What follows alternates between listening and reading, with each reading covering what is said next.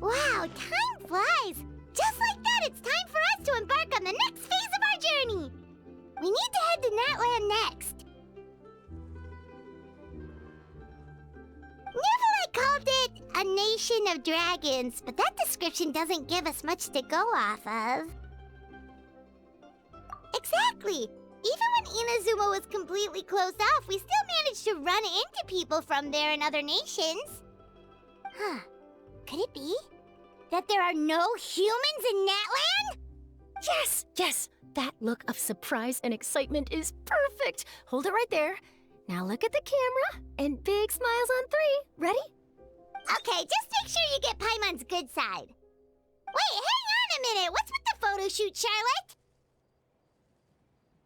Well, I heard you two were about to leave for the next part of your journey. After everything you did for Fontaine, the Steambird simply had to follow up on a scoop like that. Oh, I have a feeling we're going to be short on material once you're gone. Oh, so you knew we were leaving. We don't need a big send-off. That's not really our thing. Yeah, that's definitely not your style, but we got to thinking. And, well, a little change never hurt anyone, right? We? All those obstacles we overcame side by side. Feels like it was just yesterday. Don't be a stranger now, partner. If you encounter any troubles along your journey, you need only let us know, no matter the distance between us. Partings are inevitable, of course, but distance makes the heart grow fonder, right? One thing will never change, though. We'll always have the memories we made together during this time. Whoa, you're all here! Already thinking about taking time off? Any excuse for a party, huh? But yes, you can count on us. We wouldn't let you miss out on all the fun. Well, in light of your impending departure, shall we take a photo together? Ooh, great idea! We even have a professional photographer with us.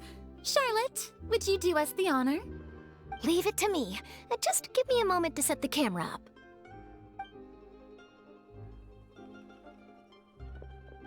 Oh, by the way, you're overthinking the whole Natlin issue, Paimon. Natlin has human inhabitants and its own unique culture, just like Fontaine. It's just that, because of their local customs, the native people choose not to leave. They're not unwelcoming to outsiders, though.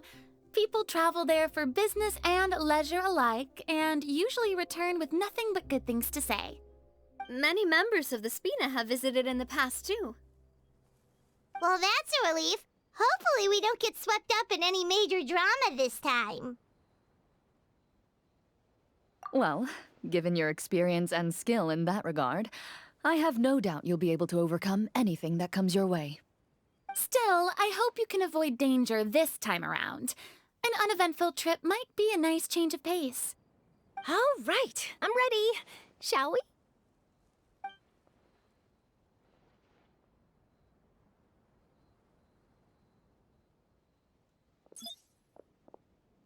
Well then, traveler. Bon voyage!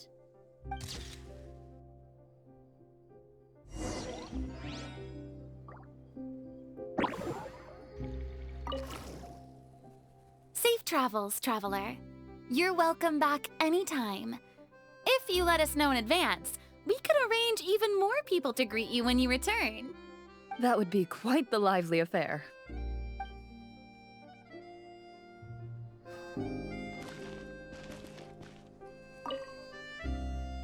I heard there's a place in Natlin that produces precious stones. Next time there's a lull in my work, I gotta go pay it a visit.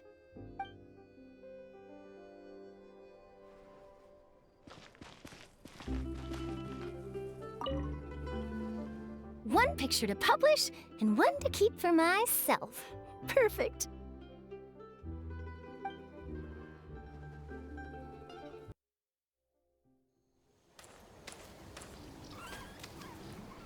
Wow!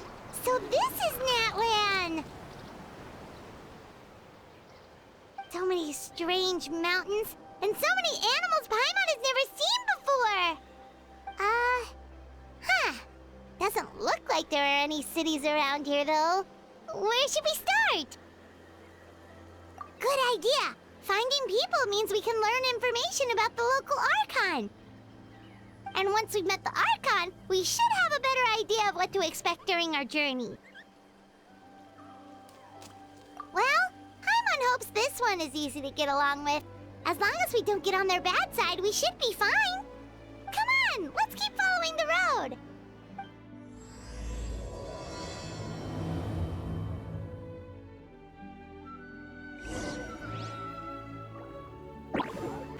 Whoa!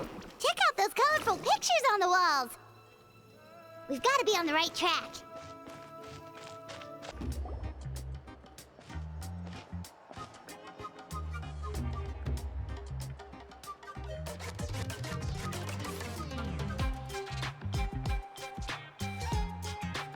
I'm sorry, Kachina. I know it's not right for us to go back on our word like this, but Kempoa and I have to do well during this pilgrimage. You can't seem to find other people to join our team, and we don't have time to sit around and wait. But if you two leave, I'll be the only one left. We really are sorry, but you still have plenty of chances. You're young, and you bear an ancient name on top of that. We're just ordinary tribal warriors with years of battle under our belt and no glory to show for it. Not to mention the physical toll of all that fighting. We're no longer in our prime. We barely had a chance last time, remember? We can't expect a better result with even fewer people. Pilgrimage registration closes tonight. This is our last chance to switch teams. Well, alright. I guess it is what it is. I just wish I was stronger. I'm nothing compared to the other ancient name bearers. But never mind. Guess this is just par for the course as Uthabiti, huh? I'm sure I'll figure something out. Well, if we do well this time, there's still a spot for you at the victory feast. Yeah, even though we're not participating in the competition together, we're still friends, aren't we? Of course. Anyway, you guys should get going before it's too late. Go form a really strong team, okay?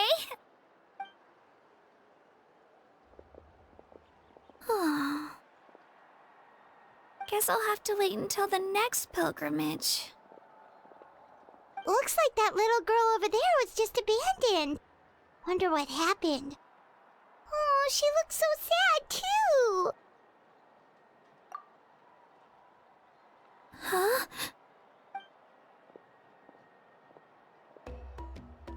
Oh, gosh, I'm fine. Don't worry about me. Wait, I haven't seen you around the tribe before. Are you travelers? Yep, we just got to Natlan. Oh, welcome! I'm Kachina, Uthabiti Kachina. Oh, that's something we call an ancient name. It's a tradition we have here in Natlin, although it's kind of complicated to explain. You can think of it like a title for now. If you're here for the pilgrimage of the return of the sacred flame, you'll find out what they mean soon enough. So, this pilgrimage, is that what you were discussing earlier? Oh, yeah! It's a competition we hold every so often, where everyone competes to try and get the highest ranking. The competition receives tons of attention, so if you place highly, you're guaranteed instant acclaim, and you earn the right to take part in the Night Warden Wars. Basically, the winners become heroes, and that's pretty much everyone's goal around here. Sounds like a massive fighting tournament or something. Do you have to be in a team to participate? Well, due to the sheer number of participants, the pilgrimage is actually divided into 2 phases. Phase 1 is a team competition. Usually, an ancient name bearer serves as the team captain and leads their team in various battles around Natlin, with the goal of capturing Sacred Flame. Oh, and an ancient name bearer is just someone with one of those titles I mentioned earlier. Someone like me. Once the team competition is over, The participants from the winning teams qualify to take part in individual one-on-one matches. Yeah, the skill seems pretty huge. Wait a minute. If ancient name bearers lead the teams, that means you must be a team captain. Sure am. Although, I don't exactly have any team members anymore. The key to winning is in the strength of the team captain. That's what everyone says. But, the difference in strength between bearers can practically be night and day. So, their decision does make sense. I'd feel the same way if I were in their shoes. All ancient name bearers have to take part. It's our duty. So if no one wants to be on my team, then I'll just go it alone. At worst, I'm looking at a few extra scrapes and scratches. I'm not great at fighting, but I always manage to get back on my feet in no time. Psst, Traveler. Based on the direction of this conversation, Paimon thinks it might be time for us to do our thing. Yep. Time for the next phase of our journey to start for real! What are you guys talking about?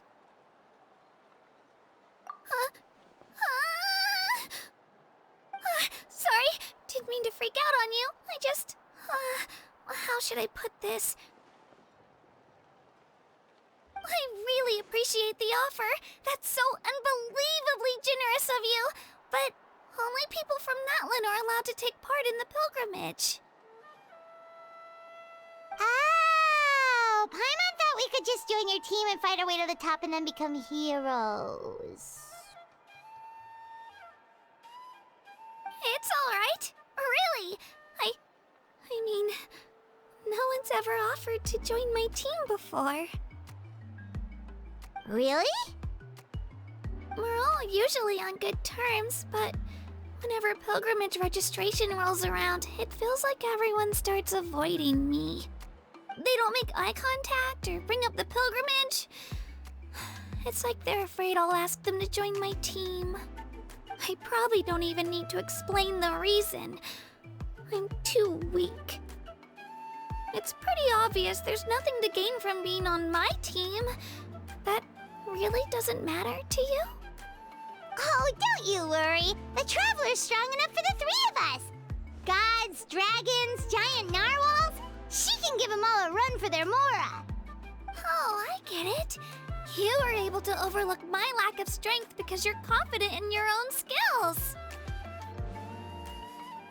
That's right. We always try to help people out during our travels. That's what makes a true adventurer. A true adventurer. You guys are really special. You know you're strong, but you don't take yourselves too seriously. That's exactly the kind of person I want to become. You're planning on staying in Natlin for a little while, right? Mind if I try to learn from you while you're here? Learn from us? Yeah, you know, like a disciple or a sidekick. You don't even have to teach me anything. I'll just observe. I promise I won't be in the way. Besides, I can take you to see the sights and introduce you to Natlin in the meantime. What do you think, Traveler? Seems like she really looks up to you. Oh, right! Didn't those people from earlier say the registration period was about to end? You don't need to focus on finding new teammates? Don't worry about it. I wouldn't be able to manage it this close to the deadline anyway. I lose all the time. I'm used to it. Everyone around me is used to it. So it's fine. No one expects anything out of me. But if I manage to learn a thing or two from you, I might just pull off a win next time. Oh, of course, of course. I'm just glad you agreed. Well, come with me, you two. I'll show you where I grew up and introduce you to our tribe, the Children of Echoes.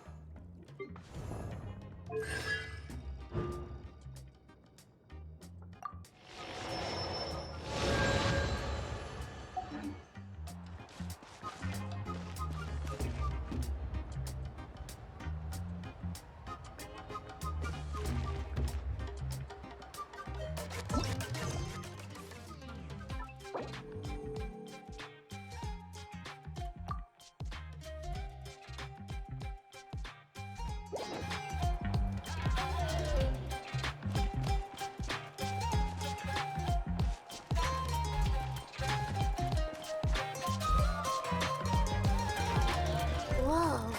That thing over there looks super intimidating. You sure it's not gonna fall off? Don't worry. Our tribe works closely with stone. That's one of our symbols, actually. It's not going anywhere, I promise you.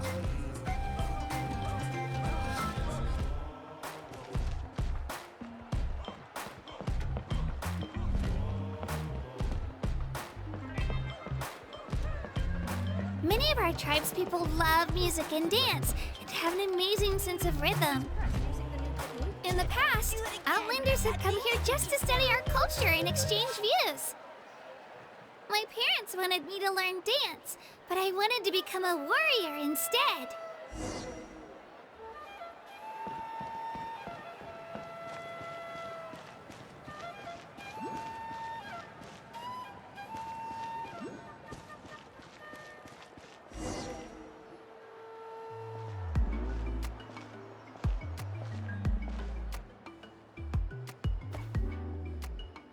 It's Io! Come on, over here!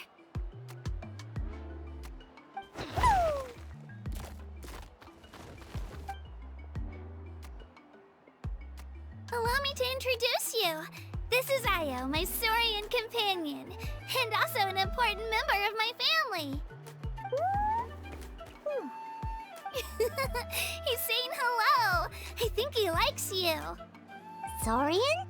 So in Natlan, you consider Saurians to be part of your family? Of course. Natlan is not only a nation of heroes, but also a nation of Saurians. They occupy an important place in every tribe. Outlanders always seem to think of Io as my pet, but that's not the case at all. Io and I go on adventures together, but he also has a Saurian family and a place to stay of his own. Sometimes he even brings his entire family over to eat at our house. The children of Echoes have the closest ties to the Tepetlisaurs, which are naturally very friendly to humans. That's how our relationship became what it is today. All Saurians have their own personalities, but I think calling them our companions pretty much sums it up.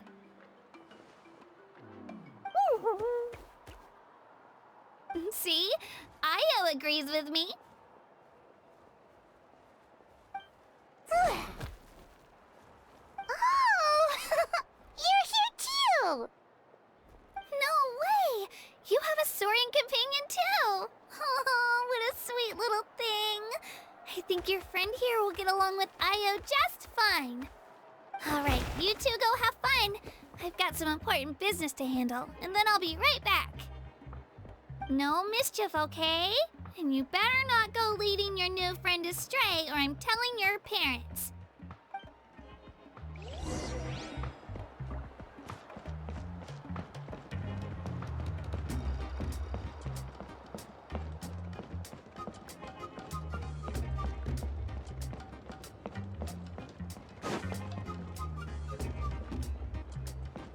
This is the most cherished and most sacred item in our tribe. It symbolizes the Wayab that protects us and grants us blessings. Wayab? Is that a god of some sort? Sort of. We believe the Wayab dwell beneath the earth, while the Pyro Archon hails from above. We hold regular gatherings here, actually. Our chief recounts and interprets dreams relating to our Wayab to decipher its will. The Wayab know the past and can foresee the future. Isn't that extraordinary? Huh. Kachina, what are you doing here? Chief! Oh, let me introduce you. This is Pakal, the chief of our tribe. Chief, these two just arrived in Natlin. They're super accomplished adventurers, and they're letting me stick by them so I can learn a thing or two.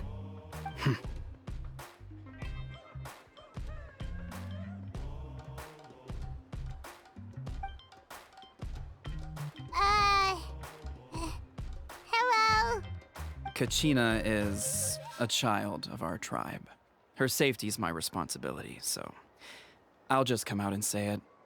I don't know how you met her, but I'm gonna need you to prove your identity. Whoa! There's no need for that, Chief. They're good people. I can feel it. A feeling isn't going to satisfy your parents, Kachina.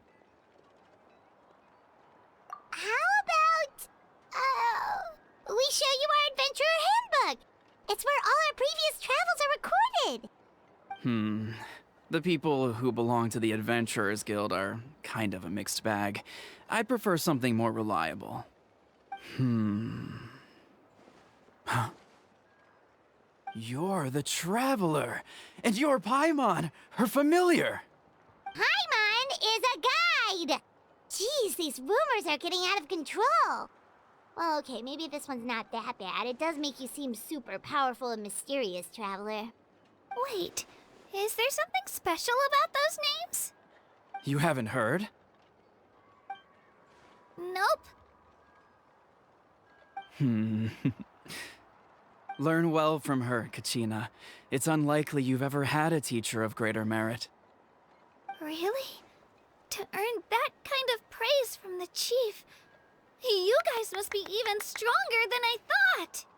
Apologies for not trusting your word. Oh, don't worry about it. You were just doing your duty. Well, Kachina's still young, so you can never be too careful. As for you, Kachina, isn't registration about to close? Why haven't you headed out yet? Don't worry, Chief. I told my teammates to go ahead. I'll catch up with them in a bit. I may not be much of a fighter, but I am quick on my feet.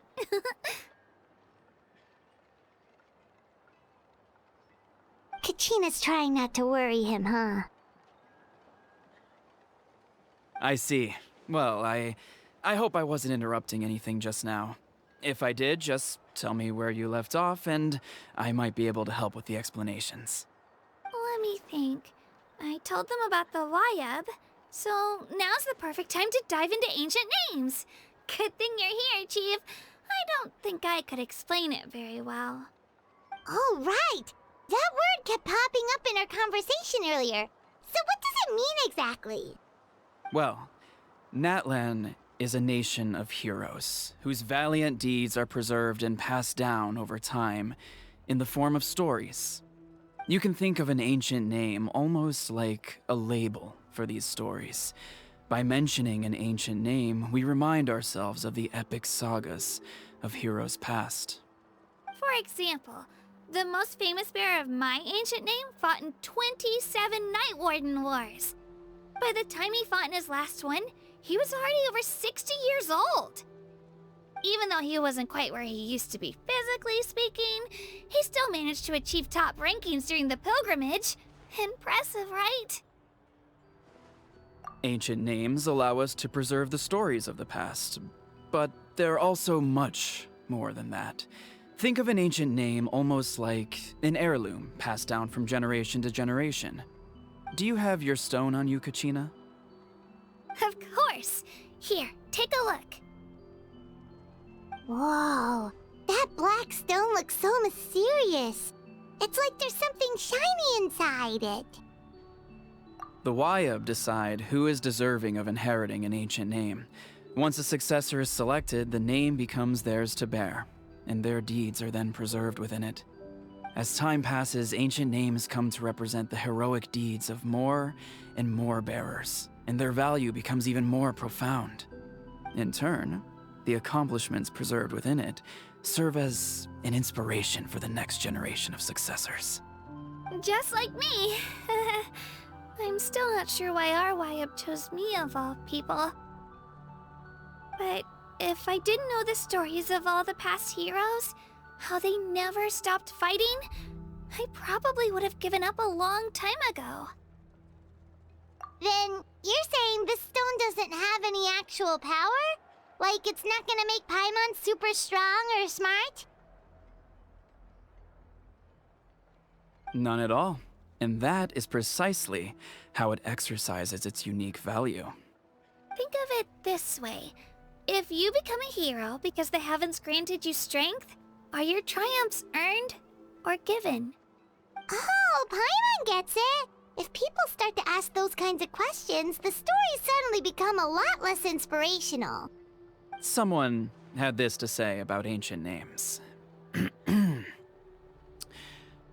Our forebears carved miracles into obsidian rock, yet future bearers looked upon them and saw strength. The miracles of the past become the motivations of the present. The limitations of the past become the breakthroughs of today. That's more or less the gist of it. So there's no rush, Kachina. Many people struggle to understand the Wyab's judgment after receiving an ancient name. As long as you never stop trying to improve your abilities and surpass yourself, your time will come. Thank you, Chief. I'll get it together, just you watch. Well, it's getting late. I've got to get to the Stadium of the Sacred Flame. Oh, right. I'm not sure where you're headed, but mind taking a detour with me? Is that where the pilgrimage is taking place? Yep. And outside of competition season, it's the place where our intertribal gatherings are held. Of course! She's the most important figure in the entire event! Sounds like a plan then. Let's go! Well, if the Traveler and Paimon are with you, then I don't need to worry about your safety. Be on your way now. Alright, we're off! See you later, Chief!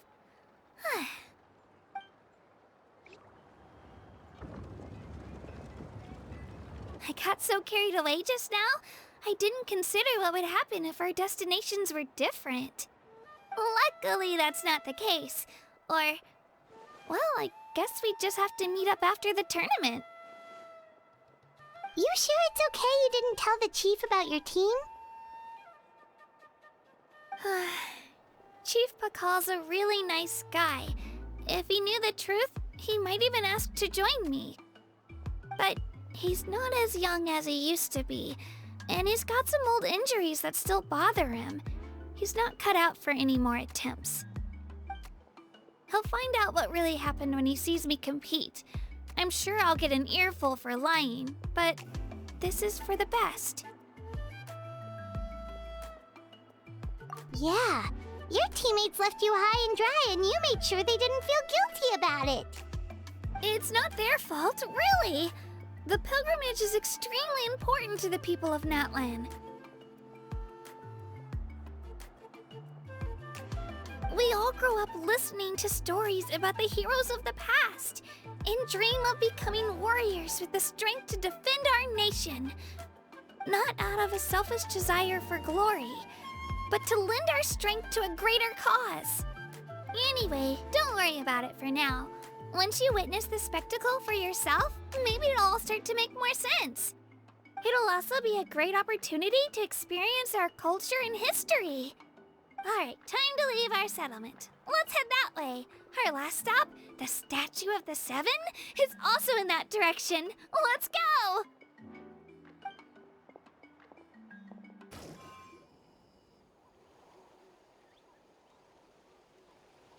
The statue is so pretty.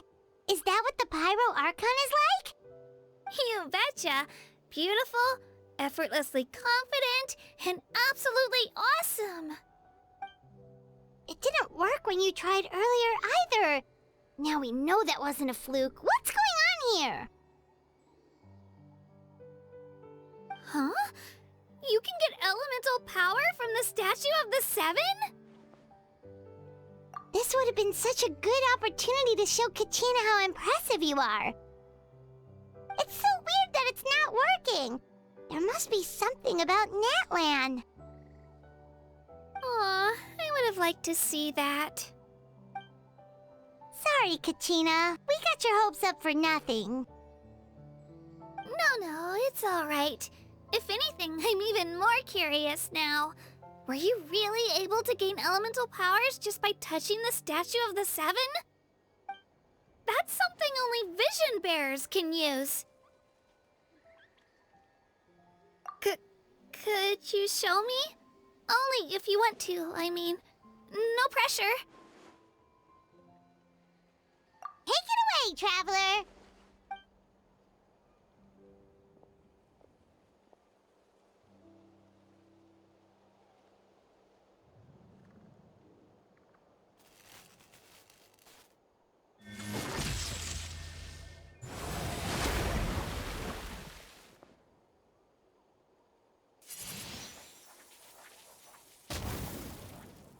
Wow! Different elemental powers, wielded by a single person! I've never even heard of something like that! Let me give it a try!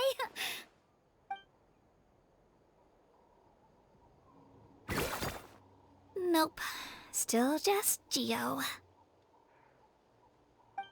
Anyway, I was right! You really are something special! Just wait until you hear about our previous adventures. Whoa! What's that?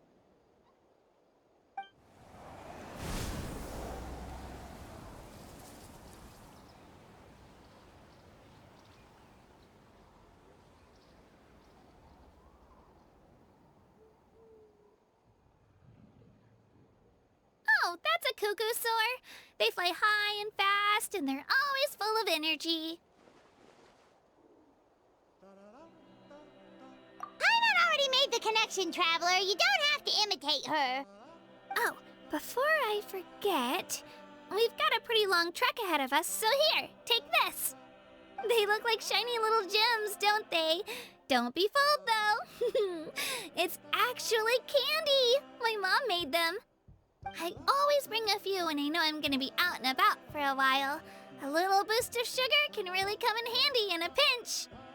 Woo! Paimon loves candy. Thanks. My pleasure, my pleasure. I've got all sorts of bits and bobs on me. I'm sure they'll come in handy at some point. We've come a long way. How does a break sound? Great idea! All this sightseeing is making Paimon hungry. Oh, are you all out of candy? I've got some more if you want. I've also got bread, drinks, fried rice, roasted apples. Whoa, you're practically a walking cafeteria! I just like bringing a lot of stuff with me.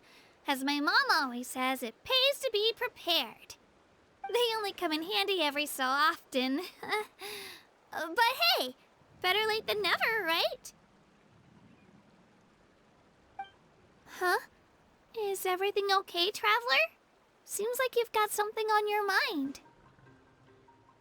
Yeah, that was so weird. It has to mean something, don't you think? Actually, you know what? It could be because our Archon is different from the rest. Different how? Well, I heard that other nations' Archons live a long time and belong to a class of extremely powerful beings known as gods. And that's not the case in Natlan? Not at all. Every Pyro Archon in Natlan was an ordinary person before taking on the role. Huh? A human serving as an Archon? Is that even possible? You find it hard to believe too, huh? So that's not normal then? I guess I've just gotten used to how things are here in Natlin. Well, based on what we've seen, that's not usually how it works. It can't be that easy for a human to become an Archon, right? Pretty sure the Pyro Archon's the only one who can answer that. I do know this, though. Even after becoming the Pyro Archon, the person in the position still grows old and requires rest. The statue of the Seven may look a lot like our current Archon, but that has to be a coincidence. Countless people have held that title over the years. Oh, I should also mention, the pilgrimage is actually how we select the Pyro Archon. Anyone can claim the title, you just have to prove your strength. So the contest is all about how strong you are. That's right. We believe performance in battle is the most comprehensive test for a future Archon. Plus, when someone emerges victorious, it's hard to argue with the results. Our current Archon achieved an overwhelming victory. The result was obvious from the beginning. Don't just take my word for it, though. Even the tribe elders said they've never seen an Archon with such strength before. But it's just as Chief Pakal said. Today's limits are tomorrow's breakthroughs. Our future Archons will go from strength to strength. Okay, Paimon's gonna ignore the whole human becoming an Archon thing for now. It's just, if she's really that strong, do you think that's a good thing or a bad thing for us? If we think back to what happened in Inazuma... I wouldn't worry about it. Our Archon's a wonderful person and very welcoming to guests. I think you'll get along great. Yeah, you're right. It's not like we're planning on causing trouble either. It'll all work out. You'll meet her soon enough. Alright, Paimon's just about ready to... Huh? What's that? Oh, we call this a phlogiston chisleth. Good things happen if you infuse it with phlogiston. Sorry to disappoint, but only people from Natlin can use that power.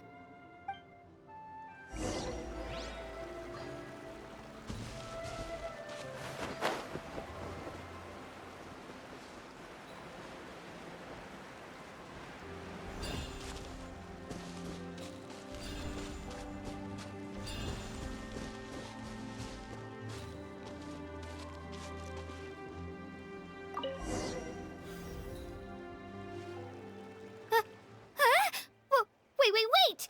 You can use it too? How? That was amazing! I don't even know what to say!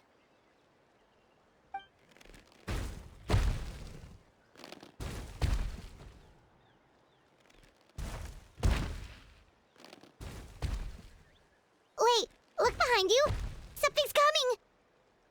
What do we do? Is something after us? Should we get ready to fight?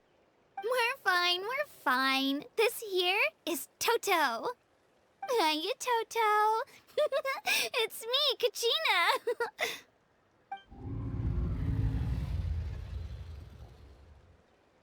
Well, aren't we looking lively today? Did the chisleth lure you over here? Warm, isn't it?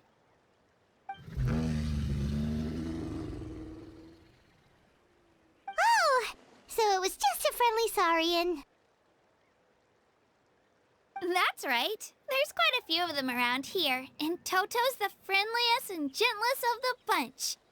He's always hanging around these parts. I swear he does it just to show off to any outlanders that might come this way. Don't let his size fool you, though. He's just a big softie.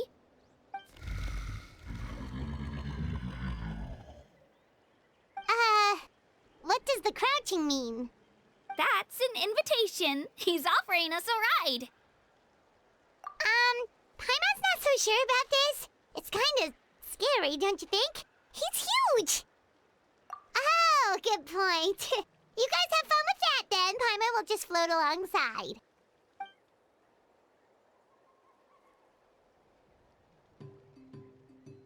Wow, the sightseeing is even better from up here.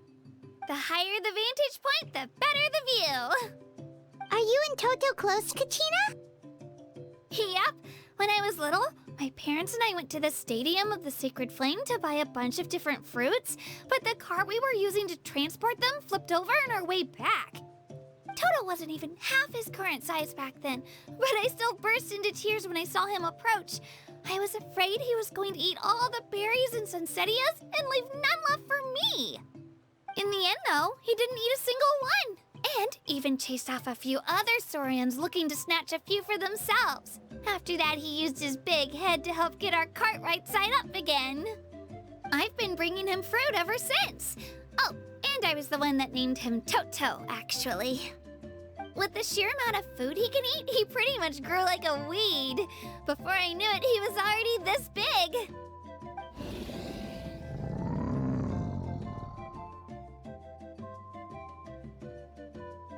Oh, look over there!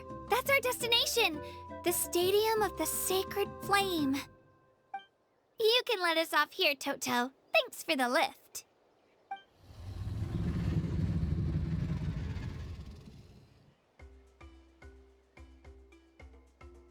It's an easy walk from here, so I say we head the rest of the way on foot. It'd be quite the trek for Toto otherwise. That's true, especially considering his size. Well, see you later, Toto!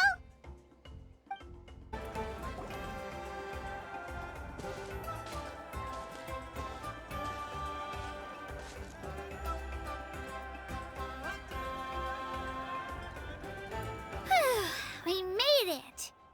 I'm supposed to meet some friends here, but... I don't see them anywhere. Maybe they're not here yet. Open your eyes, Slowpoke! Ugh, we've been here this entire time. I've already lost track of how long you've kept us waiting. Listen here, you. It's not just Kanish and Moalani's time you're wasting, but mine, too! Mine! What the heck? That's a strange-looking Saurian. Or, wait, is it even a Saurian? Take it down a notch, all right? You don't even know some of these people. Just because Kachina's too nice to get mad at you doesn't give you an excuse to be rude to her. And what are you gonna do about it? You think you're the boss of... Hey! Oh, what do you think you're doing? All right, I've put him in a timeout for now. Sorry about that. Aw, you didn't have to do that. Hal just doesn't have much of a filter, that's all. I don't mind. He got what he deserved. Let's just hope the lesson sticks this time. Moalani, there you are. Looks like you made some new friends. And here I was worried you ran into trouble on your way here. Hello, Paimon's Paimon. A traveler, you say? You came at the perfect time. The pilgrimage is a sight to behold this time of year. I don't see your teammates with you, Kachina. Where are they? Oh, they went to join teams with a better chance at winning. So you're saying you've been ditched? Again. That might give them an advantage during the team stage, but it all comes down to individual strength sooner or later. Yeah, well, I couldn't even promise them we would make it through the team stage. The outcome of the team stage usually depends on the ancient name-bearer, after all. Hey now. There's not a single person here that can promise their team victory. You're putting too much pressure on yourself. Besides, you're not lacking in strength at all. You just need a bit more confidence. You were only 3 victories short of reaching the Night Warden Wars last time. Wait, so if the pilgrimage is like a national sporting competition, then what are the Night Warden Wars? The former is a battle of skill. The latter is a real war. A war against our eternal enemy, the Abyss. So they're here too. Well, wait a second. You're saying the prize for winning the pilgrimage is the chance to go to war?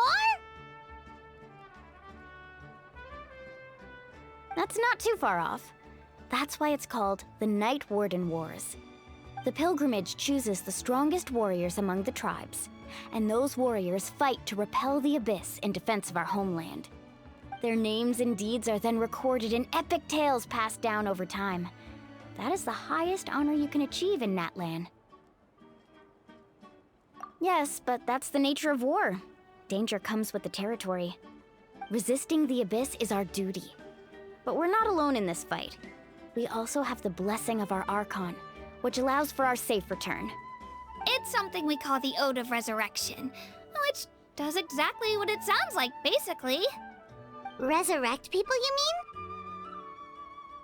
mean? Yep, so it's not so scary, really.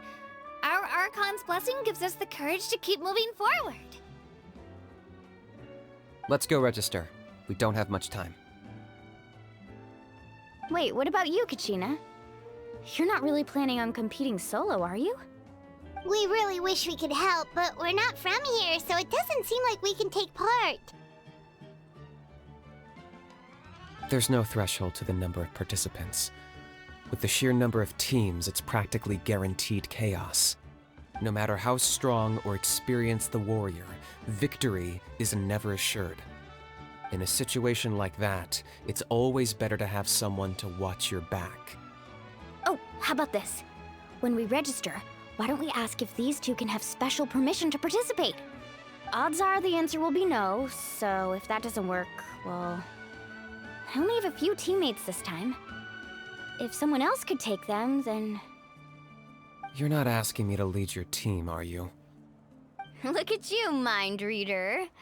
So, what do you say? With how strong you are, it would practically be an upgrade for my teammates. Fine by me, but doesn't that leave you and Kachina as a team of 2? There's a world of difference between that and flying solo. Besides, we're a formidable duo. I bet our new friends here will agree that 2's always better than 1, right? Oh, you mean us? Haha, you're right. 2 is definitely better than 1. It's just like the old saying we have here in Natlin. No one fights alone. But what if I drag you down? Listen to yourself. You'd be hard-pressed to find someone in Natlin who can beat us when we're together. Hearing you say that does make me feel a little more confident. Still, teams rarely contain more than one ancient name bearer. People are definitely gonna think of us as cowards. The rules don't forbid it, so who cares what they think? It's not like they left us any other option. Well, I'll leave you to break the news to your soon-to-be former teammates. I'm not good at stuff like that. Oh, I know. They deserve to hear it from me anyway. Just give me a second, you guys. We can go sign up together once I'm done.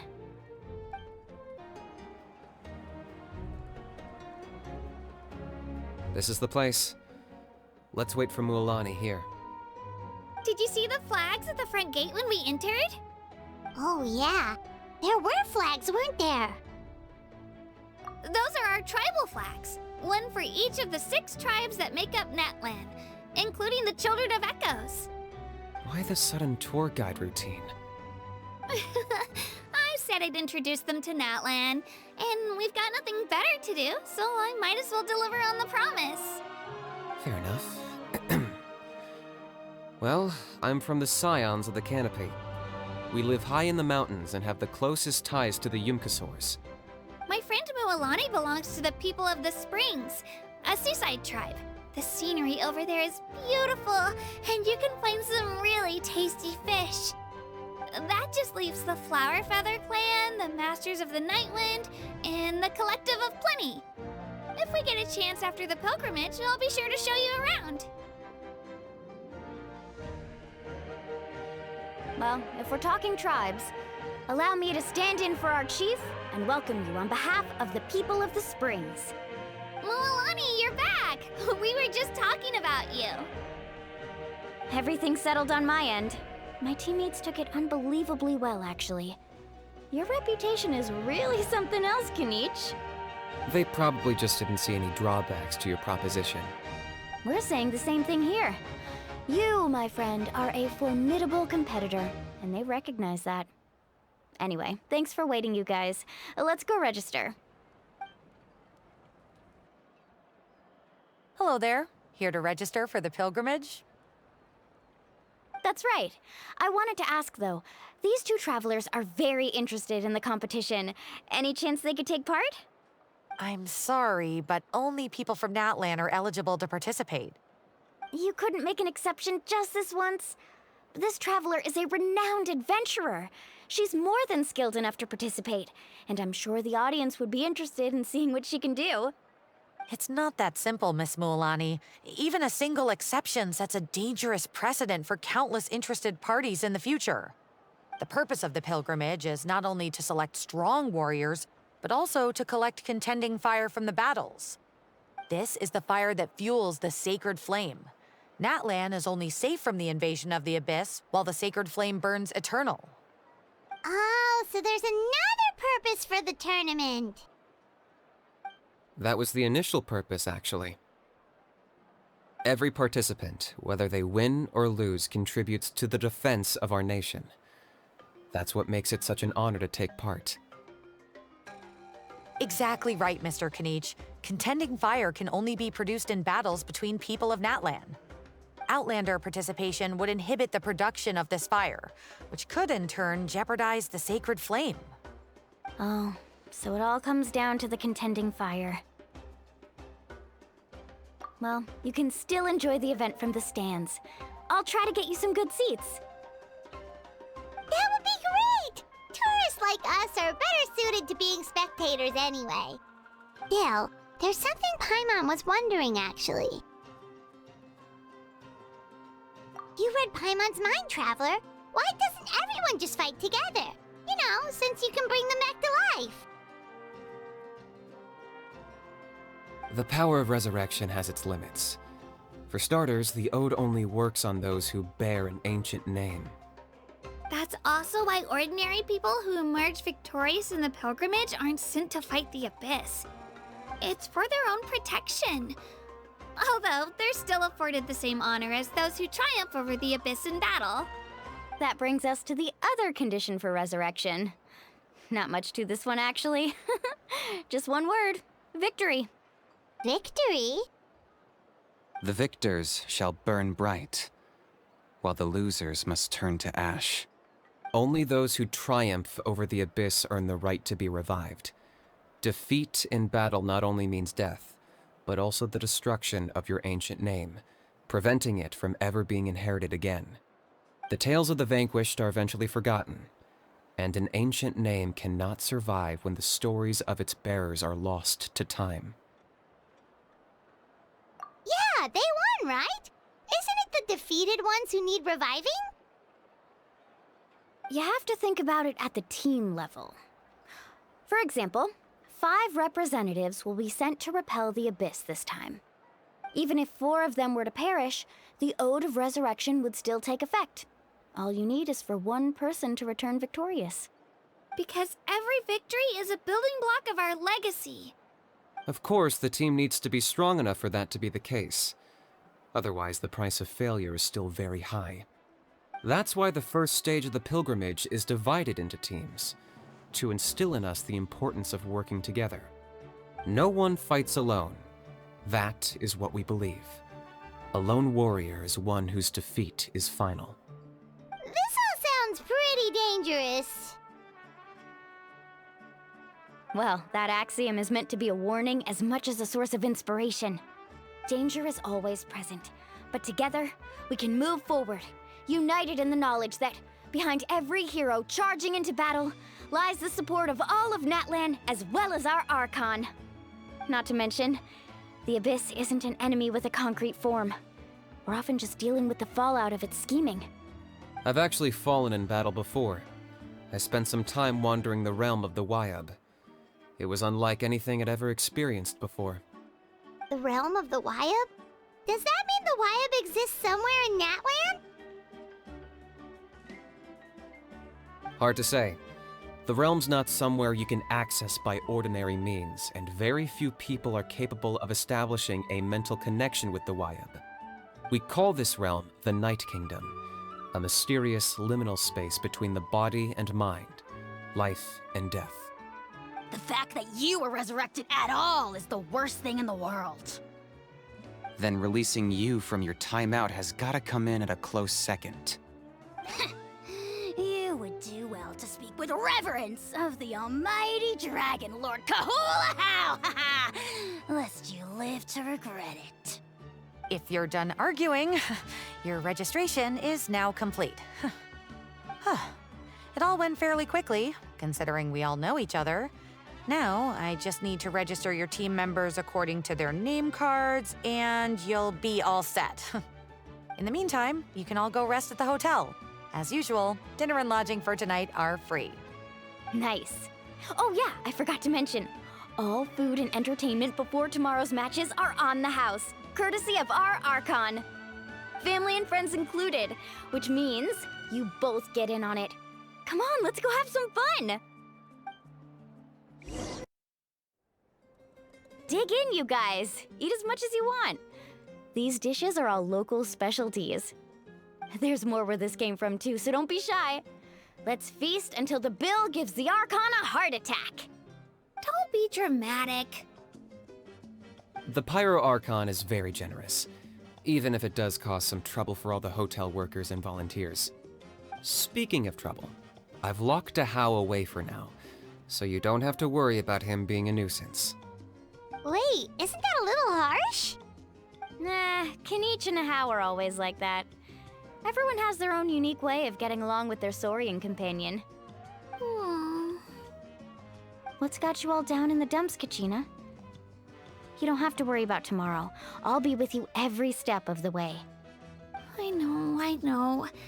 Everything's fine, really. I'm just nervous. I can't keep using my age as an excuse. I have to get stronger. I have to prove to people that I'm not trying to avoid the Night Warden Wars. You don't have to prove anything to anyone. You know your own heart. So stop beating yourself up over other people's opinions.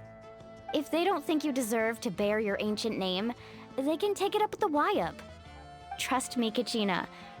The Wyab see something special in you. I just hope it's not the fact that I can take a few punches. Yeah, I'm on a 7 or 8 pilgrimage losing streak. My ranking has been improving little by little, but still no wins. To be honest, losing 7 or 8 times isn't even a lot. Maybe other people can't see your improvement, but your performance still isn't something to scoff at. Yeah, didn't you say you got really close before? It's just, what if I don't even make it through the team stage this time? Hey, have a little faith, will you? You've got me on your team. Stumble, and I'll be there to get you back on your feet. Run into someone you can't beat, and we'll face them together. I know you've never tasted victory, but you trust me, don't you? Alani, you're the best. I trust you. I definitely do. And you're right. I've got to pull myself together. I still don't know why the Wyab chose me to inherit an ancient name. But I can't be the only bear who's ever felt this way. If they can keep at it, so can I. Not to mention, the fact that your ancient name has survived until now means all your forebears managed to honor its meaning. Otherwise, it would be lost to us by now, shattered by defeat in battle. That's right! And you'll have us rooting for you too! No. It should be the other way around. I was clearly the one who asked to learn from you. But still, thanks you guys. Geez, now I'm crying again. Everyone has been so nice to me today. I'll win this time for sure. I won't let your support go to waste. Oh, right. I should eat something. My mom said I need to keep up my strength for tomorrow.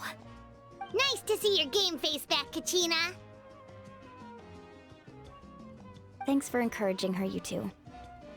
It's easy for people to only see how she has a lot to learn, so it isn't often that she meets people willing to treat her with patience. Don't you worry. We've seen how kind and hardworking she is. We can already tell she's a wonderful person. Take it easy. You're getting tears in your food. I'll pour you all some drinks. I brought some homemade fruit juice. Let me just go grab some cups. She even travels with homemade juice? Kachina's backpack is practically a bottomless pit. It's got everything. That's true, but she definitely only offered us some so she could go find somewhere to cry for a little while. Seems like you two really look out for her. She's like a little sister to me, you know? She's already so talented. She just needs that one decisive win to convince her of it. And I have a feeling this is the one. This could be the win that finally gives her that confidence. Why are you so sure? Is that what happened to you? Oh, no. I was just born confident. Mulani's being modest. She's already a 3-time veteran of the Night Warden Wars. Came out on top each time. And she's never had to be resurrected. Wow, that's amazing! Nah, it's no big deal. The opponents I had to face were pretty tame, that's all. Ooh, no wait, that makes it sound too unimpressive. Either way, the challenges haven't been that difficult so far. But I'd love to fight alongside Kachina and experience the glory of victory together. The flowers, the applause. Paimon gets it! That's how Paimon and the Traveler are too. Of course! Just think about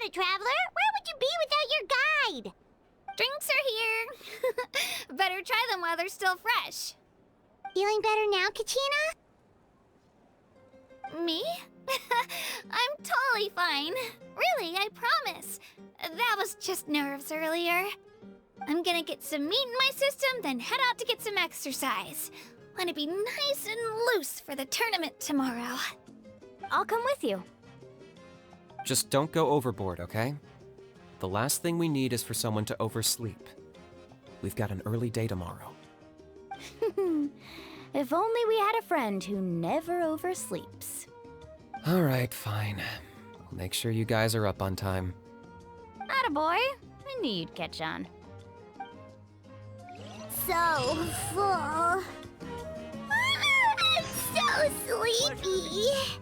We should get a good night's sleep before the competition tomorrow. I'm still a little worried about Kachina, though. Maybe we can help her out with her training. She did say she wanted to learn from us. Not that Paimon's gonna be doing much of the teaching.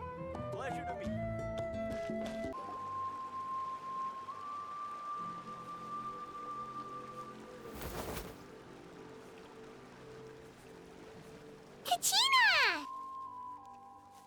Oh, it's you two! I just finished training with Mualani. What's up? Well, you worked so hard to introduce us to Natlan, we wanted to return the favor.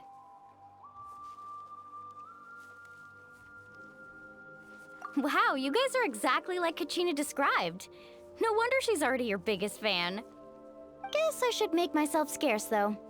Kachina was the one who helped you out all day, so I don't want to intrude on your secret teachings. Huh? What do you mean? Observation? Yeah, the person who hits the hardest isn't always the one who wins. Oh, I think I get it. You're saying, fight smarter, not harder. Having the strength to win is just as important as knowing the right strategy. Atta girl, Kachina!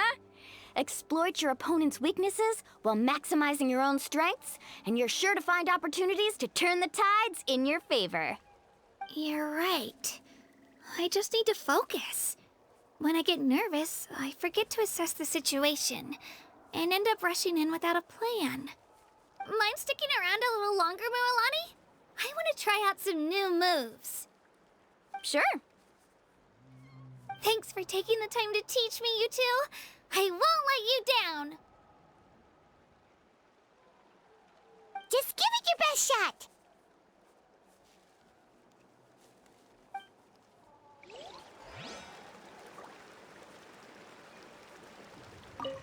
I'm not keeping you up, am I? You sure you'll be fine tomorrow? Oh, I'm bursting with energy. Couldn't sleep if I wanted to.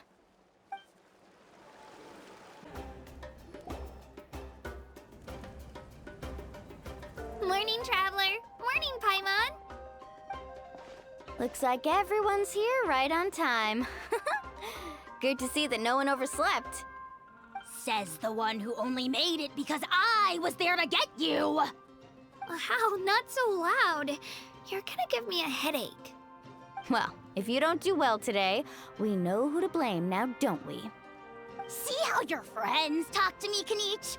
I help you wake them up, make sure everyone's on time, and do I get a thank you, a how? No! I get told off! Mualani's right, though. Hopeless. Every last one of you. All right, moving on. How did you sleep last night, Kachina? I had some nerves at first, but my bed was great. I fell asleep the minute my head hit the pillow. That's good to hear. Maybe you handle stress better than you know. The competition's about to start. Did everyone eat something? A little. Didn't want to overdo it. Oh no! We were so busy focusing on the tournament we forgot to buy something! I thought that might happen. Here, I brought you some. No thanks necessary. I'll treat you to something even better once... Attention, everyone! The tournament is about to begin. All contestants proceed to the venue. I repeat, all contestants proceed to the venue. Well, I'd say more, but that's our cue. The opening ceremony is what kicks everything off. You should be able to see Kachina and me from the stands. We're counting on you to cheer us on. Don't you worry! Paimon's gonna cheer so loud, you'll hear it across the stadium! Thanks, you two. I'll be sure to keep an ear out. Well, we should get going. See you later. Okay, bye-bye!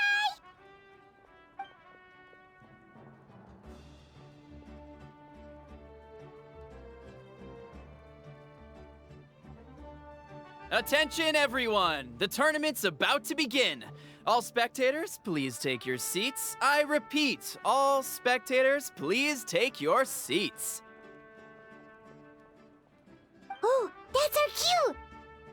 Wow, we've definitely never witnessed a competition of this scale before. Let's go in once you're ready. Entering the Stadium of the Sacred Flame, you won't be able to leave the arena once the tournament begins.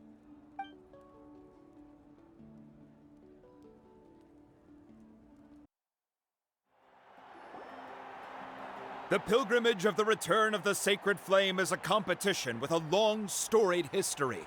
Countless hopefuls have gathered here today, each vying for the same prize, the right to serve their homeland in the Night Warden Wars. Before we begin, allow me to remind everyone of the rules. Today's tournament begins with the team stage, before advancing into individual competition. Each team will board a hot air balloon, which will land at a random location. Contestants must search for fire towers within the contest grounds, accumulate contending fire through combat, and bring a sufficient amount back to the stadium. Defeat in combat, departure from the contest grounds, and running out of time all lead to elimination.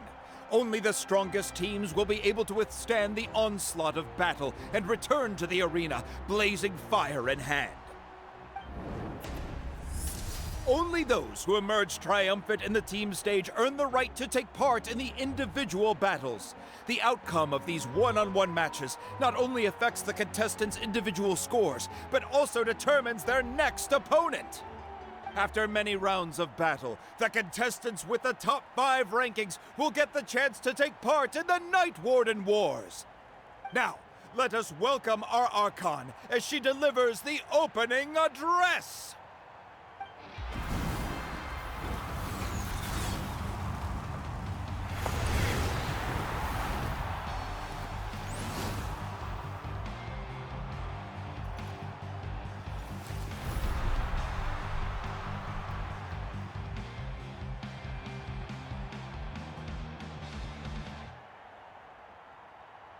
Skill, strategy, fortune, form.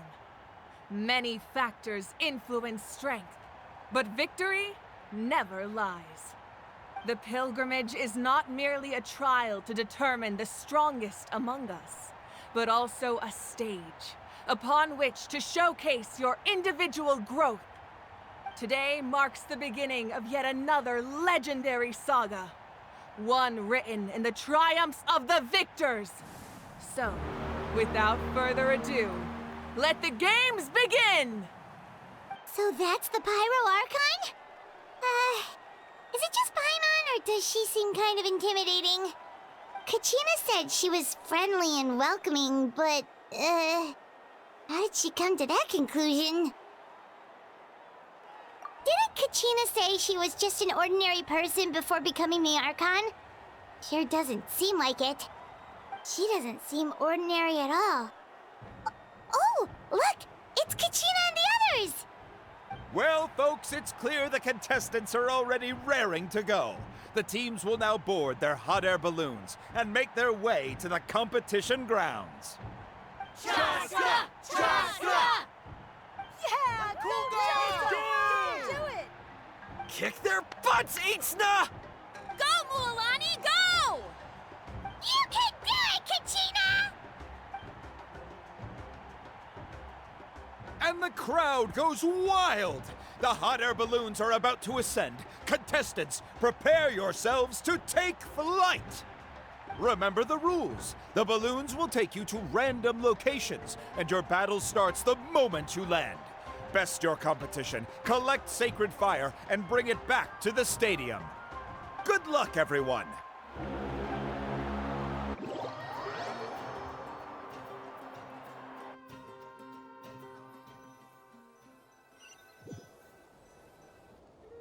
Guess this is where we're starting.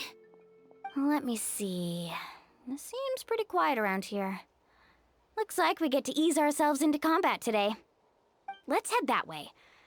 We don't need to worry about avoiding other teams. Anyone that crosses our path can kiss their chances goodbye. Okay, I'll follow your lead. Just remember, don't hesitate. The team matches are all about keeping the energy up. So let's do it!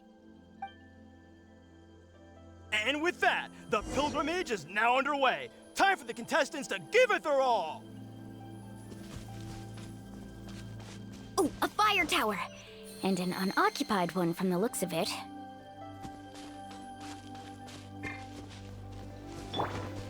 Carving waves! Be on the lookout for an ambush. Careful, we've got company! Kachina! Looks like we've got ourselves an easy start! Perfect timing. We've got to fight to generate contending fire in the first place. So let's go. Winner takes all, loser gets lost.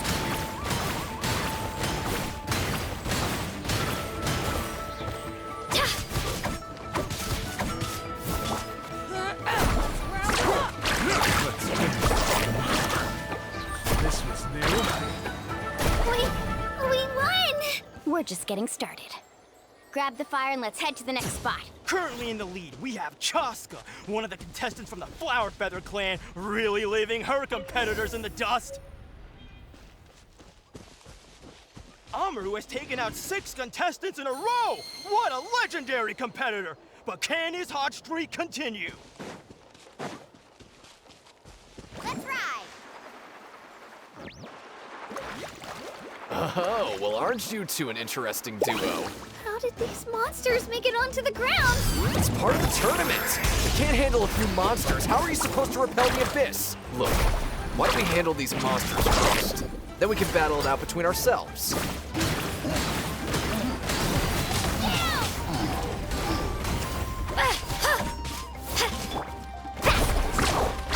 Your skills aren't half bad.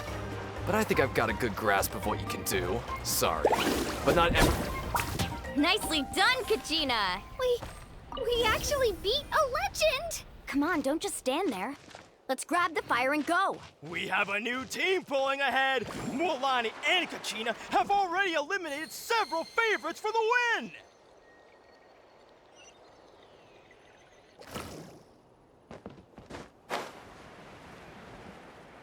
I knew someone would show up. Hand over the sacred fire and no one gets hurt.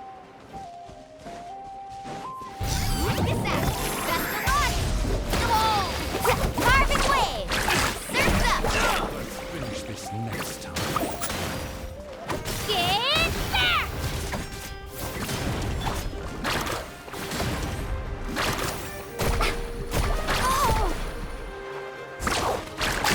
Would you look at this? 2 favorites for the win. Itzna and Unkunga have run into each other. Looks like it's gonna be an early goodbye for one of these formidable competitors. An epic wave! Whoosh! This mountain is huge. Is the next tower really all the way up there? It's going to take forever to make it to the top. Just leave it to me. I'll get us up there.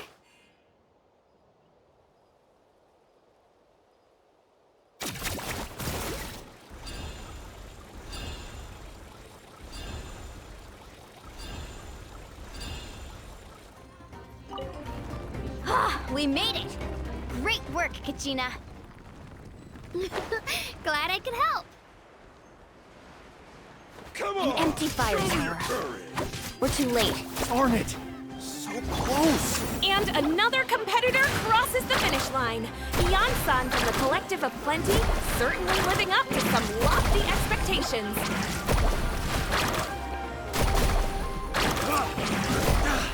This was new. That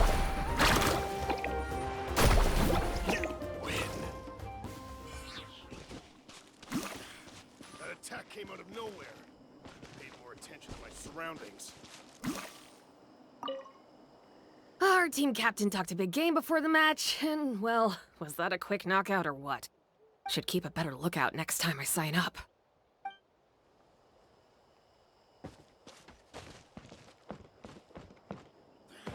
That attack came out of nowhere. Paid more attention to my surroundings. Let's ride! Kachina, is that you? I'm sorry about this, but since we ran into each other, I can't just let you pass. If you want glory, you'll have to go through me!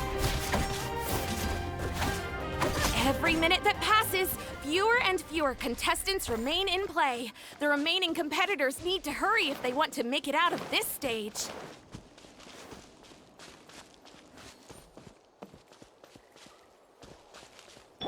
Carving waves! Hold it right there. That fire is mine.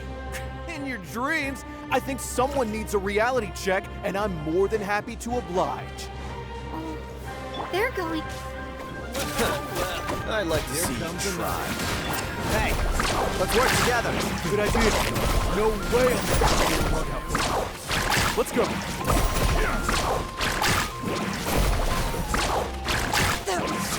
Let's finish this next.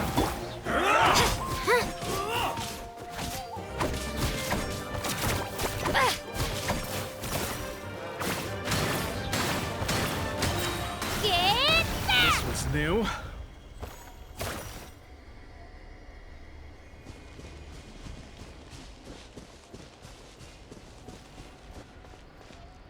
We've collected enough sacred fire. Still doing all right, Kachina? Yep, all good. Come on, let's head back to the stadium. Give me a moment Time's to almost myself, up. would you? Contestants who have yet to collect enough sacred fire will need to really push if they want to advance. Give me a Running moment out to of time. myself, would you? Spirit way over there. We can ride it back. That was quick. Give me a moment to myself, would you? Right here! Give me a moment to myself, would you?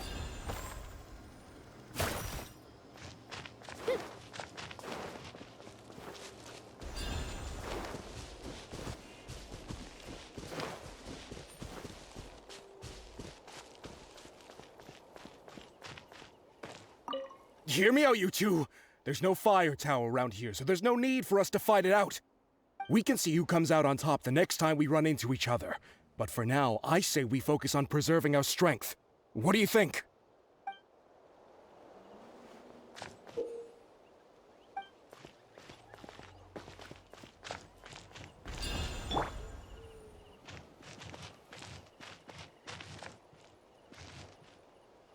Carving waves!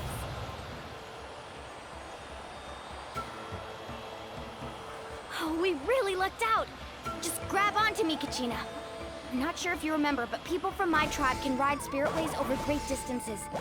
It's all smooth sailing from here. Thanks, Milani. Hey, what are you thanking me for? We won as a team. There's no way I could have taken on that many people without you. Have a little faith in yourself. You're already a great warrior.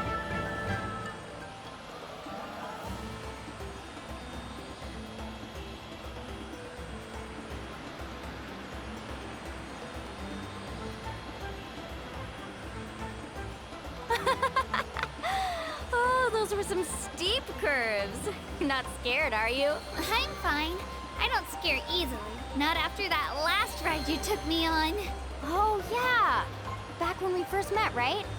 I accidentally knocked over your piece of cake, then offered to take you spiritway surfing to make up for it. Actually, I was feeling pretty down that day. My training didn't go well, and... Anyway, you really cheered me up. Mualani, I really want to win this time. I want to win this pilgrimage and become a true warrior. That's what I like to hear.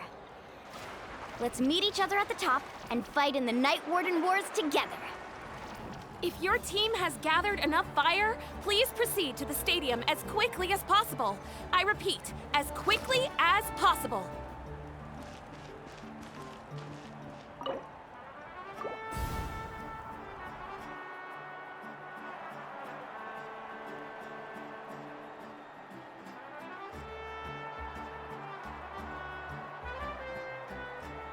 Congratulations, Mualani!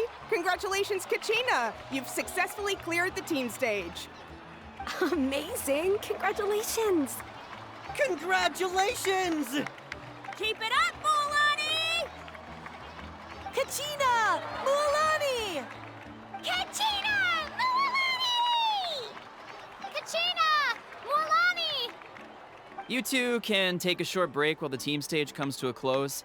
We'll draw names to determine the individual matchups in a moment. After that, we'll proceed to the next stage of the competition. I wish you both the best. You two are assigned to different lounge areas. If you'll follow me, please, Kachina. Solo battles next.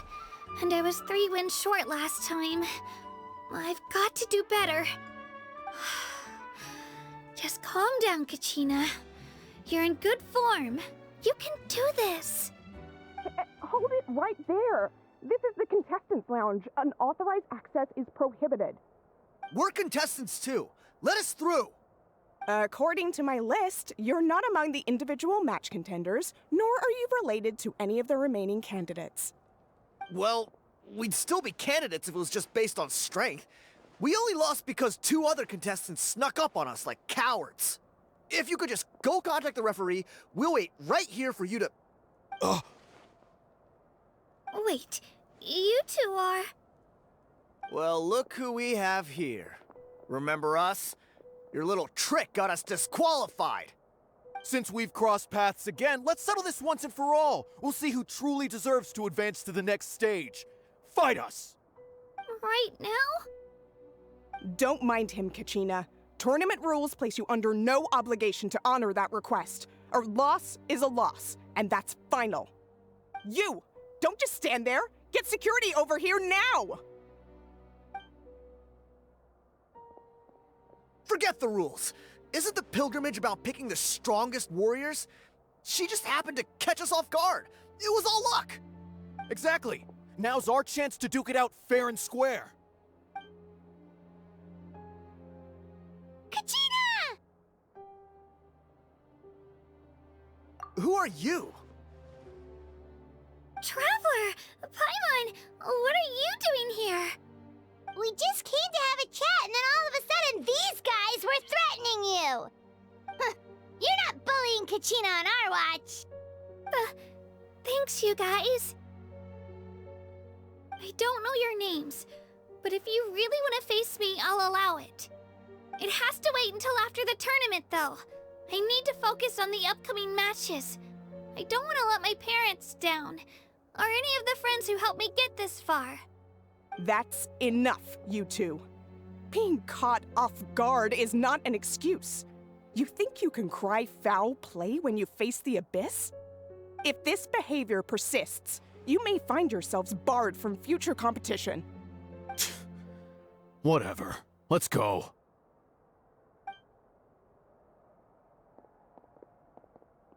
Are you alright? You're not hurt anywhere, are you? No, thanks to you. To be honest, I totally blanked out just now.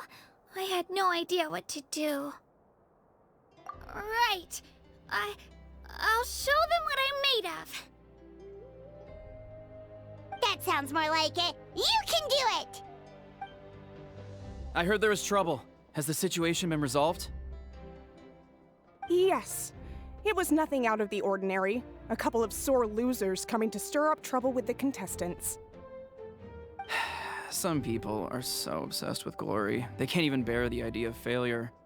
I hope you don't let him get to you, Kachina, because you'll need to get ready. Your match is up soon. That came up quick. All right, I'm coming. Well, guess I'm off.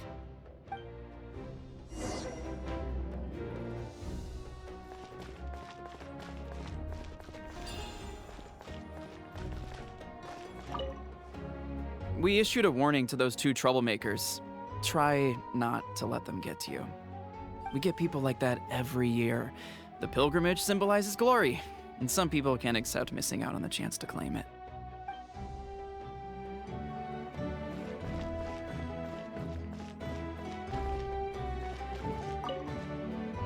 Have faith in yourself, Kachina, and don't get too tense.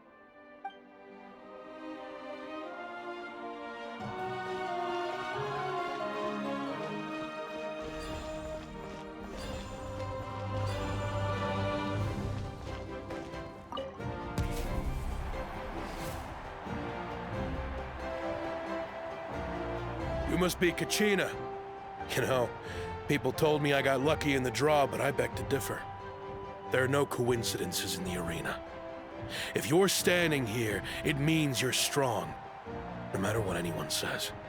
So, I'm looking forward to seeing what you're made of. The team stage ended before I had my fill of battle. I hope you don't disappoint. Well, anything you want to say in return?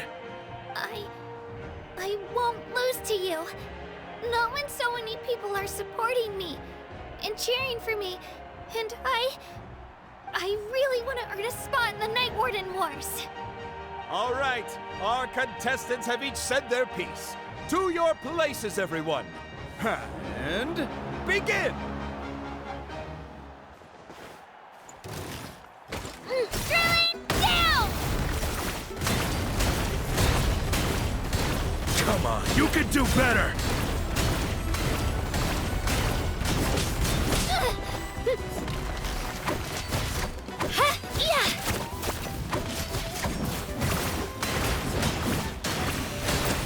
That's more like it. Again!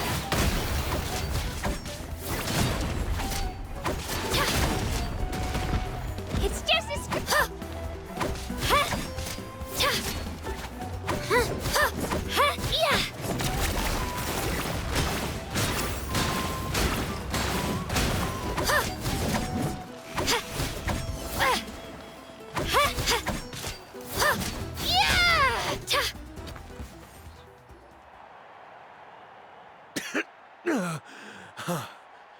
I actually lost. Knew I had an eye for the good ones. Guess that means I was right about you all along. Congratulations to Kachina for taking the win. Let's give her a round of applause, everyone. Now, diving into the other matchups. That's one down! Woohoo!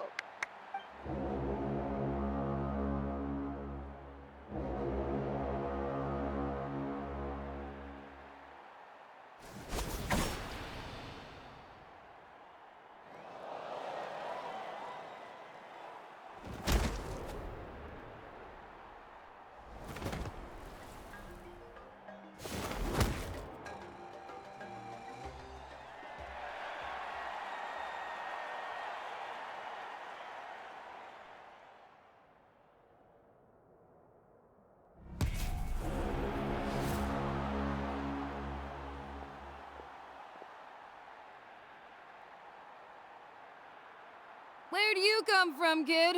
Think you've got what it takes to go to war? Hate to break it to you, but it won't be easy to get through me. And you are... You don't recognize me? Figures. Our generation's been in decline ever since Ateya and the others retired from the front lines. Either way, once we face off, you won't forget my name anytime soon. Let's do this! Hear that? The exhilarating cheers of the crowd. That's why I'm... Room for improvement.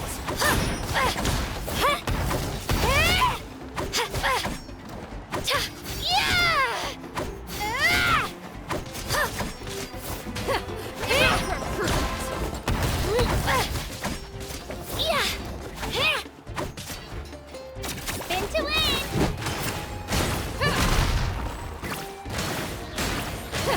Room for improvement. Looks like it's time to get serious.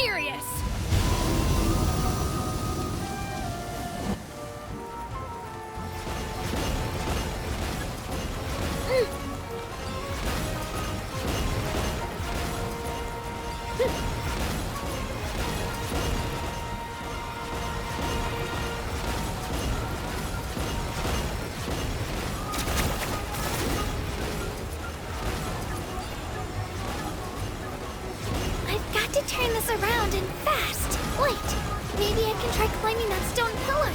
I should be able to catch her that way.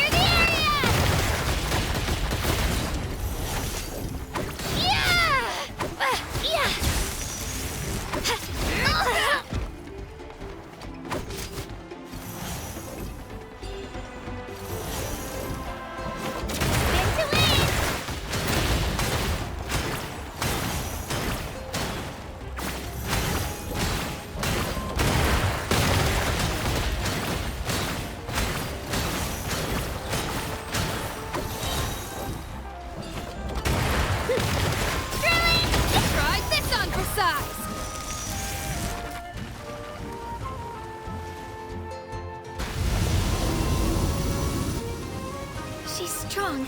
I can't rush this. Just like the Traveler said, I need to observe my opponent and look for an opportunity. It's not just about who hits the hardest. Come on, Kachina, you can do it!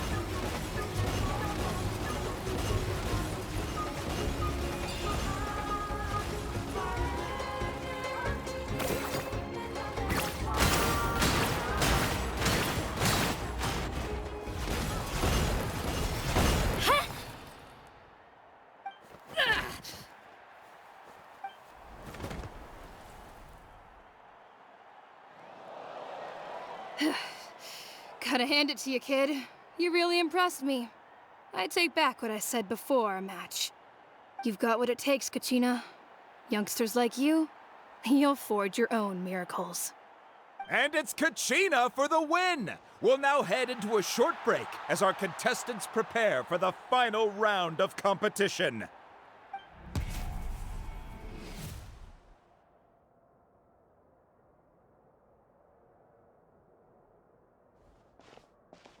Thanks for cheering me on, you two. You were great out there! You faced a lot of impressive competitors, but they never stood a chance.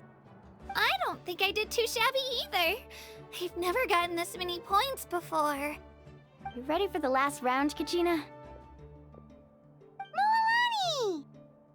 I got permission to come see you before the last round starts. Based on your score, it looks like you'll make it to the Night Warden Wars if you win your next match. But, your final opponent... it's me. What? Yeah, I just found out myself. We're really close in the rankings, so only the winner gets to move forward. But I wanted to fight alongside you. I did too, but it is what it is. People with similar scores tend to get matched against each other. But we just have to get past it.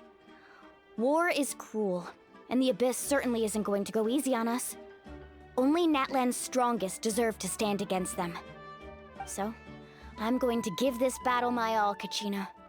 And I hope you do the same. To hand victory to your opponent is to take pity on them. But no one's asking for pity here, yeah? So, you ready? I'll do my best! Atta girl. So, if one of you has to lose, who should we cheer for then?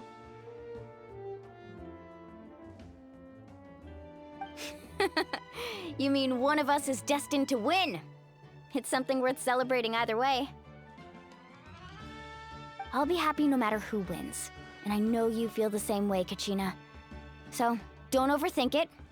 Let's just have ourselves a good match. Traveler, Paimon, I'll see you after the match. Kachina, I'll see you on the field.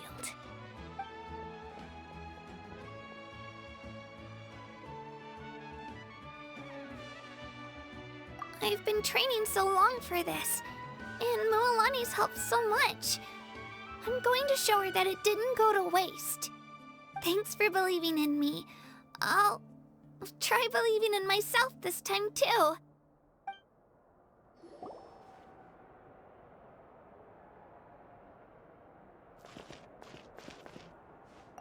Cheerleaders 1 and 2 are here for you, no matter what!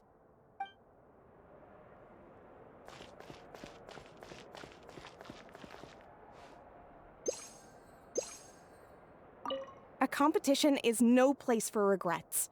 Leave it all on the field. I have faith in you.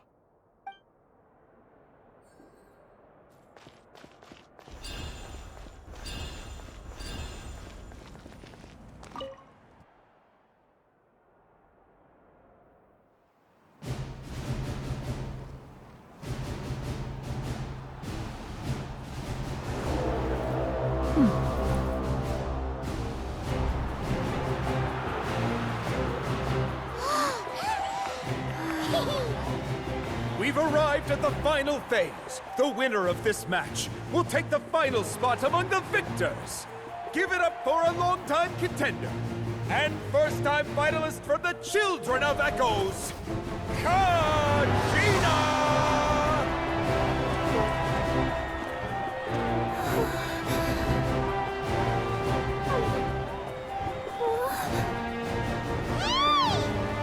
You got this, Kachina! And her opponent from the people of the Springs, a young prodigy and Night Warden Wars veteran, Mualani! This face-off between old friends promises to be an explosive showdown. May the best warrior win! You've come so far. Still nervous? Why does it have to be you? Still, I'm glad in a way. Even if I lose, I won't have any regrets. Come on! Kachina, this is no time to be modest. I know you want this more than me. And it's about time you start sounding like it, okay? I want to win. Mualani, this one's mine!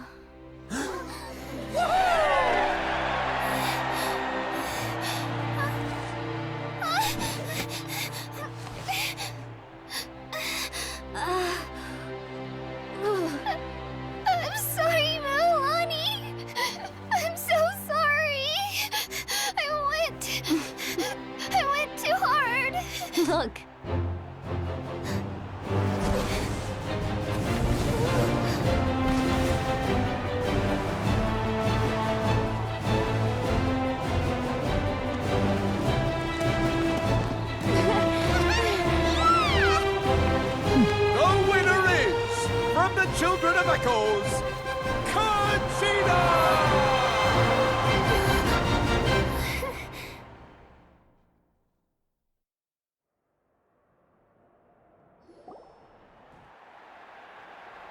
And with that, the winners of this pilgrimage have been decided.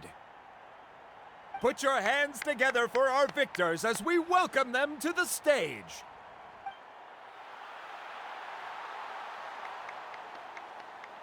With her 6th consecutive win, Cheska of the Flower Feather Clan. She managed to turn the tides all by herself. Ian-san of the Collective of Plenty. With an explosive comeback 10 years in the making, Kaiulani of the People of the Springs. A seasoned and renowned warrior, Kibangu of the Scions of the Canopy. Last but not least, finally living up to her true potential, Kachina of the Children of Echoes. Woo! Over here, Kachina! I made it. Feels like a dream. This is no dream. Your strength is what got you here. We'll be going to war together. It's an honor to fight alongside you, Kachina. No matter how many pilgrimages I witness, I'm always overwhelmed with pride in this moment. Pride for you, my brave warriors.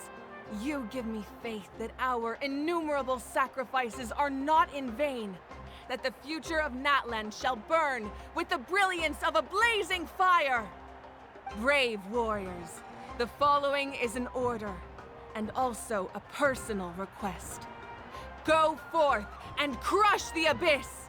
Seize victory and glory for Natlan! As you command. As you command.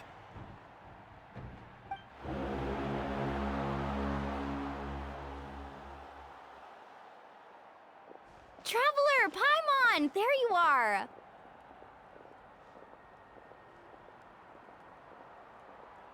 I wanted to thank you for supporting Kachina back there.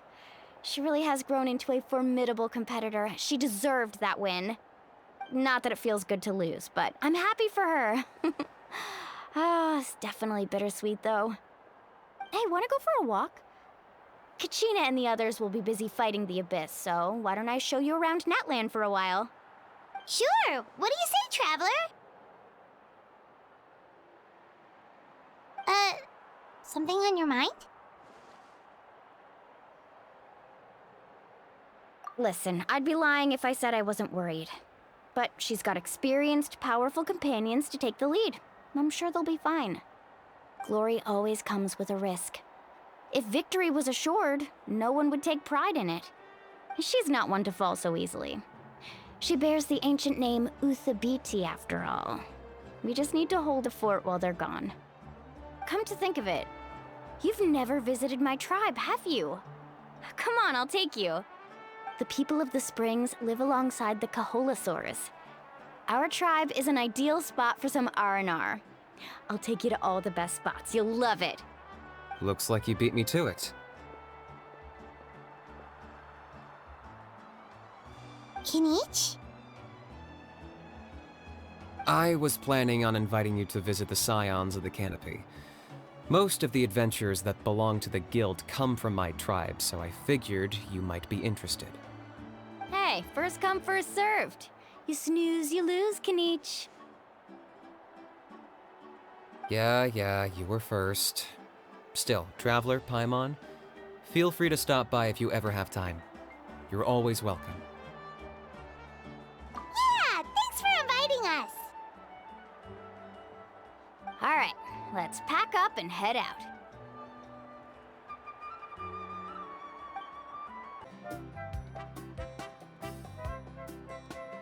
Oh, we're finally here! So this is your home, Mualani? Paimon can't wait to have a look around.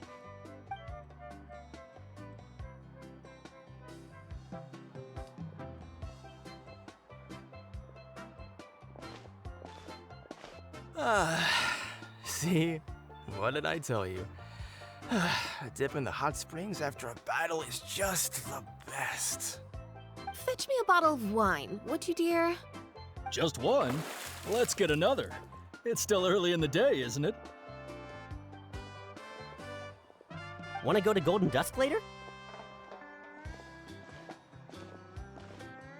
Now this is a vacation. Absolutely amazing.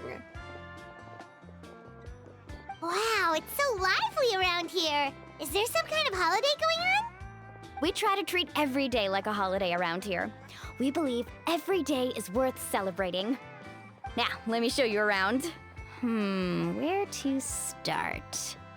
Shochikwi Cattle Records, Kalumchi Plaza. Oh, there's so many options, but I recommend starting with the real highlight around here. The hot springs, of course. Natural hot springs have tons of health benefits. Go for a nice long soak and you're guaranteed a good night's sleep. Wait, you want us to bathe? Here? Oh, don't be shy. Come on, I'll take you to get changed. Mualani! Huh? Oh, Auntie Atea! Please, I've told you that just Atea is fine. Do I look that old to you? Were you taking these two to the hot springs? That's right. Oh, let me introduce you. This is the Traveler, and the small one next to her is Paimon. They only just arrived in Natlan, so I'm taking them around to experience our customs. Hi there! I'm Mualani's neighbor, Atea. By the way, Mualani, I heard you lost to Kachina during the pilgrimage. Is that true? Yeah, I was this close to winning. Oh, definitely not the result I wanted, but still not too surprising. Kachina's always been strong. Anyway, it's all in the past. I'm gonna take these two for a dip in the hot springs. Talk to you later. Oh, wait. You'll need swimsuits first. I'm sure I can find you something lying around the shop. I'll go look. Hold it right there, young lady. Have you forgotten the rule about bathing in the hot springs? Rule? Oh, wait, you mean... There's a rule about bathing in the hot springs? That's right. Outlanders have to complete a trial at an artificial hot spring before they're allowed access to the natural ones. It's not nearly as scary as it sounds. Basically, natural hot springs have higher temperatures that not everyone can withstand. A few travelers have gotten scalded by the water in the past, so now we have an unwritten rule. All Outlanders need to adapt to the lower temperature artificial springs first. But seriously, Auntie Atea, do we have to be so strict? These two are formidable adventurers. I know they can handle it. Famous last words.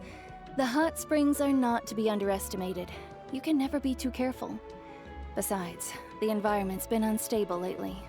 Could be a sign that the abyss is about to attack. Oh, that sounds dangerous. You know, Paimon's really not all that formidable, so careful is good. Exactly. There will be no excessive risk-taking on my watch. Mualani, take them to the artificial spring first. Okay.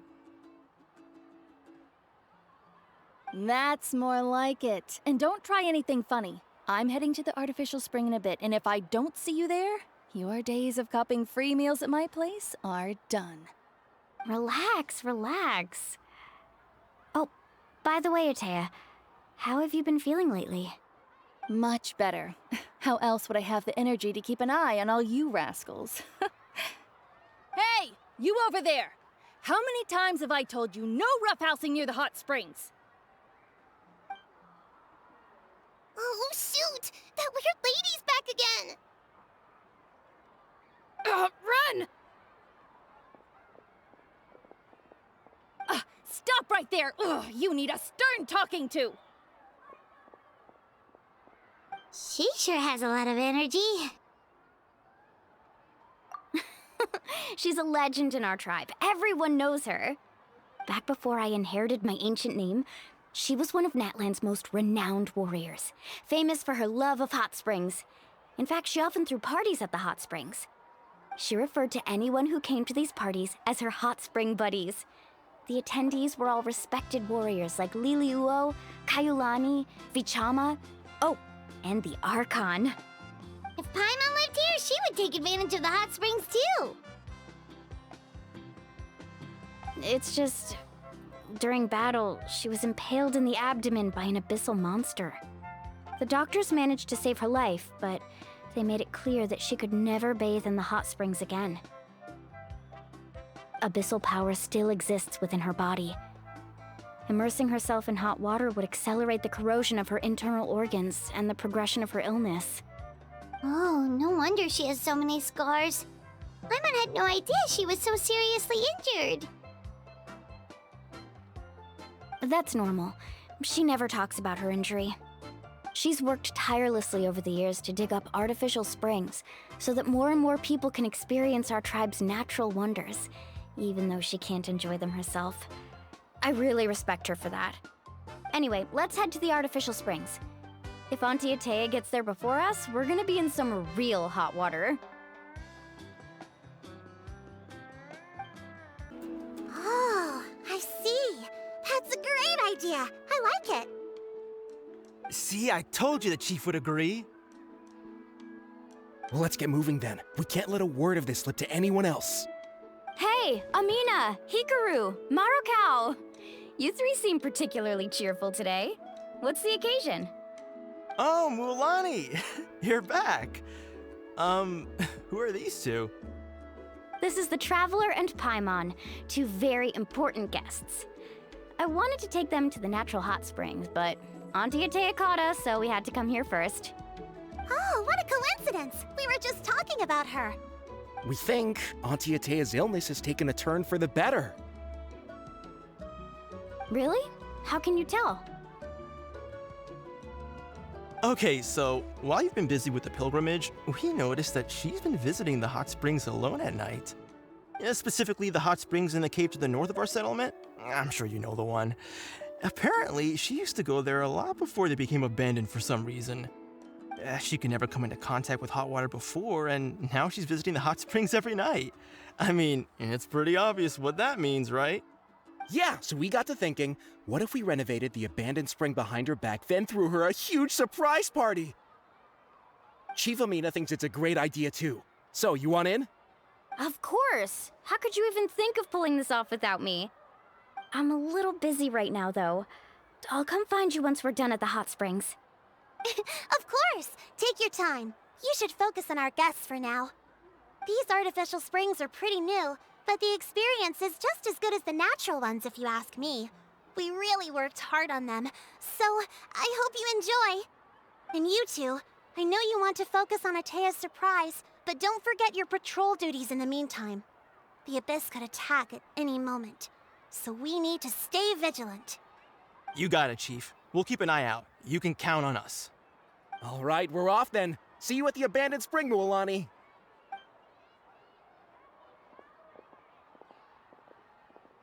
I'm also gonna head out. Have fun!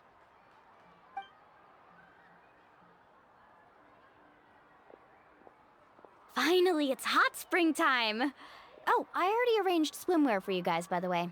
Come on, I'll show you to the changing room.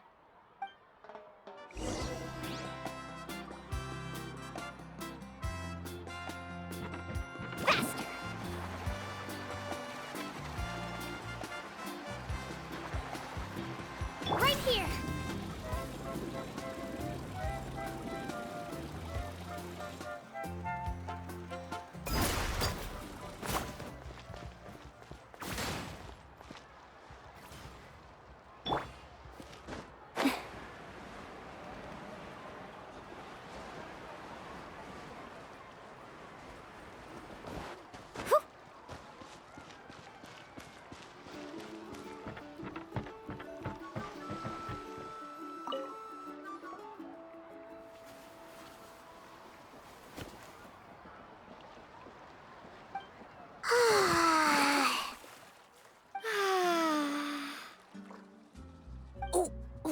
Ah, oh. So, what do you think? Can you feel the warmth relax every muscle in your body? Yeah, it's so nice. The steam is warm too. The first time I came to the hot springs, there was no calming effect whatsoever. I was such a little ball of energy, the moment my parents looked away, I ran off to the high temperature pools. It was actually pretty funny looking back on it. They were absolutely frantic, looking for me all over, until finally they saw my head slowly poke out from under the water. I was too young to remember the whole ordeal, but my parents told me all about it. A natural-born swimmer, my mother called me. Just like her, I taught myself how to dive underwater the first time I ever went swimming. So feel free to go for a swim. I'll be right here if you need rescuing. Okay, here goes nothing. Auntie Atea, you really came to check on us? Of course, and I'm glad you listened. I brought you all some milk and snacks as well. I'll just leave them here. The temperature in the artificial springs isn't too high, so I went with Saurus crackers and grain fruit chips. See how you like them. Oh, thank you! These are great! Well, I did make them myself. Very few young people know how to truly appreciate hot springs, so listen carefully. The temperature of the hot spring not only determines the type of snacks you should choose, but also the amount of time you should spend in the water. To bathe in a hot spring is to completely empty your mind. As such, swimming around the pool is incredibly disruptive and impolite, and something you should absolutely not learn from Mualani. Hey! All right, looks like you were able to adapt to the temperature, no problem. You should be able to switch to the natural springs then. Well, I've got to get going. Oh, and make sure you drink your milk. I'm looking at you, Mualani. I still remember how you used to pour it into the water when you were little. That better not happen again, whether I'm here to catch you or not. Okay. Paimon didn't think you were the type to do something like that. I remember thinking I'd totally get away with it too. But turns out milk is pretty easy to spot when you pour it into clear water. Not my best work. Some people get dizzy if they stay in here too long. You guys all right? Paimon's fine, just a bit stuffed. Looks like you two are naturals. Oh, by the way, I have to leave you on your own for a little while this afternoon. I'm gonna help the others fix up that abandoned spring. I certainly don't trust their aesthetic tastes. Who knows what will become of the place if I leave them unattended? In exchange, though, I can recommend a couple of shops that are worth a visit. Huh? Yeah, she brought us snacks and taught us about the hot springs. We want to do our part too. Friends are supposed to help each other out. We'd feel bad otherwise. Well then, the more the merrier. All right, we should get going. Let's organize the best hot spring gathering Natlan's ever seen.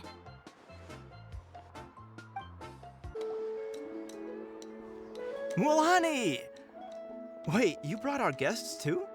We're here to help. But you're important guests. We can't put you to work. All right. Stop trying to out-polite each other, would you?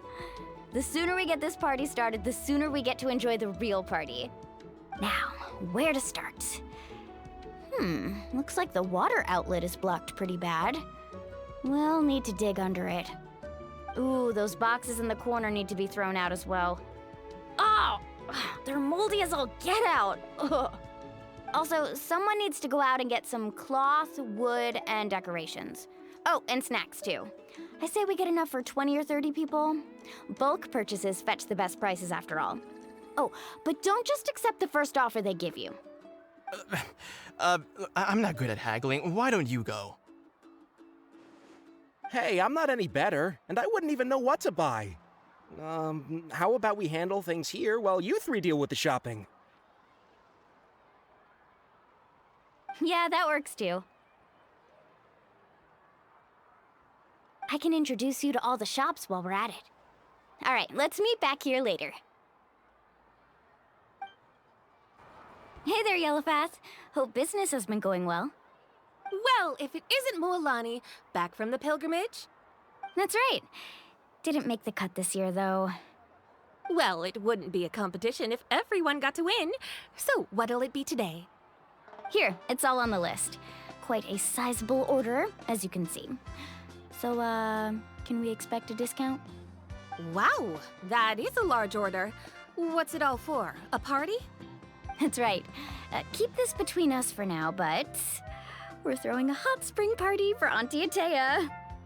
Wait, you're saying she can go in the hot springs again? That's great news!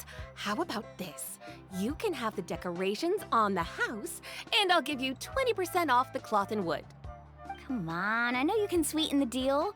That pile of wood's been sitting there since I left for the pilgrimage. At this rate, you need to get rid of it or it's gonna go moldy. All right, all right.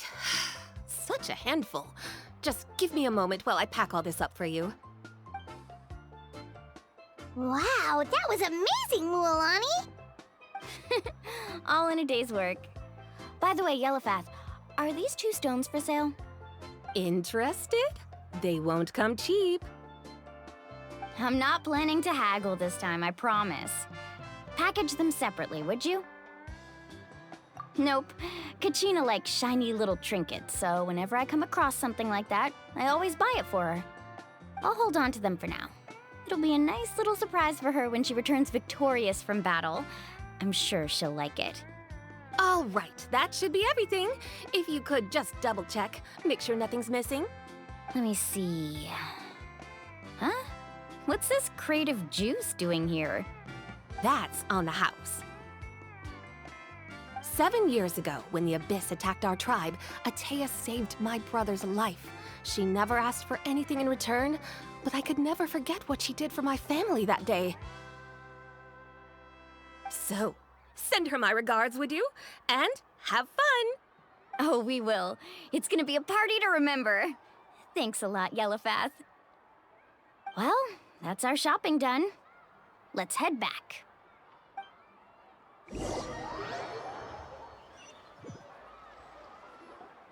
We're back. How's everything going? Wow, this place cleaned up nice. You got the water unblocked too. Good work. I would hope so. We spent all day clearing out debris from the bottom of the spring. Did you guys get everything? Oh, we brought back tons of stuff! We set it down near the cave entrance. All right then, roll up your sleeves, everyone, and let's get back to work. Actually, why don't you 2 take a break? I'll handle it from here. Traveler, mind lending me a hand? So, I was brainstorming on the way over, and I'm thinking we could draw something on the wall over here, and the snacks and drinks can go over there.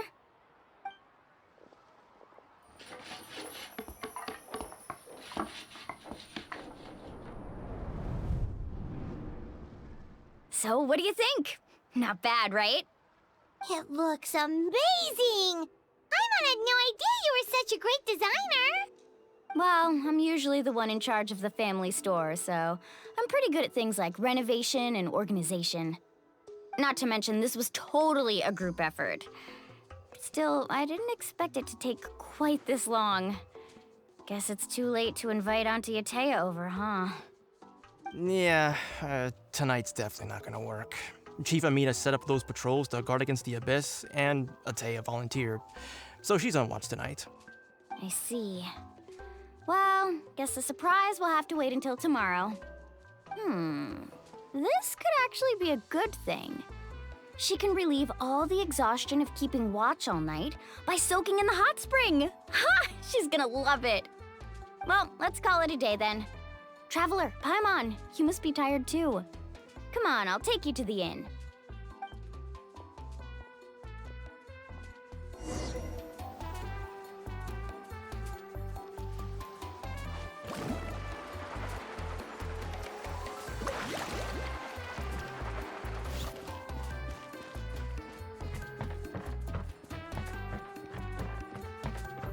Let's ride!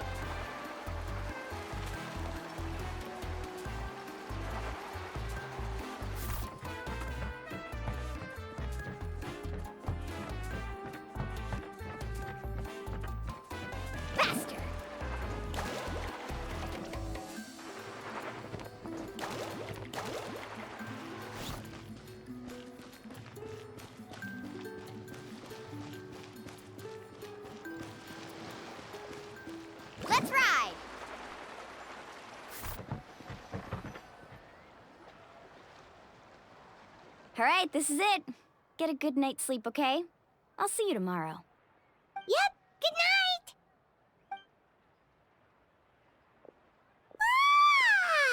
Paimon's exhausted. We really went all over the place today, didn't we? Anyway, we need to be well rested for the party tomorrow, so let's head inside.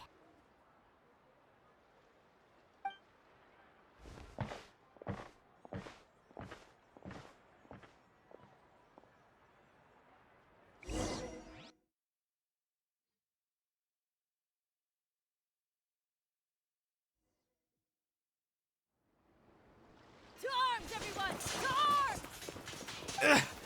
Why now? Hi? What's with all the noise? Traveler, Paimon, wake up! Mualani? What's going on? Where did all these monsters come from? It's the Abyss. Our patrols are trying to drive them back as we speak. Come with me. I'll take you somewhere safe. Mualani, a little help over here. We can't hold them back much longer. One moment. I'll be right there. Really? That's perfect. I've been waiting for the chance to fight by your side. Hang in there. We're here to help.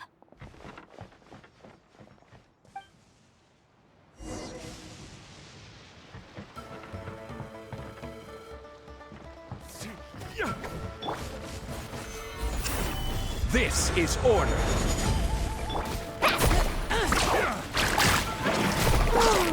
Have they been contaminated by the Abyss? No, they are the Abyss. Destroy them! Let's hope you put up a good fight. All right, right here. Finish this fast. Get back! Gather! Laid bare.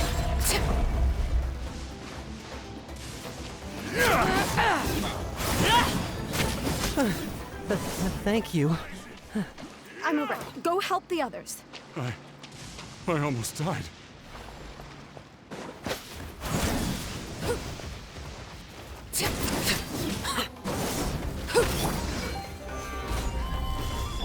Carving waves! Check this out! Best of luck!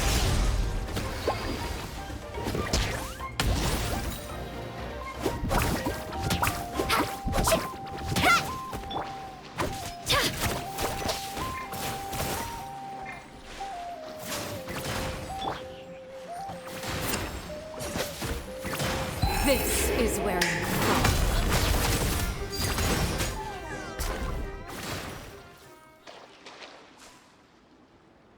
We've cleared out most of the monsters over here. Thanks for your help. It would have taken me ages on my own. Looks like we're still in for a long night, though. We still have no idea where these creatures are coming from. Let's go ask Amina. She'll have a better handle on the situation.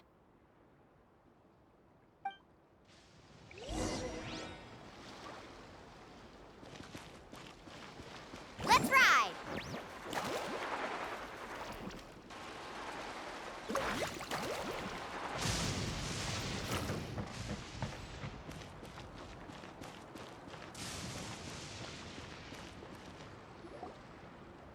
Amina! Oh, it's you three. Thank you for helping clear out those monsters. We were prepared for an attack, but we didn't have enough people to prevent them from breaking through our defenses. No casualties so far, though. Where'd they come from this time? The east side. We've pinpointed the position of an abyssal pylon, but we don't have enough manpower to take it down. An abyssal pylon? What's that? A kind of gate created by the Abyss. One that allows monsters from the Night Kingdom to enter the physical world. The only way to end the attack is to destroy the pylon as soon as possible. Otherwise, the endless hordes of monsters will exhaust our defenses. Exactly. That's what I'm most concerned about. Their numbers suggest there might even be multiple pylons in the area. We're searching for them as we speak. All right, we'll go seal off the one to the east. Traveler, Paimon, can I count on your help again?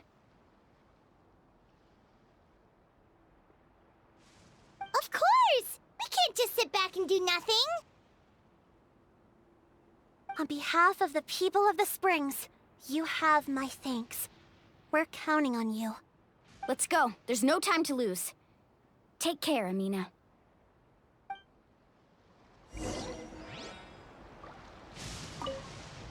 On behalf of the people of the Springs, you have my thanks.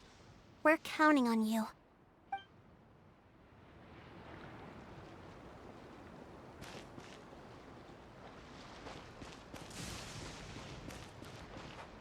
Faster!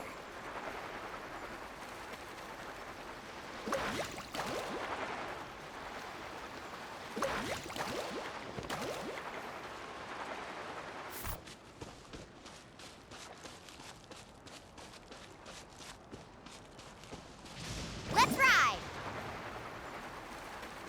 Mualani, is that the pylon? That's it, all right. Come on. Let's get rid of this thing.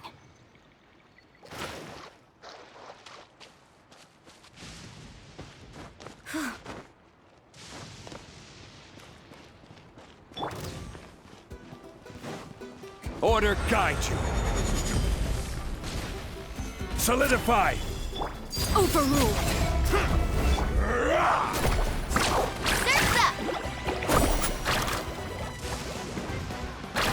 The pylon! It's over there! Hurry!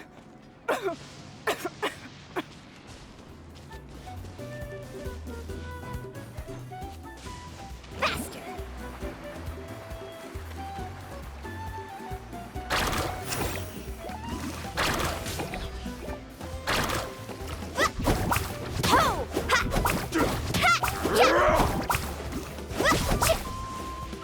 Oh, chill out! Let's ride! Thank goodness you were here.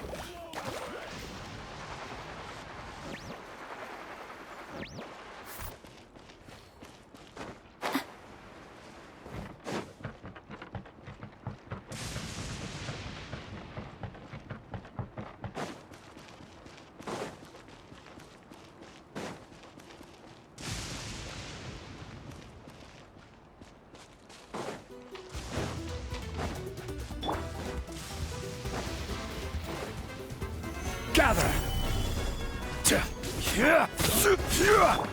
Transfixed.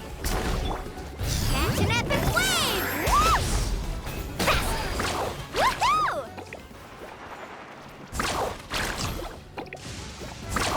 Surf's up! Ho! Ho!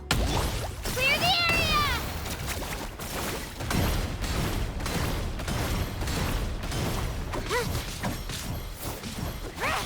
Yeah!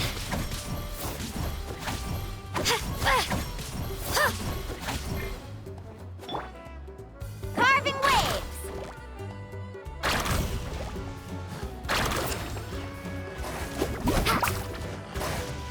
I will have order. Solidify. Witness my rise.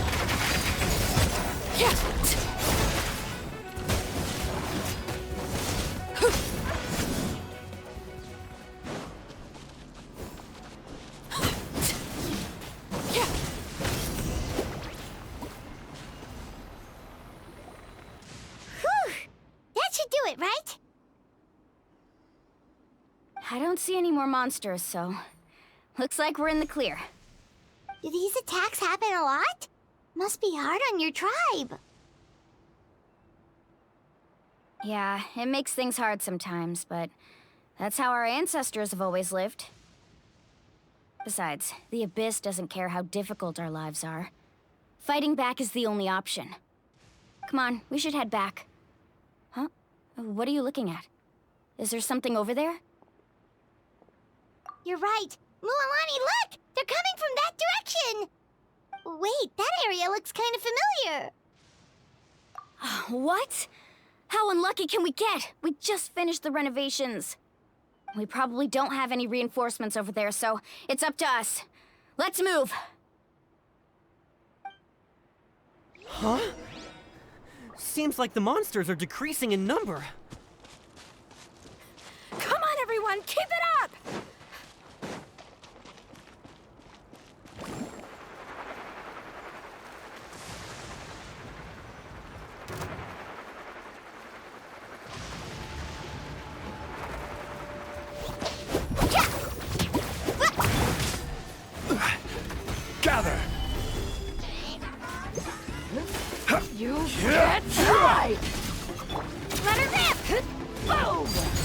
bear.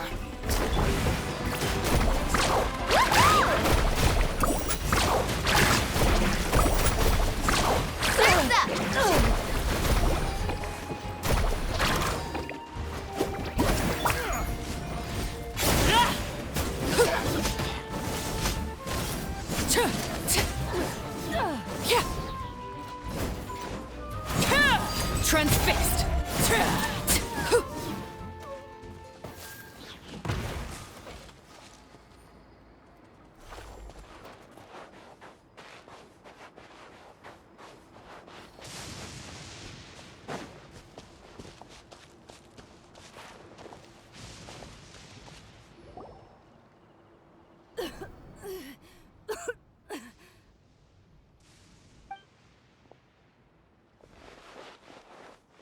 Ataya, what are you doing here?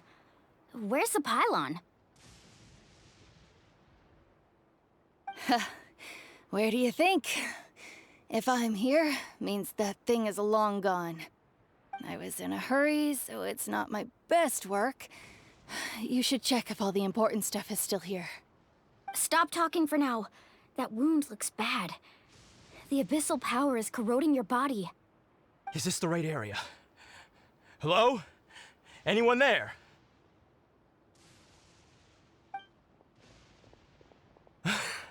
Mulani and Ataya. What's going on? We were told the second pylon was over here. Ataya took care of it, but she's injured. Quick, someone get a doctor! All right, stop fussing. Don't you think I know my own limits? The main thing is they didn't destroy anything. This is a beautiful hot spring, by the way. I can tell how much work you put into it. Wait, no! This was meant to be a surprise. For me, right? I know.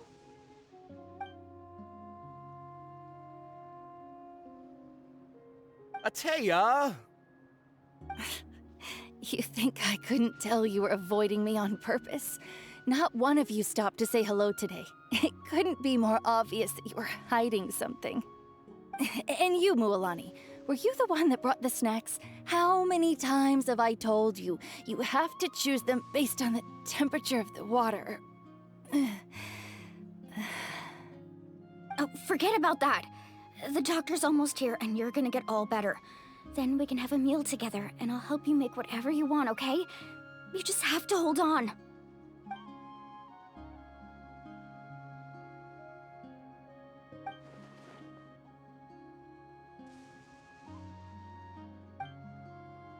The impurities and the elemental energy we embody repel each other.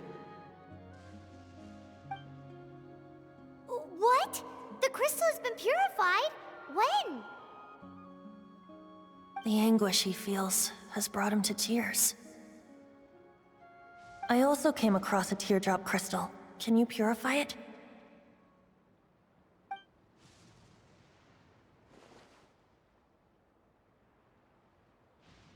Ataya! Ataya! Wait, what do you mean?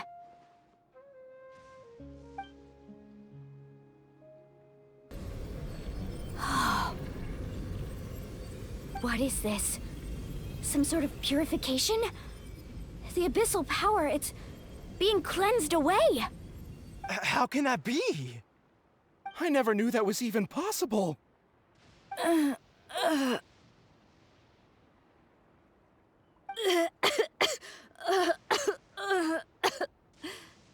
Ataya! The mark of the abyss. It's gone. Yes, thanks to the Traveler. By the way, Traveler, are you alright? I just saw you purify abyssal power from Ataya's body. That didn't injure you in any way, did it? You're sure? Good. Good. Oh, thank goodness. You scared us all half to death just now.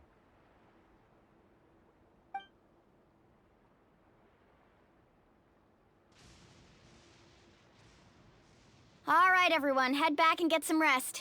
We'll meet here tomorrow. We'll celebrate Atea's recovery and our triumph over the Abyss. And most importantly, we'll show the Traveler and Paimon how grateful we are for their aid.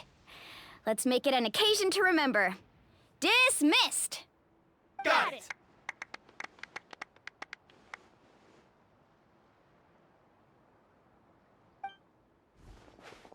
Got any other secret powers I should know about? But seriously, you really came through for us tonight, so thank you. Paimon almost forgot you had that ability. You used it back in Mondstadt to cleanse Dvalin's tears, didn't you? That was some quick thinking, Traveler. Huh? You look like something's bothering you. What's wrong?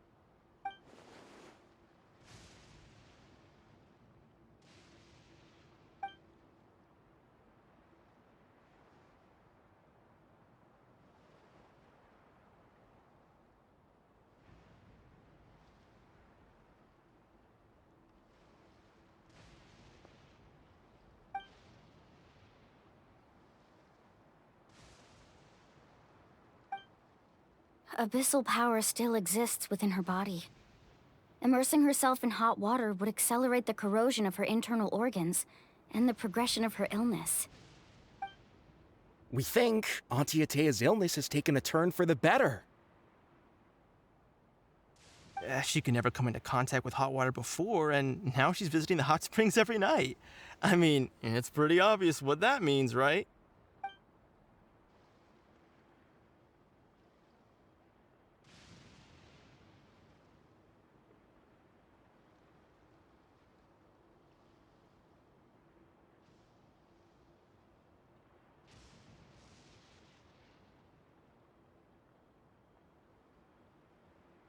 Hello? Traveler? Maybe you can zone out some other time because Paimon can barely keep her eyes open. Let's head back for now.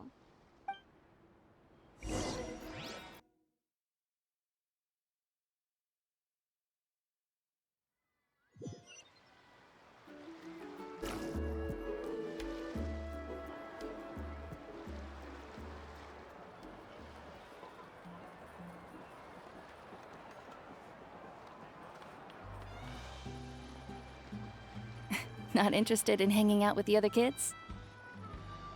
Snacks not to your taste? Hot spring temperature too high?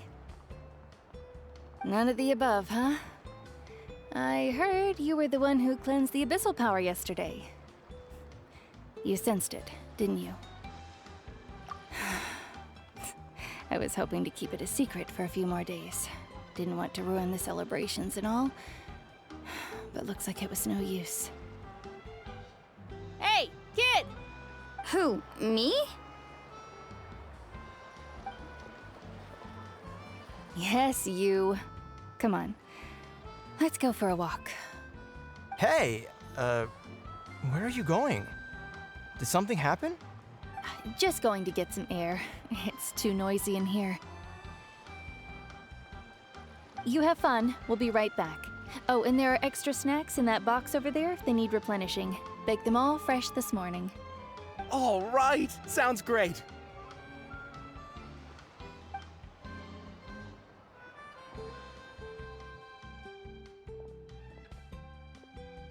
Mualani. Yeah? You've gotten so tall. You know that.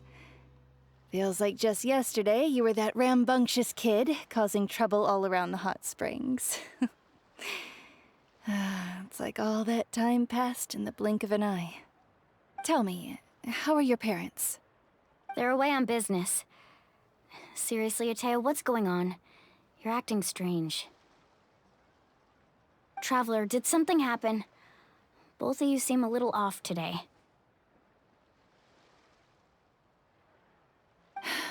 I guess I should explain. I wasn't visiting the hot springs because I was getting better. And that pylon yesterday, I didn't go face it by myself because I was reckless or too anxious to wait for reinforcements. It's because My body isn't going to last much longer. Your friend saved my life in that cave, and because of that, I got to enjoy this celebration with you all. But I'm just a few days shy of the end. The hot springs, I'm just trying to enjoy them for as long as I have left. Oh. Mualani? That better not happen again, whether I'm here to catch you or not. That's what you said back at the artificial spring. I had a bad feeling then, but I didn't want it to be true. I wanted to believe you were actually recovering. You want to know something? Recovery, death, to me, the two aren't all that different. Both are worth celebrating. You've never been resurrected, so you might not understand. But Death and I, we're old pals by now. There's nothing sad about being reunited with an old friend. I lived with regret for a long time. Regret that my illness meant I could no longer take to the front lines, especially as our nation slid deeper into crisis. But yesterday, I was finally able to let go of that regret. Not only because I found the strength to fight the abyss, even at the end of my life, but because I got to see you in action, Mualani. Seeing you out there, it made me realize that I don't need to worry about our tribe or our nation's future. You have the capacity to bring us all together. Even if I was never injured, old age would still take me one day. But I've done what I needed to do. The future is in your hands now. Just remember, whether in life or death, I am always with you. I understand. Seems like you've given this a lot of thought, Atea. Thank you for telling me all this. I'll do everything in my power to protect our tribe, our nation, and live up to the example you set for me. Good. Oh, and if any of you have the chance to meet with the Archon, could you give this to her for me? A talisman I've carried with me my whole life. It may seem strange to say while I'm still alive, but just think of it as a relic I'm leaving for her. It's brought me good fortune in battle. Even after I became too sick to fight, I never took it off. Just tell her it embodies fond memories and my strength of will. She'll know what I'm trying to say. Don't worry. We'll make sure she gets it.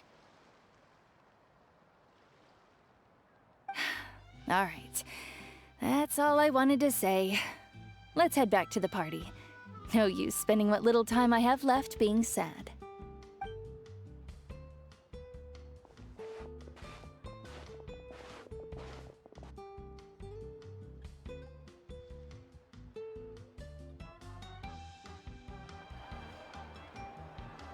Traveler, Atea, Mualani! If you don't hurry up, there won't be any snacks left! Excuse me, what did I say about bathing in the hot springs on a full stomach? Hey, are you listening to me?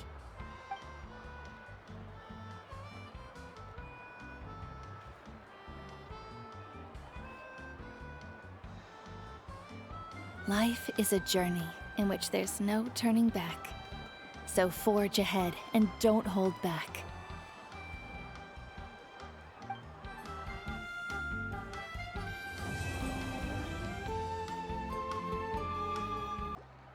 Paimon feels like a whole new Paimon after those 2 days in the hot springs. The abyss kinda threw a wrench in our relaxation, though. Still, spending time here really has felt like a vacation. The Kaholosaurs are so nice and so fun to play with. Their bellies are super bouncy. Oh, and Atea's snacks were so delicious. She gave Paimon some for the road just this morning, actually.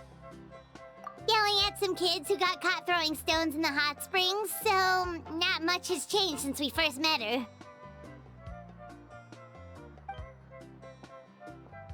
Hey, you guys. Sleep well last night? Yep, this area is so nice. Glad you like it. I was thinking of taking you guys out to do some sea fishing. Later tonight, we can eat whatever we catch. Fresh fish is absolutely delicious right off the grill. Hey, Mualani! Yeah? What do you need? The team sent out to fight in the Night Warden Wars has returned. And Kachina? Is she back as well? Kachina fell in battle. But don't worry, the team was victorious, so the Rite of Resurrection will be held in the stadium soon.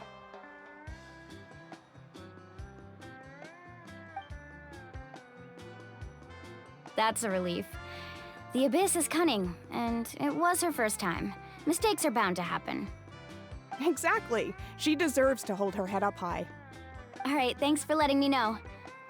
We'll head out in a bit. Jeez, she sounded a little anxious there.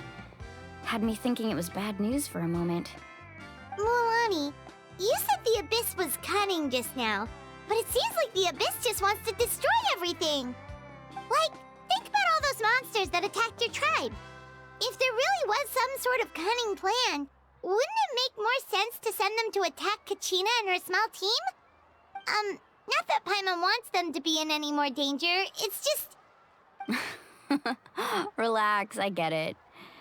The Abyss is difficult to understand, that's for sure. At a glance, it certainly seems like the only goal is total destruction. The Abyss isn't a living entity after all, so what capacity for logic or planning could it possibly possess? But through our long history of fighting the Abyss, we've realized things aren't quite so simple. 500 years ago, the Abyss invaded Teyvat. You know about that, right? That's right. Khaenri'ah suffered greatly during that time. But so did every other nation in Teyvat. And Natlin was the worst affected of all. It took the combined efforts of the then Pyro Archon and heroes from every tribe to finally repel the Abyss. Even so, the effects of the invasion lingered for hundreds of years, only able to be reversed little by little. Our tribe's waters were contaminated. The Children of Echo's territory was overrun by dangerous sludge surging from underground. Unrelenting black winds tore across the lands of the Flower Feather clan. It was like each disaster was designed for a specific tribe. Exactly. We once thought that the Abyss's desire for destruction was a sort of primal instinct, but its methods are, in truth, marked by intelligence. We now believe the Abyss has invaded the Night Kingdom, and has the capacity to read the memories of this land at any given moment. And that's how it became so dangerous and cunning, almost like it knows you inside and out. Yes, and that's why we've been unable to fully eradicate it, even after all this time. Luckily, the problems left behind by the Abyss have been successfully addressed by the various Pyro Archons we've had over the years. Now every tribe is prospering and things are looking up. I mean, just look at what we managed to do a few days ago. We totally fought them off.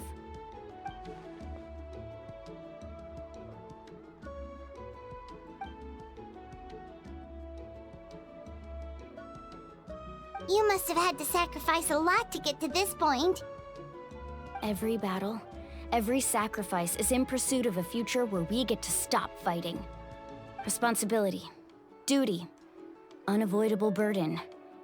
Everyone in Natlin views the war differently. But I believe we will be rid of the Abyss one day. And the efforts of all who fought against them will become a story for the ages. To think that my name could survive in ballads passed down to future generations, it's kind of romantic. Everyone has something that drives them forward, you know?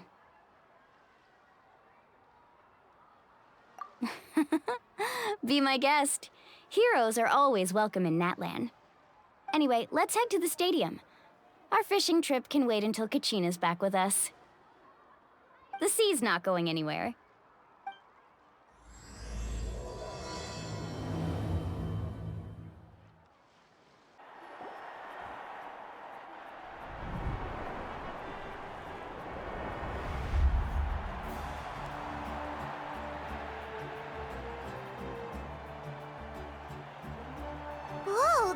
is packed already. Of course. No one's gonna miss out on the chance to welcome our heroes back from battle. It's their moment of glory. Kachina's gonna be so flustered. She's never had this many eyes on her before.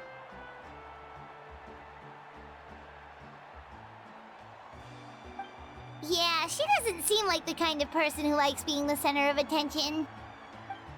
Looks like I'm just in time. Kinich, you're here!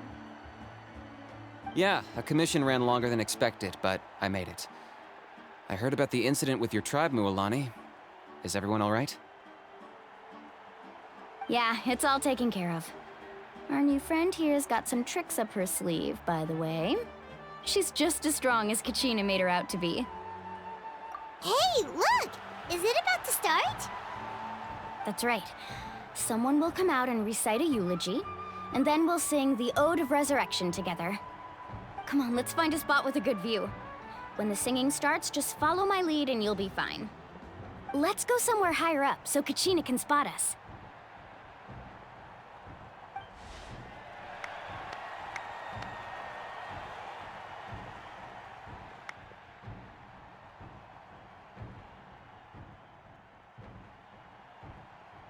Warriors of Natlan, heed the call of life. We are the inheritors of memory and legend. Those who grew alongside sun and wind. Those who forged our own destiny and future.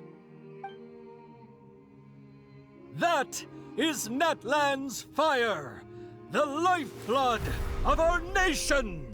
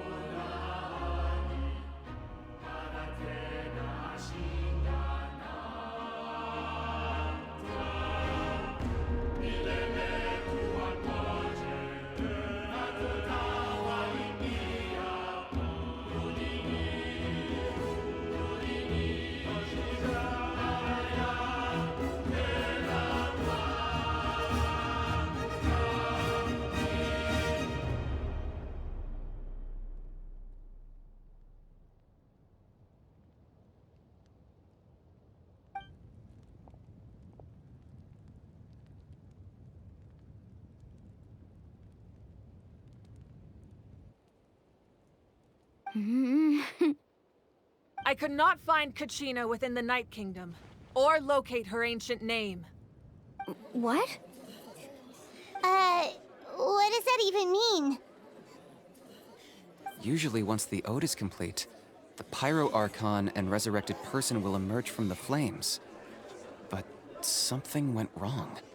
What's going on? This has never happened before. Well, I think it's pretty obvious. Clearly, the team sent to fight the Abyss didn't win after all. Think about it. The Ode rekindles all victors. We've witnessed it countless times. Since the Archon couldn't find Kachina in the Night Kingdom, that must mean there's more to this victory than meets the eye.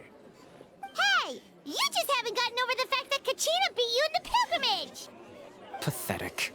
The both of you. Your wild guesses are misplaced. We completed our mission.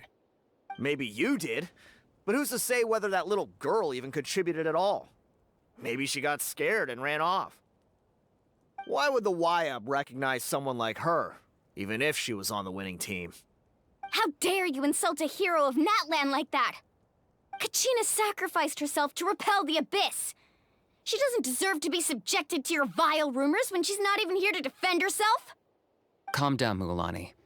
There's no point arguing with the likes of them. I can't just sit here and let them slander her like that. To insult a hero of Natlan, the person actually has to be a hero. You! Think about it, everyone. Who do you think is really at fault here? A girl who never should have even gone to war? Or the great Pyro Archon? Why would the rules of our nation suddenly stop working? That's true. If she wasn't revived, it must mean she failed to achieve victory. Maybe the Wyab interpret victory in different ways? I mean, that girl didn't look all that strong to me.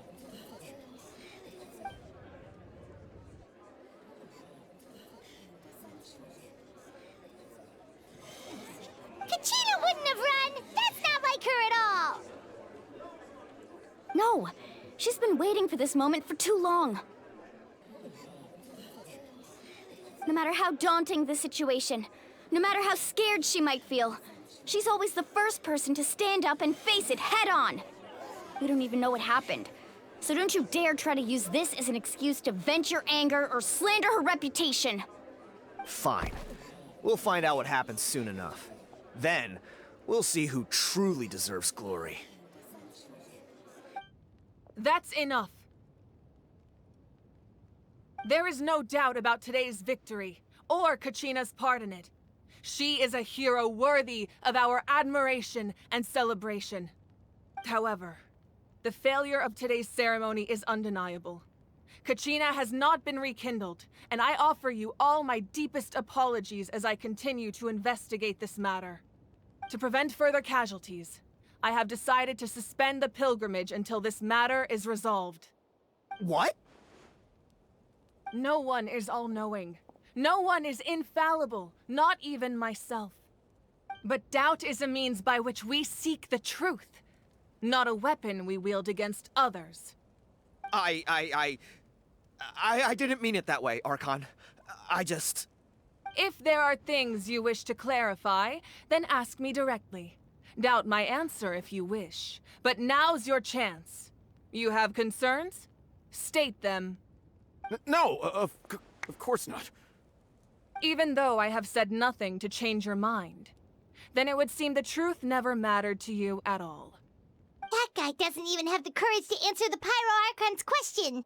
So much for all that glory talk earlier. I have a question, Archon. My friend Kachina. Do you have any idea where she is? It's extremely important to me. I know you said you were investigating the situation, but I'm sorry, that's not enough. I've already shared everything I know. If you want to learn the truth and rescue your friend sooner, you should join the investigation. So, what do you say? Of course I'll join. In that case, come see me in the speaker's chamber. We should join them. Oh, and if it's not too much trouble, could you drop by as well, Traveler? I'd like to have a chat. Rest assured, everyone, I'll keep the tribal chiefs informed on the progress of the investigation. Once again, I apologize for the outcome of this ceremony. If there are no further questions, let's part for now. Did she just ask us to come along? I believe she did. Let's go. I'd like to know what's going on myself.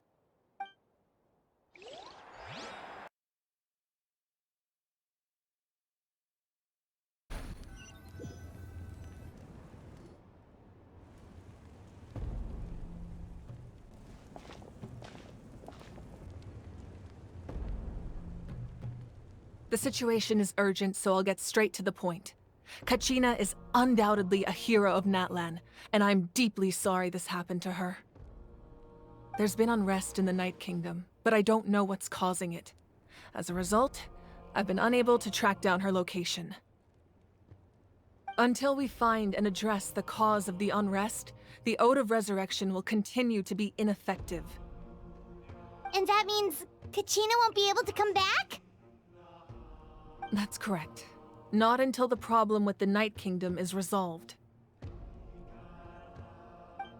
How long will that take? It's hard to say. Kachina always dreamed of fighting the Abyss.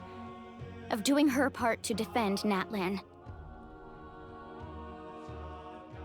She wasn't afraid of death because she knew, if it came down to it, the Pyro Archon would be there to bring her back to life. Whenever we sat down together, exhausted from training, she would always hum the Ode of Resurrection. She was supposed to come back to us. We were supposed to hug her and celebrate with her and share her joy. We supported her every step of the way, but what are we supposed to do now? Sit peacefully and wait for her return? Lose ourselves in grief over her death? Tell me, are we her friends? Or her murderers? That's not fair, Mualani. It's all right. I understand your rage and your grief. Kachina's life means a great deal to me, Mualani. Believe me, I want to bring her back as soon as possible. I would give you that peace of mind if I could.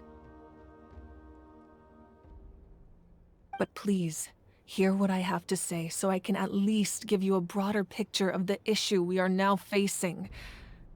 Considering the recent attack on your tribe, I believe the Abyss has found a new means of undermining the rules of our nation.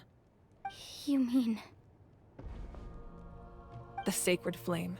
The foundation of our resistance against the Abyss. If we continue to hold the pilgrimage and send teams to fight the Abyss, there will likely be more casualties. But if we stop altogether, the Sacred Flame will only grow weaker. The Abyss will scale up their attacks, and the tragedy we saw with the people of the Springs will only be the first of many. If we compare the two choices, the former seems to be the lesser of two evils. Sorry, I know that may sound harsh, but I bear the name Malipo. Weighing the costs is my duty. The raw truth can be cruel. But we need to understand it if we want to approach this rationally. But what would you say, Mualani? This is personal for you, and unlike Kinich, I dare say it's not a simple case of weighing up which course of action is less painful, is it? No. I can't choose between them, and I don't want to. Saying that one is preferable over the other is disrespectful to the people who suffered. You're saying it doesn't matter whether I suspend the pilgrimage. The consequences will be equally painful. Yes. What happened to Kachina breaks my heart. But I couldn't bring myself to sacrifice other people for her sake. And that is the crux of the problem.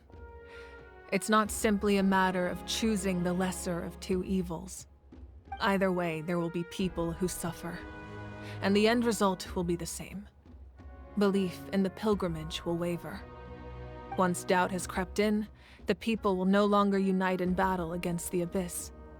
And that is exactly what the Abyss wants. Their ultimate goal isn't to break the rules that make the Ode of Resurrection work. It's to destroy the people's faith in them. To prevent what happened to Kachina from happening to anyone else, we need to suspend the pilgrimage. So that is my current plan. And in the meantime, I've made efforts to strengthen each tribe's defenses. Then, we have to find another way of strengthening the Sacred Flame to keep the Abyss at bay. This won't be easy. I'll need time to figure out the best approach.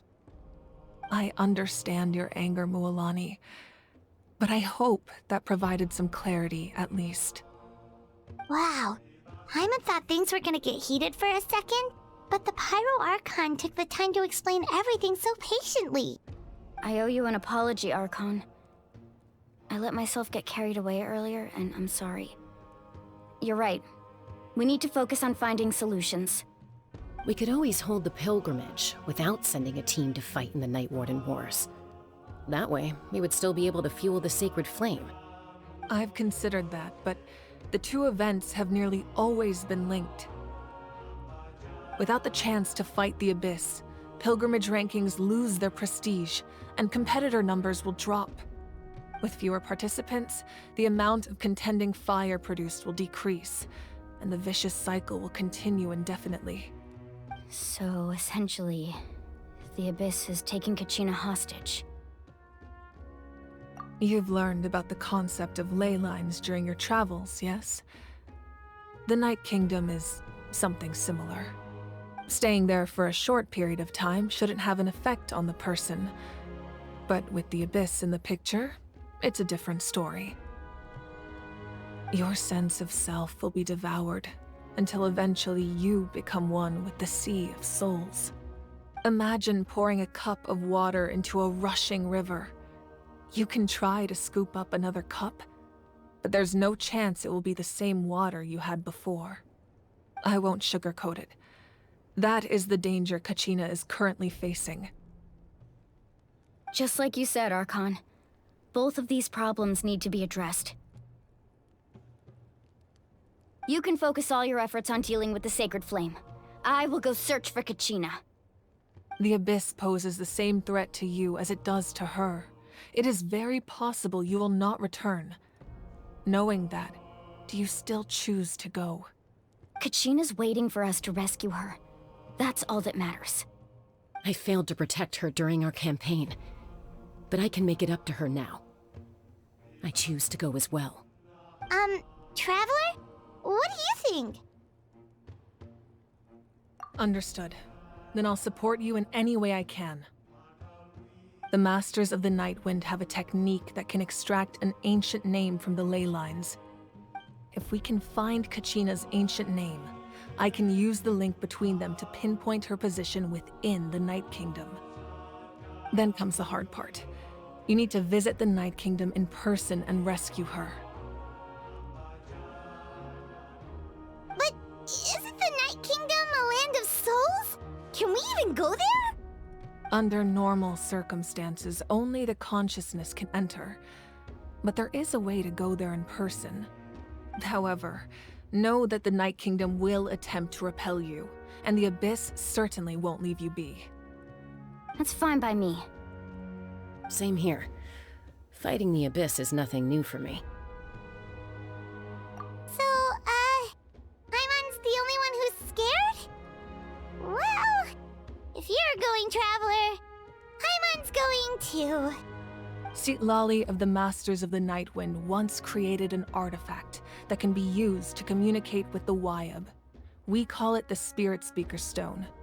It was originally used as a ceremonial artifact wielded by the tribal chiefs, but that spiritual quality also means it can be used to search for an ancient name. That was the artifact I delivered to the Scions of the Canopy a few days ago. Didn't think I'd be hearing about it again so soon. Thank you so much for your help, everyone.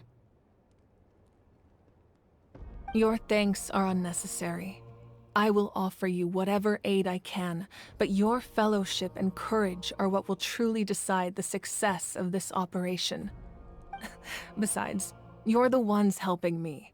I can only focus on one thing at a time, after all. Traveler, I certainly didn't expect our first conversation to be so serious. I've heard all about your accomplishments. Ever since you arrived, I've been hoping to meet you and offer you Natlan's highest level of hospitality. Why? Why? Is that not what happened in the other nations you visited? Yeah, things were pretty complicated at the start. And, you know, in the middle. But our reputation's solid nowadays. That's more like it. After all, I've heard you're someone who transcends fate. Perhaps even more than you can imagine. But we can talk about that some other time. Ideally, this would be the perfect night for a drink and some musical ambiance. But there are important things to be done. Oh, I almost forgot. Atea was wounded in the fight against the Abyss. She wanted us to give this to you. It embodies fond memories and my strength of will. That's what she asked us to tell you. She said you'd know what that means. I didn't think this day would come so soon. The flames of her life force. I can feel them flowing within the talisman. If things were different, the two of us could have enjoyed the hot springs together while she gave this to me in person. We're supposed to be hot spring buddies after all. But don't worry. This talisman means a great deal to me. I'll take good care of it, and once this is all over, I'll pay Atea a visit.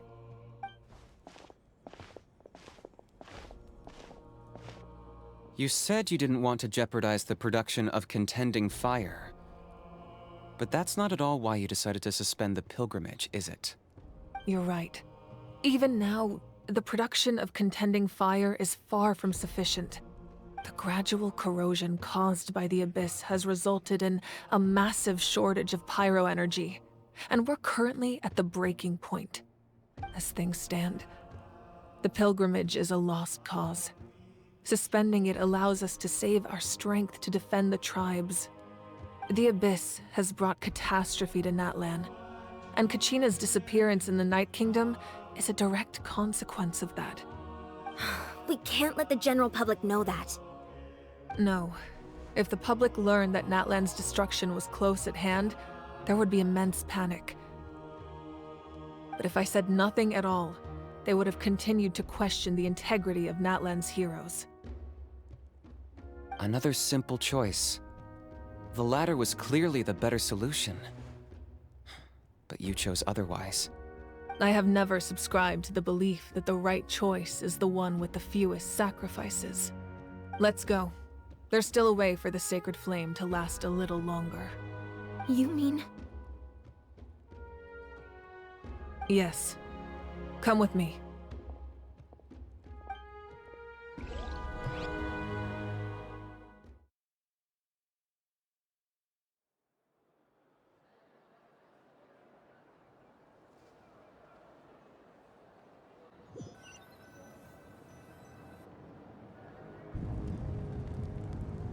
The sacred flame must never go out.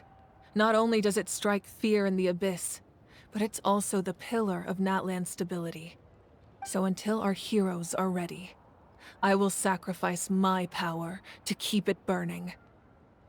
But that can only last so long. I think we should focus on the remaining ancient name-bearers. Don't let desperation cloud your judgment. Those chosen by the Wyeb have already embarked on their destined path. It is for them to decide how that journey ends, not us. All we can do is support them. Even so, for you to make this sacrifice, it's not right. If not me, then who? No other is capable of sustaining the sacred flame. I possess great strength, but I'm not above my people. This is part of my duty.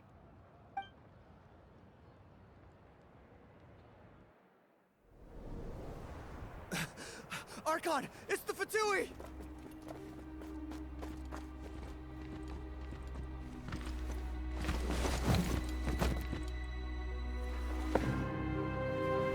The Archon of Natlan.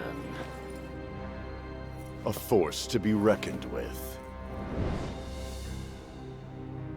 The secret of the ley lines is no secret to me. Long have they been destined for ruin. And since the oath made 5 centuries ago remains unfulfilled, what use is the Gnosis in your hands? I don't know what you mean. But it sounds like this is about more than the Tsaritsa. In times of crisis, someone must pick up the mantle of salvation. Your plan has reached an impasse, and now it falls to me to create new rules for Natlan.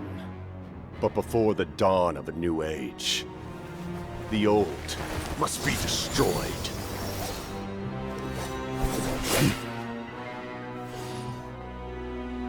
I assume that's the end of your speech?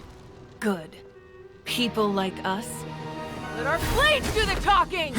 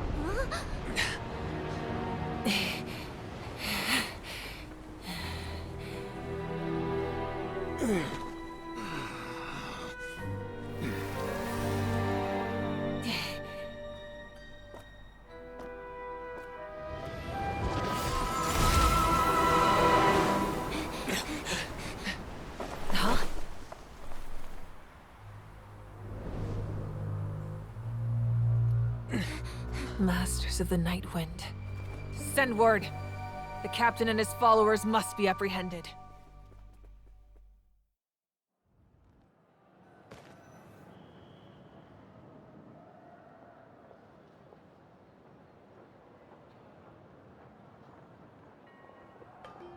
Are you alright, Archon?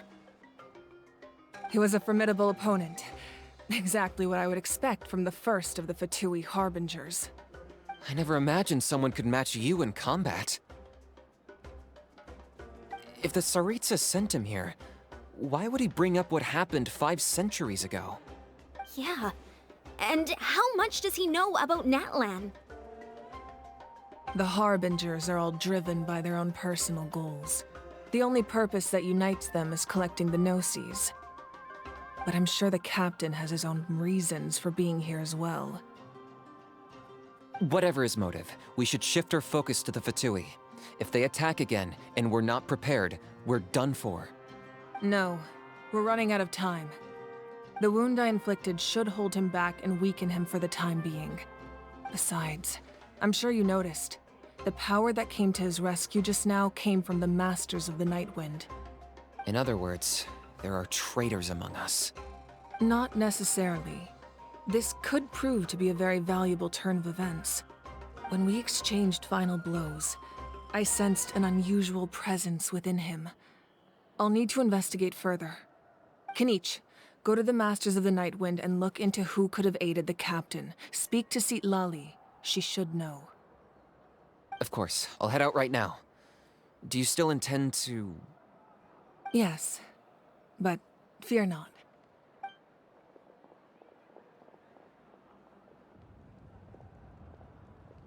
Natlan's strength has never rested solely in its Archon.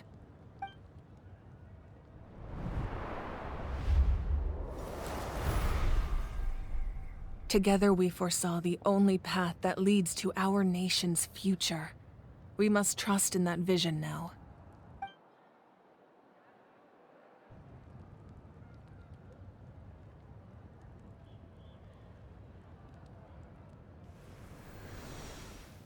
Is everything okay, Archon?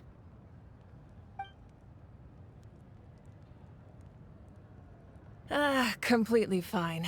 Just lamenting the fact that I never got a picture when I could still turn my hair into flames. Too late now. I just hope the others have a safe journey.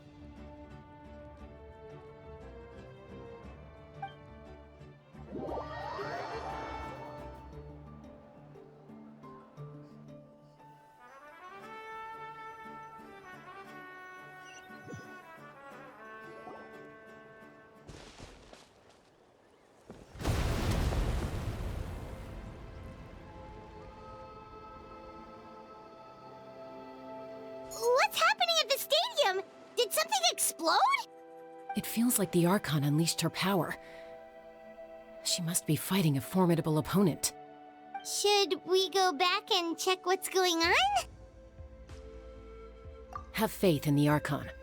She wouldn't lose in a one-on-one confrontation. Once we find Kachina's ancient name, we'll head right back. Okay, let's just keep climbing. Everyone really hopes nothing goes wrong.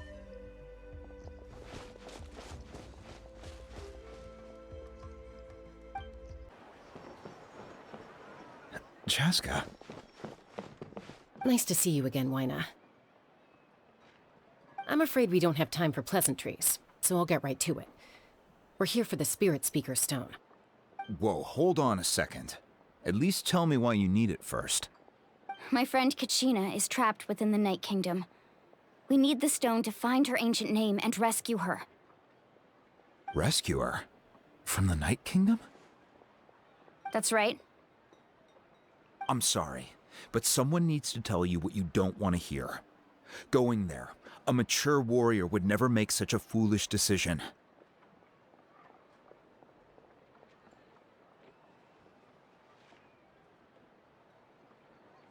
The nature of battle is unpredictable.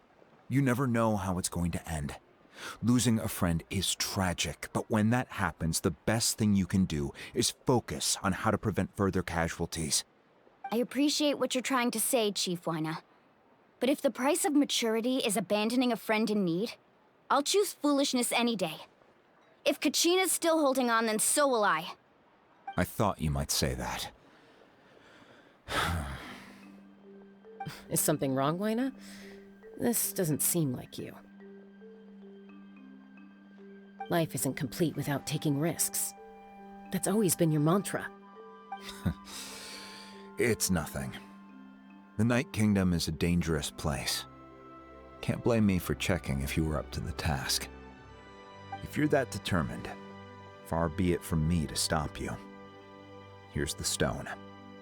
Keep it safe, okay? It's not like we have a spare. Thank you. Huh. Seems like you two go way back. But aren't you from the Flower Feather clan, Chaska? Oh, Chaska's a peacekeeper, so she's famous throughout the tribes.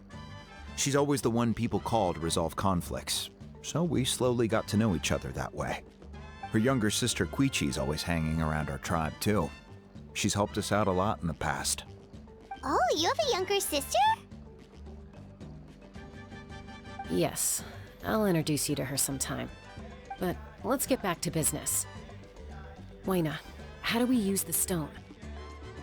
As you probably know, your intended destination is completely different from the real world. The Night Kingdom is like a river flowing with concepts, and the ancient name you seek is like a tiny fish swimming downstream. In that sense, the stone is like a fishing boat drifting down the river, but the boat alone isn't enough. You need a fisherman experienced enough to steer it in the right direction. We couldn't do that ourselves? With a little practice, I'm sure you could. You have the strength and the talent. If you want to make sure this works, though, I could recommend someone to you. Who? Vichama, a legendary warrior and scout from our tribe. He's got a keen eye and a well-honed intuition. Even his ancient name means to seek. If you're fishing for a name, you're gonna want him on the boat. Vichama? Why does that name sound familiar? He's one of Auntie Atea's hot spring buddies. I've heard stories about him. Where can we find him? Ever since Malco passed, he spends most of his time gazing out at the scenery from the cliff tops. Follow the path that way, and I'm sure you'll find him. Thank you. We'll go look for him there. Good luck. I hope everything goes well.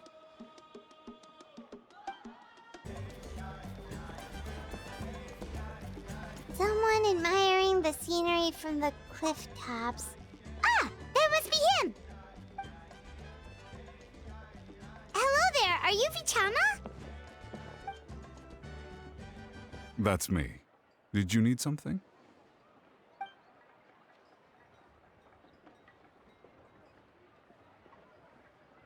What? You're saying you can bring someone back from the Night Kingdom? How is that even possible? No, if you really think about it, anything's possible in that kind of place. But that would mean... Are you okay? You don't look so good. Everything's fine. I'll help you, but I do have a small request. After I help you find Kachina's ancient name, I want to use the stone to look for my friends as well. Your friend? Oh, why not mention someone named Malco? Is that who you're talking about? Yes, but I'd rather not get into it if it's all the same to you. That's not a problem. We agree to your request. Yeah. Since you're helping us find Kachina's ancient name, it's only right that we return the favor. Then we're agreed. Can I have a look at the stone?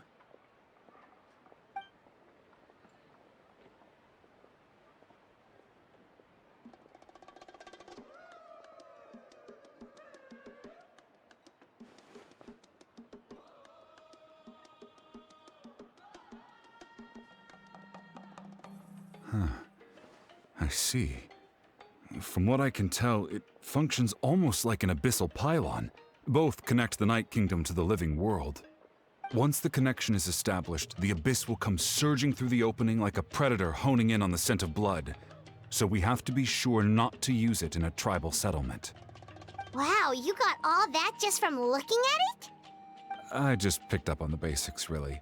I still have no idea why it works. You said someone named Lali invented this. They must be a genius. I'll go find an open area and start setting things up. In the meantime, I need you to get 2 things for me. We'll go right away. What do you need? First, I'll need some hook ropes. Pretty much every store around here carries them, so no need to go anywhere special. Oh, and I need to build a net out of them, so make sure you get a good amount. Wait, are you saying you're going to use a real net to catch Kachina's ancient name? How does that work when one's tangible and one's not? By creating something tangible in our world, like a net, we can create a connection to a corresponding concept in the Night Kingdom. Basically, I'm going to use the concept of a net to catch something equally intangible, an ancient name. Oh, I see. What about the second thing you needed? Right. I need 2 chunks of obsidian. Once we bring the ancient names into our world, we'll need a place to store them. Normally, you can only get obsidian from the Children of Echoes, but I heard there's a traveling merchant from that tribe around here somewhere, so maybe you can try your luck there. Gotcha! All right, let's split up. See that clearing? Let's meet over there when you're done. Oh, and you can send someone with me if you want. In case you're worried I might take the stone for myself. What do you think, Chaska? There's no need. Lena spoke highly of you. That means you're trustworthy. I appreciate it, even though that doesn't mean much to me anymore. Anyway, it'll take some time to set everything up, so no need to rush. I'll see you in a bit.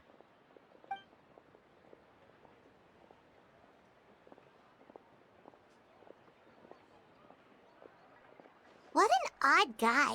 He seemed so defeated, but also really invested in the stone at the same time. I don't have any more insight than you, Paimon. Let's just focus on the preparations for now. Hang on, Kachina. We're coming for you.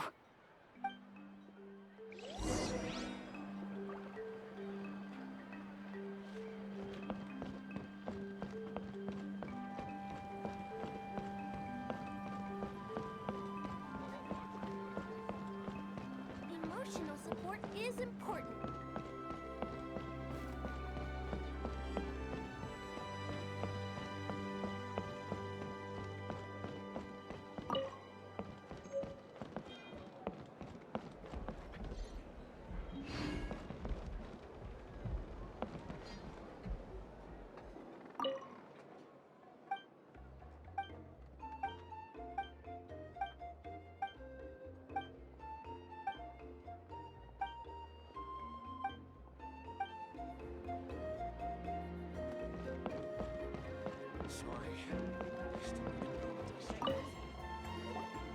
Hello.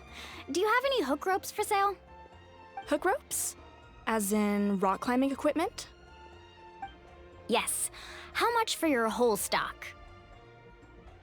Oh, the whole thing? Let me see. That would be 30,000 mora in total. Deal? Deal. Wait, really? What, you want me to drive down the price? We just need these as fast as possible. Thanks. Oh, no problem at all. I'll even pass along some information on the house. These ropes are usually used by rock climbing enthusiasts. If you want to learn, Roka's the person you want to ask. All right, that's everything. Here you go. Now we need the obsidian. Let's go talk to the traveling merchant Bichama mentioned.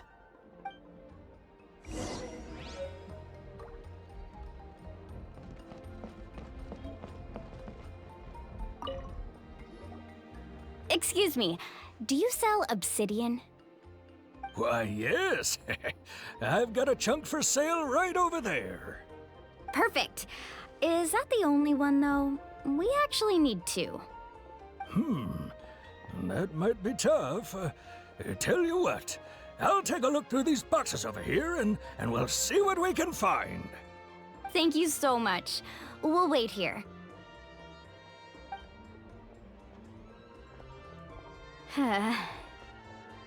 Relax. Everything's going according to plan. I know, it's just... I could tell Vichama feels the same way about his friend that I do about Kachina. I hope this chunk of obsidian isn't the only one.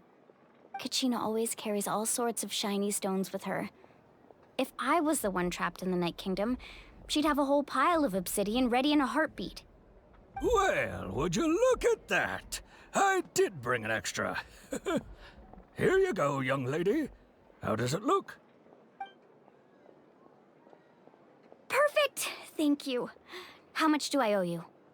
If you hadn't shown up, these stones would have just sat here collecting dust.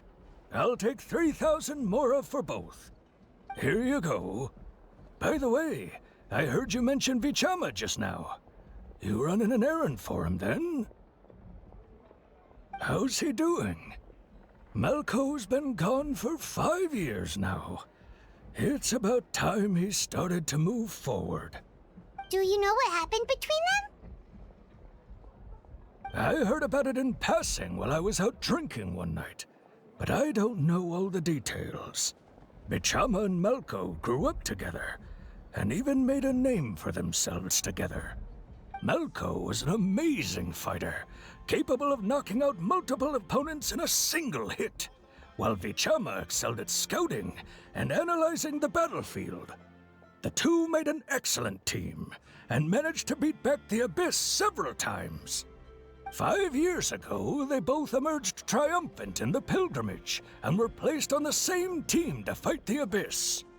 But on the eve of battle, the Abyss launched an attack on their tribe, and Vichama suffered an injury to his leg while attempting to rescue someone.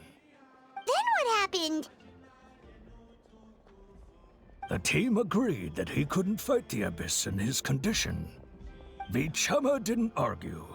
He knew going to the front lines with an injured leg would make him a burden in battle. So they raised the issue with the Pyro Archon, and she agreed to let him stay behind. It's just... Malco and the others ended up facing hordes of abyssal monsters in numbers that far exceeded anyone's expectations. The team made an error in judgment, and they fell to the onslaught. Vichama went into a deep depression after that. He blames himself for everything. Oh, you're not wrong. But it's possible he chooses to blame himself. Not because he did something wrong, but because he wasn't able to do anything at all.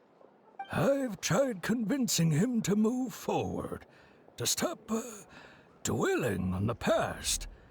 But the shadow of Malco's death hangs over him still. The Abyss has caused so much suffering, and some wounds never heal. I wish there was something he could do to make himself feel better, but... anyway, that's the gist of it. Maybe you could help him talk things through sometime. I would really appreciate it.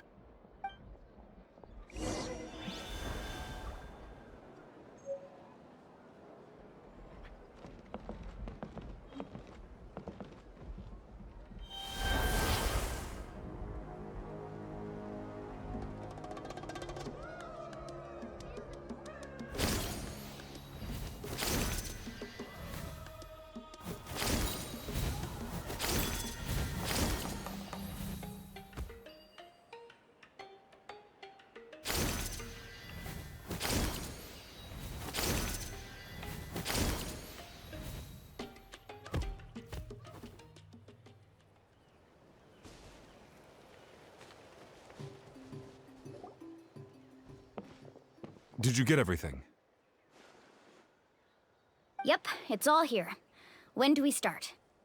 I've made all the necessary adjustments, so we're good to go. As agreed, I'll help you find Kachina's ancient name, and then you return the favor. Go ahead.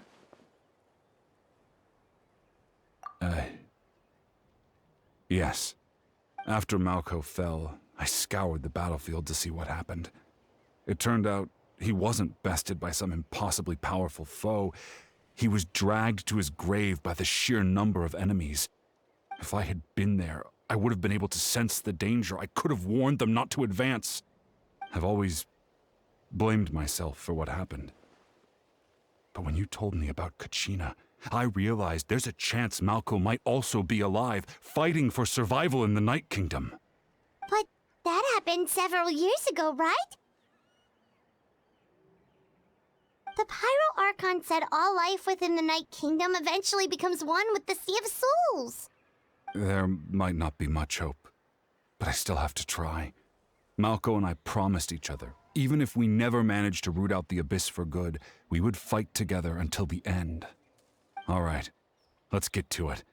I'll start searching for the conceptualized version of Kachina's ancient name. If you see any fragments scattered around the area, please collect them.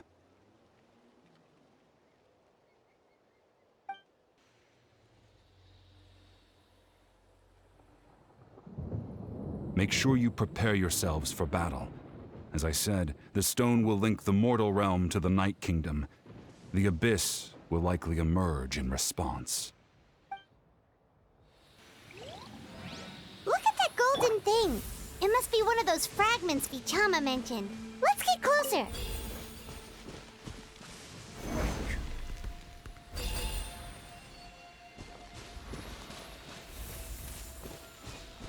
Rise!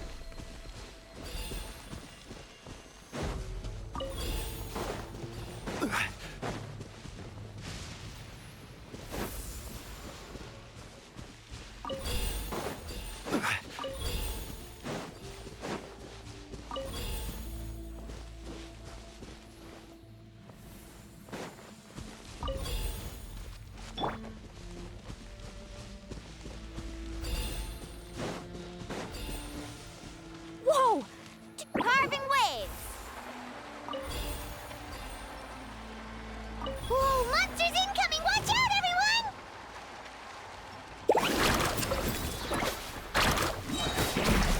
Check this out! That's the launch! Ho! This is order. Solidify!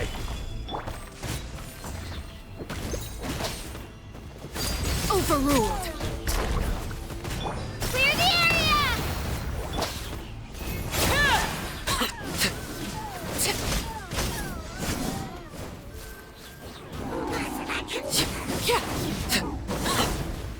Stabilize!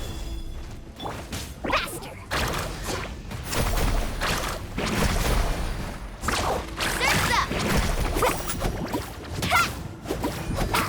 Ha! Not my lucky day.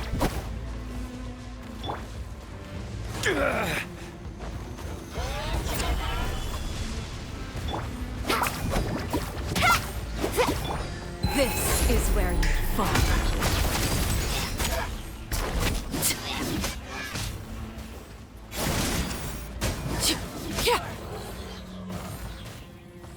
How much longer, Vichama?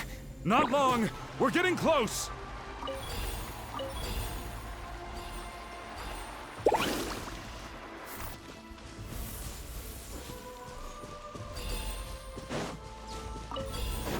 Need a surfboard?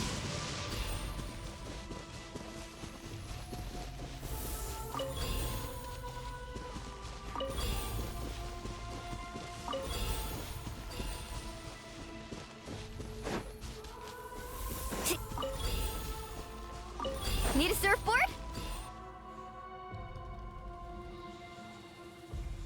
Vichama!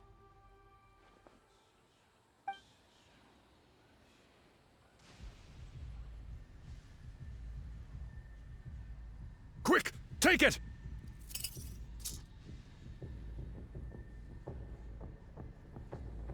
I found Kachina's ancient name. Hang in there, Malko. Just a little longer. Something's not right. The power of the Abyss is getting stronger. The Abyss is corroding his body. Vichama, you can't keep going. You'll die. I should have died 5 years ago. I just need a little more time. Please, I'm almost there. Thank you.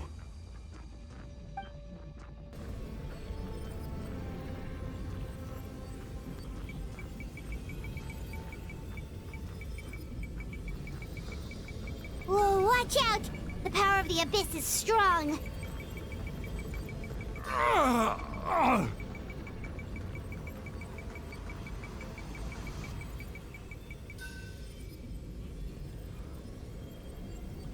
This power.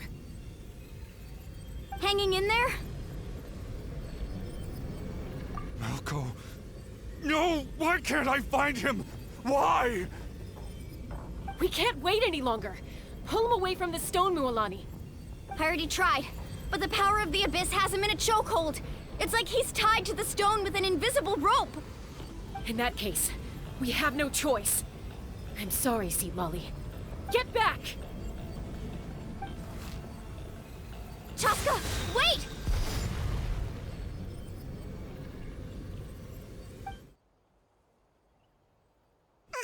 Ouch! What happened just now? It looked like the Spirit Speaker's stone was... The stone's power was spiraling out of control. The only way to stop it was to destroy it. You were all caught in the shockwave of the explosion. You might feel dizzy for a while, but that's normal. Give us a heads up next time, will you? You're lucky we managed to dodge it in time. I thought I said to get back. Yeah, barely a second before you made it go poof. Not everyone has your reflexes, Chaska. We were this close to getting dragged into the explosion. Okay, I'll be more careful next time. At least Kachina's ancient name is still in one piece. Wait, where's Vichama? Vichama! Vichama! I couldn't find Malko's ancient name. It must be completely gone by now. Once your ancient name disappears, there's no coming back. From the very beginning, I knew there was a slim chance, but still. And now...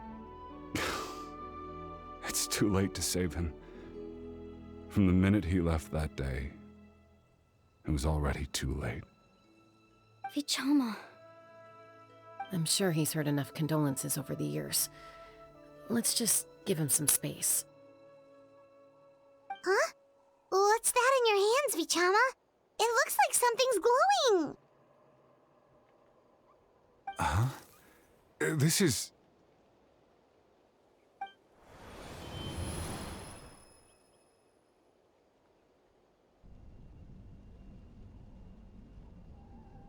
Hey, Malko. Got any strength left? Not enough to swing a sword, but to say a few last words? Sure.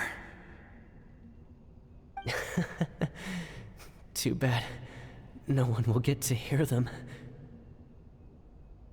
I never thought I'd actually die on this mission. Not that I'm afraid to die. It's just... hard. Thinking about my mom's face when she hears the news. Guess I have something to be thankful for then. My parents died a long time ago. They won't have to mourn me.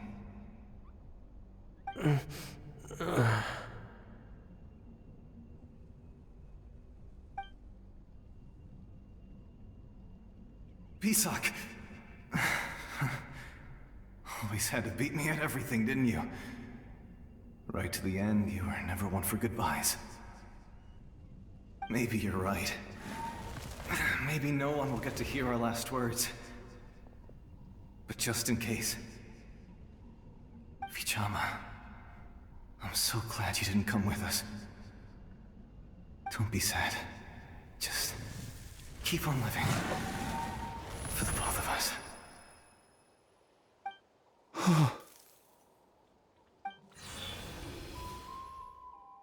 Was that a memory?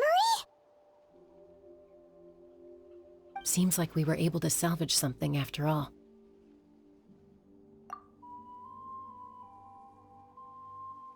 Of course. Seeing him, hearing his voice again, it makes me unbelievably happy. But it also brings with it an even deeper pain.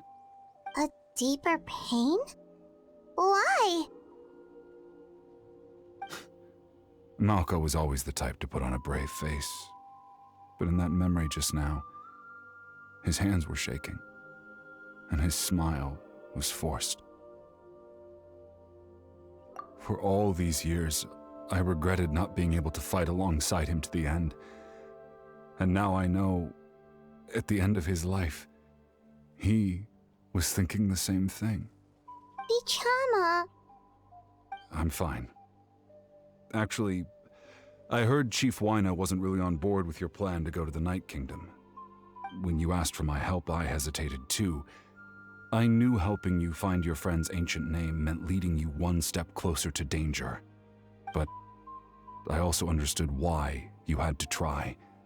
Everyone has regrets in life, but not everyone gets the chance to make up for them. Once allowed to fester, guilt strips us of our most valuable qualities as warriors. In that sense, we might as well choose the braver path from the very beginning. If I could do it all over again, I would have followed Malko to the front lines no matter what. Even with an injured leg, there were still things I could have done. That way, even if the outcome stayed the same, I still would have fought alongside him to the end. There are critical junctures in life, and if you don't seize the chance to act, there's no going back. That's something I had to learn in hindsight, but you're still at the crossroads of your journey, so I hope you can walk away without regrets. Thank you, Vichama. I feel even more determined now. Kachina will come back to us. I'll make sure of it. I promised I would find her, and I intend to keep that promise. That's good to hear.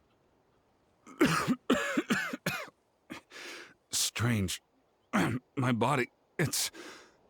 Once abyssal corrosion enters the body, a portion will fuse itself to your internal organs.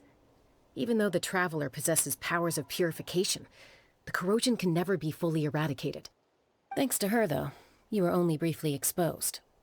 Slowing your breathing and controlling your emotions should help you keep the symptoms in check.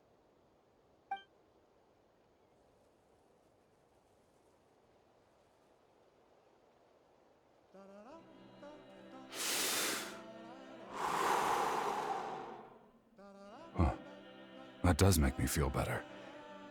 You seem very knowledgeable about all this. Just speaking from experience, that's all. Anyway, we've recovered Kachina's ancient name, so we're off to a great start. Let's get Vichama back to his tribe and tell Wyna the good news. Oh, and apologize for destroying the Spirit Speaker Stone. We had no choice, though, so he'll probably understand. Right?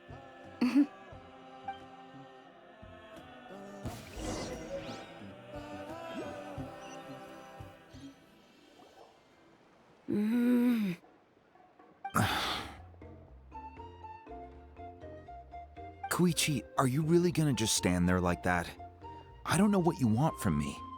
I think you know exactly what I'm trying to say, Uncle Wyna. I can hear it in your voice. Honestly, it's just one thing after another with you two. They're back. Koichi? What are you doing here? Don't play dumb with your own sister. You know exactly why I'm here. My apologies, everyone. I just need to borrow Tosca for a few minutes. You come with me.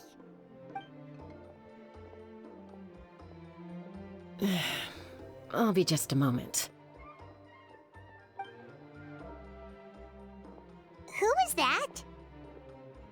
Koichi, Chaska's younger sister.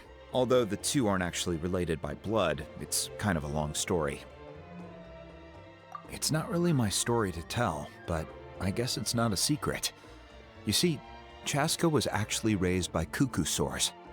She was afflicted with a rare disease when she was a child, and abandoned in the wild as a result. The Abyss found her out there, all on her own, and tried to devour her.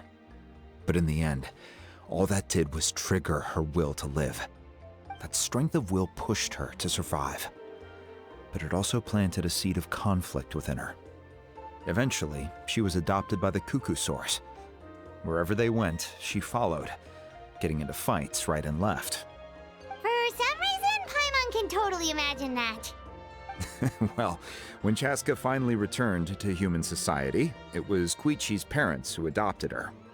At the time, Chaska still had a habit of getting into fights, so Koichi was always taking her around, apologizing to everyone. Ah, I remember those days. One of those fights was definitely with me. But, you know, kids. You're fighting one minute and your friend's the next. Eventually, she found a way to rein in that desire to fight. And now she's who people call to resolve conflicts. She's known as the Peacemaker. It sounds like she still argues with Koichi, though. Don't siblings usually stop fighting when they get older? That's partly my fault. Koichi asked me to stop Chaska from doing anything dangerous, but you probably know by now, once Chaska makes up her mind, there's no changing it. Oh, I get it.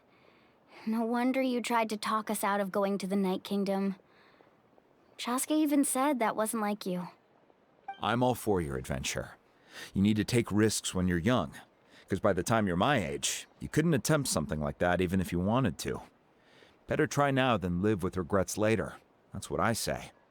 Still, I can understand where Koichi's coming from. In the end, nobody wants to sit back and let a loved one put their life on the line.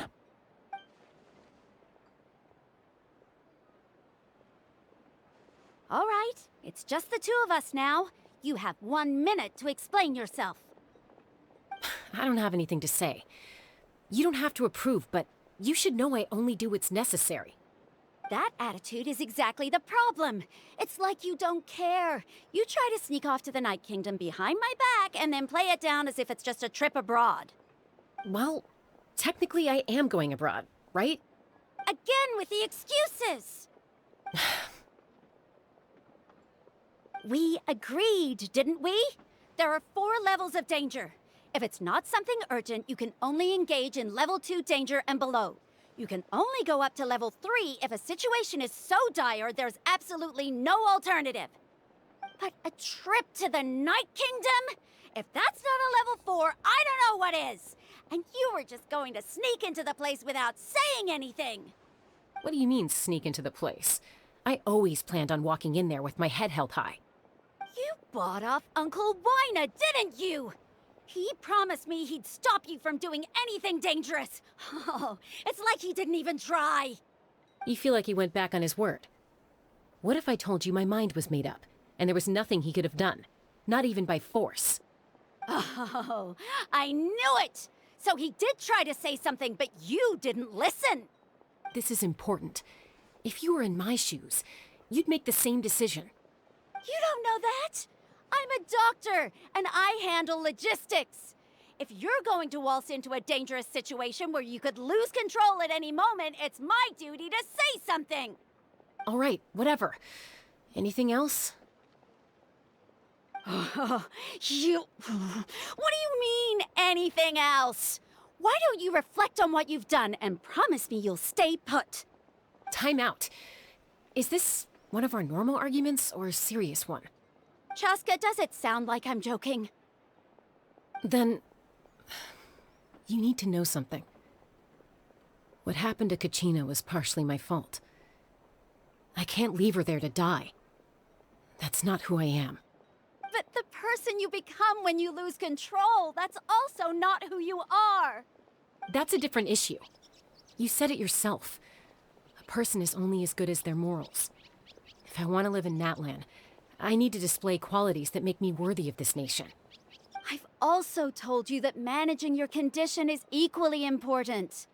Sometimes you have to make sacrifices. All right, let's stop this here. If we keep going, I might actually have to get serious. And I think Wina prefers his roof attached to his house. Is that a threat? That sounds like a threat to me. Koichi! Younger sisters are supposed to listen to their elders.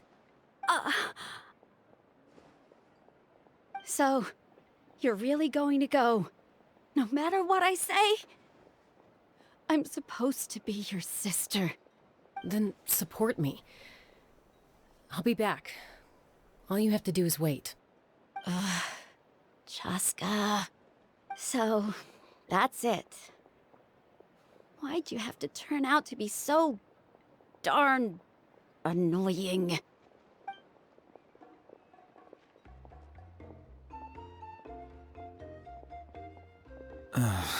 You two are something else. Something you wanted to say? I know you aren't related by blood, but you two sure are similar. Really? You know, I said that very thing to Koichi not too long ago, and she reacted the exact same way, down to the very tone of voice. It's not my place to get involved, but I will say this. Try to spend a little more time with your sister. You're tough kids. That doesn't mean you have to go it alone. Thank you. Anytime. All right. If you're done with the Spirit Speaker Stone, you might as well hand it over. According to Kinich, it's an important ceremonial artifact, so it'd be safer to keep it with me. About that. If only Tone Deaf Bard was here, he could have repaired it just like the Holy Liar. It might be in a few more pieces than you remember. Huh?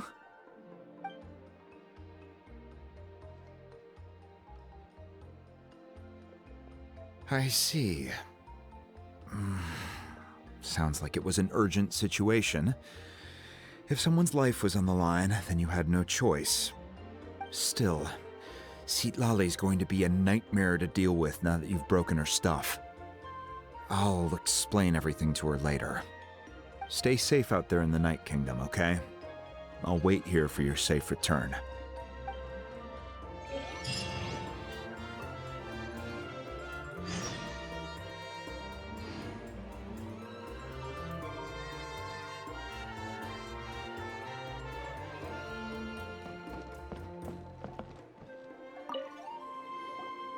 Try not to worry your families too much. After you get back, make sure to pay them a visit and let them know you're in one piece.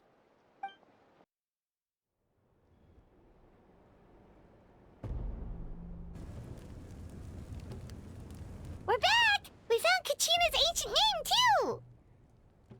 Well, it's fairly complicated. Let me give you the condensed version. The Fatui again? We can't go anywhere without them causing trouble. But what if the Fatui finds out you've lost your power? Won't they try to take advantage of the situation? That's why it has to be our little secret. No one else can know, or we're asking for trouble. Look, I wish I could offer you some sort of consolation, but I won't lie to you. With multiple factions closing in, there's nothing comforting about the situation we're facing. Still, all you need to do is focus on your goal. You can leave the complicated matters to me. I can also step in on the Pyro Archon's behalf. There's a limit to what I can accomplish, but I'll help you however I can. There's no need to be so modest, Yan-san. Your incredible strength has long been a well-known fact. You're the pride of your tribe. Archon, I'm sorry about before. You have so much on your plate, so much that you have to worry about. But all I could do was focus on my own feelings. You have nothing to be sorry about. We all get overwhelmed by our emotions, myself included. Your reaction to Kachina's disappearance, I understand that feeling very well. Well, now that we have Kachina's ancient name, let's go track her down. Follow me.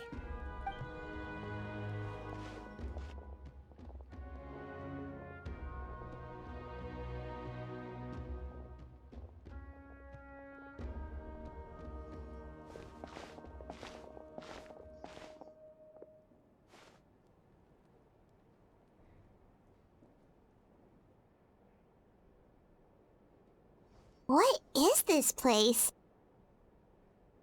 Hey, isn't that Atea's talisman? Good eye.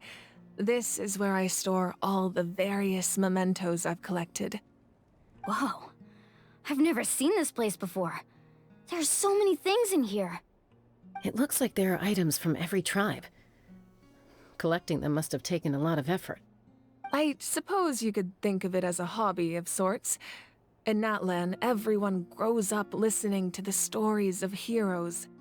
And physical items do a far better job of preserving those stories than our own memory.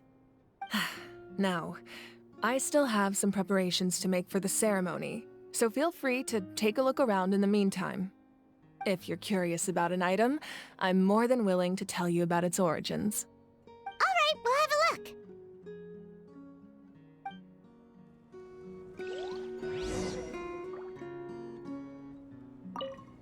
This flower looks like it's thriving. You must be good at taking care of plants, Archon.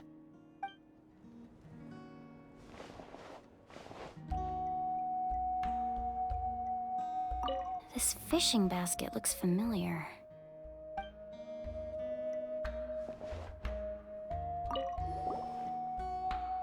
Hey, there's a fishing rod here. It must have belonged to the people of the springs. That's right. It belongs to a legendary fisherman named Matavaru. I have his entire set of fishing equipment, actually. He and I met in a tavern.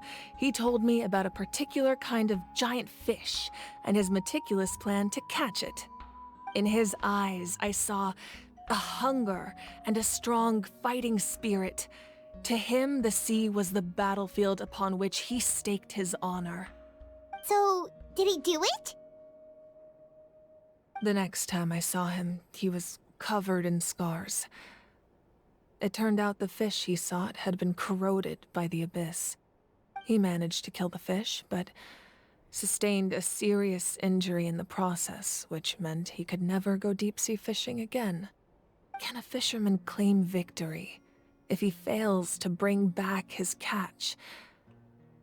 That's what he asked me in the end. Well, Paimon thinks he won. That was my answer as well. The experience was far more valuable than the prize itself. In the end, he didn't want his tools to go to waste, so he gave them to me. Wait, that means you also know how to fish. Maybe we can go head-to-head sometime.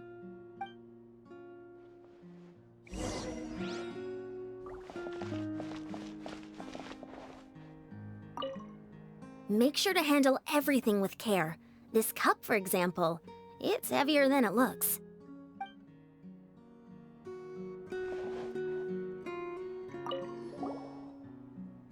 Whoa, that belt is bigger than Paimon's head! The Collective of Plenty are known for their bodybuilding competitions and contests of strength. This belt is a symbol of great honor within the tribe. The association with strength might also have been the reason the original belt was extremely heavy. It was difficult for even two people to lift. And even if a warrior had the strength to put it on, wearing it for any length of time would still leave them gasping for breath. Sounds like it. So the owner of the original belt, Kitera, commissioned a craftsman to make a copy identical in appearance but far lighter in weight. That is the belt you see before you.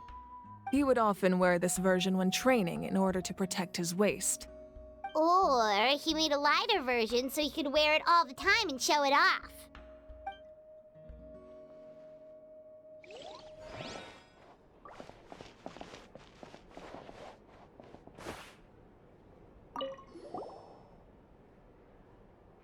There are so many jars and potions around here.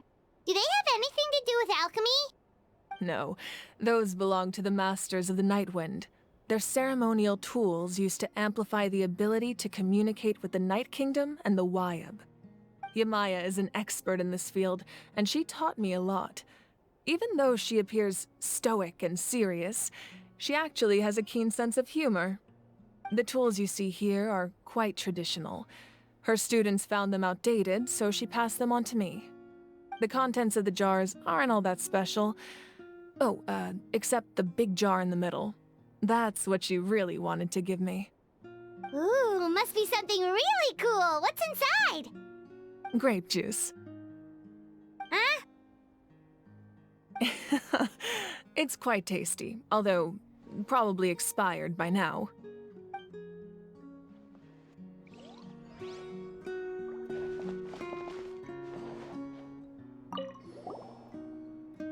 This is Atea's talisman. I'm sure you're familiar with this one already. Atea was rarely ever without it. The talisman brought her a lot of luck in battle.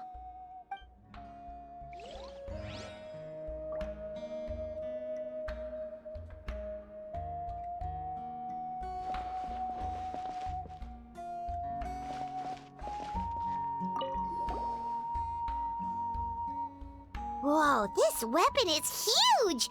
Which tribe did it belong to?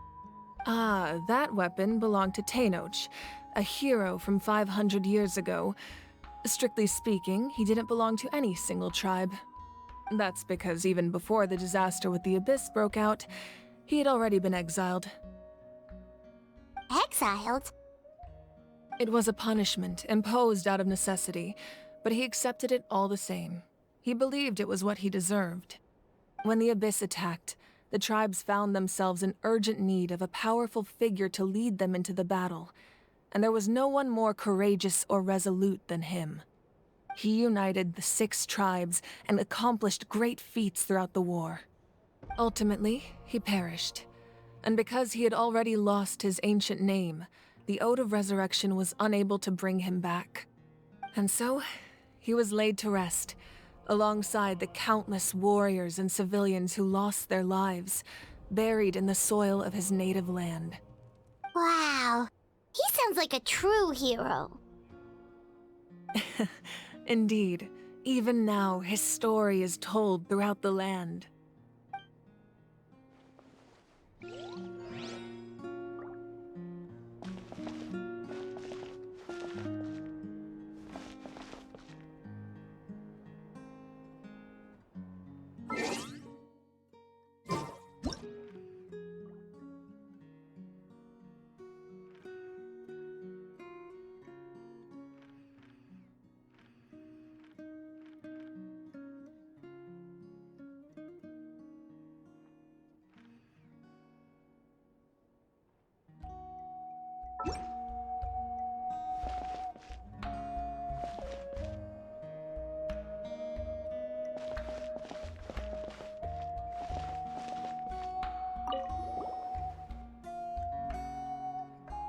The powder still needs some time to settle, so let's wait a little longer. Well, what do you think of my collection? Do you feel like you have a better understanding of Natlan's culture now? Yeah, if each item represents a different story, seems like Natlan's really been through a lot. Does every item hold a special memory, just like Atea's talisman? That's right. The items in my collection actually serve a similar purpose to the ancient names passed down among the tribes.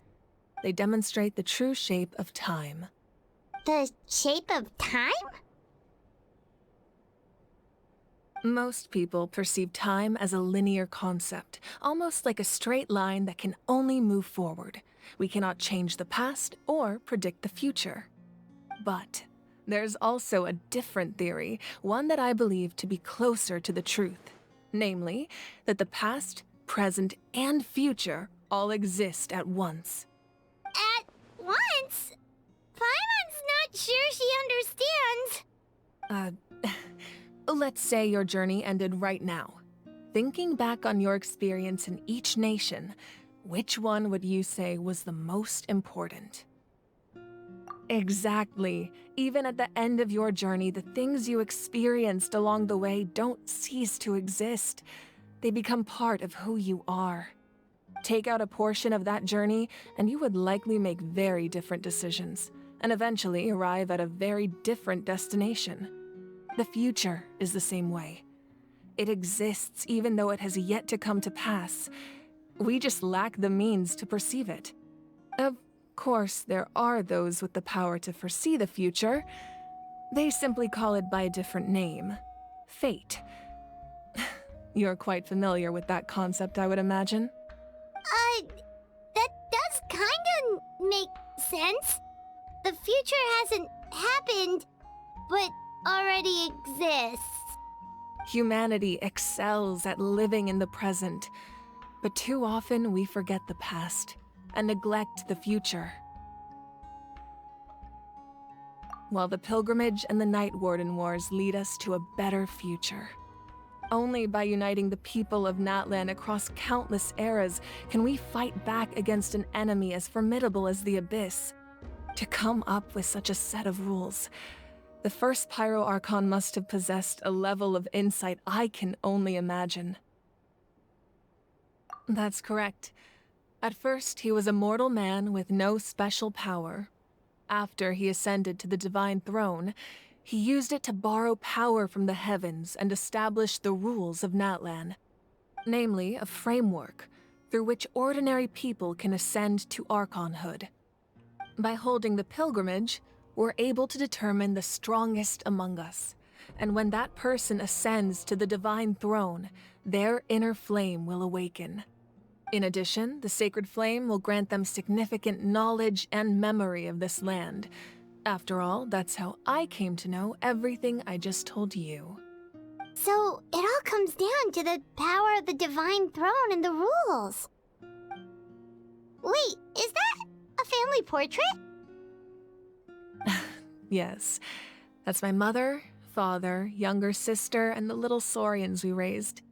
I turned a piece of my dad's leather armor into a canvas and commissioned a famous artist to paint our likeness. Your sister is so cute! It looks like the two of you are really close. Paimon was having a hard time thinking of an Archon as an ordinary person, but seeing this portrait, it kind of makes sense now. It really doesn't look like there was anything special about you before.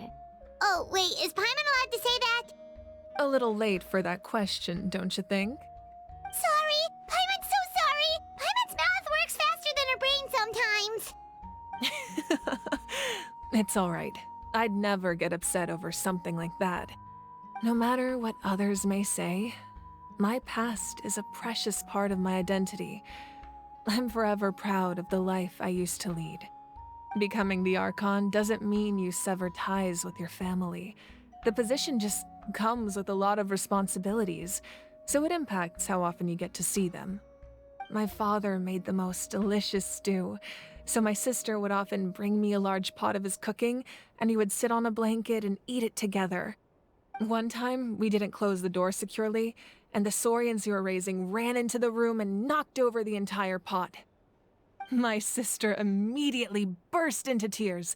The two troublemakers were going for the meat, but when they saw my sister's distress, they froze on the spot. I still remember the way they laid there, sulking like a pair of children, even after making such a mess. It was frustrating, but in the end, all I could do was comfort my sister and move on. Wow. Isn't that what being a family is all about? I think about that story a lot, actually. As the Archon, I made a vow to defend this nation, and experiences like that, they remind me exactly what I'm trying to protect. Well, what happened after that? This portrait looks pretty old. Your sister must be all grown up by now, right? I believe she ended up working as an architect and artist. She built many houses and crafted many beautiful works of art.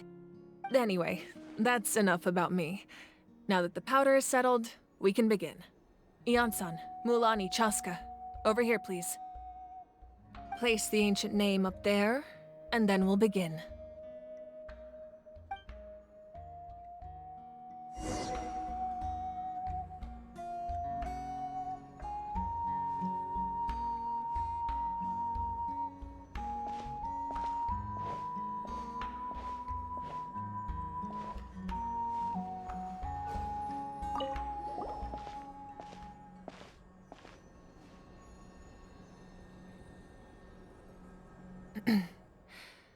Surely as the echoes of life resound through heaven and earth, so too shall our stories remain eternal.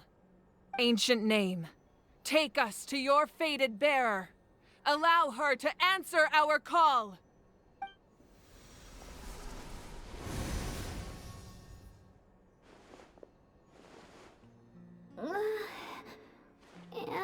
hallucinating again? Kachina, are you okay? Huh? I'm not seeing things, am I? Is the Abyss playing tricks on me again? It's okay, Kachina. It's just us. We're trying to find a way to bring you back. Everyone, you have to listen to me.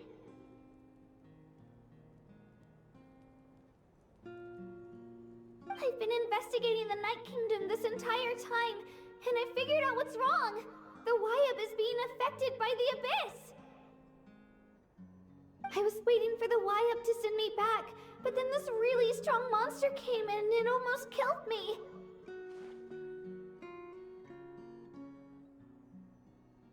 The Wyab saved me, even though its power is weakening, so I've been hiding from the monsters while trying to find a way to help. The Night Kingdom has become a huge mess, though. I keep hearing these awful sounds and seeing really horrible things. Don't listen to those sounds, Kachina. The Abyss is trying to strip you of your sanity. All you need to do is stay safe and wait for us. We'll be there shortly. It's okay. I feel so much better now that I've had the chance to talk to you guys. You don't need to worry about me. I've never been strong or special at all, really. So I don't blame anyone for forgetting about me or leaving me behind. Just knowing you care is more than enough. I'll find a way back. You don't have to put yourselves in danger to come rescue me. You're always like this, Kachina. Now's not the time to act tough. We're coming for you, and that's final. I don't know what lies the Abyss has been feeding you, but I'll tell you something right now. Nobody here sees you as a burden. You're a victor of the Night Warden Wars, a hero of Natlan. All you need to do is wait for us to rescue you, and you'll get all the applause and recognition you deserve.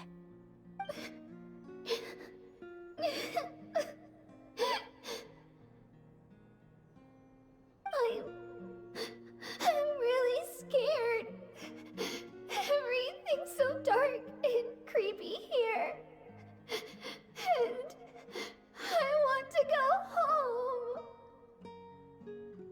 Still, I don't want you to put yourselves in danger because of me. I don't want to hold anyone back ever again. All you need to do is place your trust in us, just like you always have. No one fights alone. We're not leaving you behind. Not ever. Yeah, we're so close, we can't call it quits now! Thank you. Be careful. Looks like we've lost contact. Now comes the most dangerous part. You have to traverse the Night Kingdom in your physical form.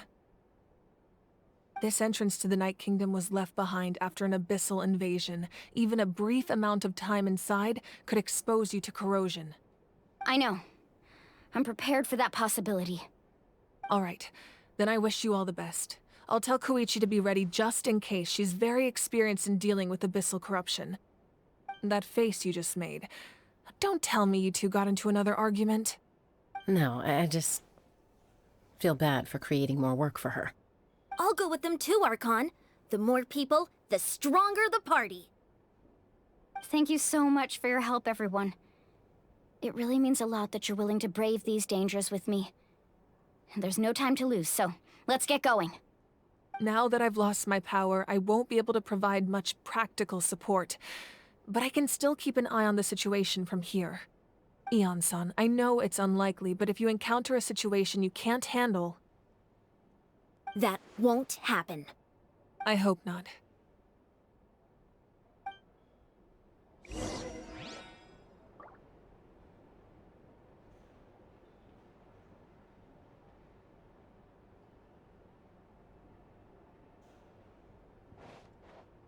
Be careful out there. I'll observe the situation from here.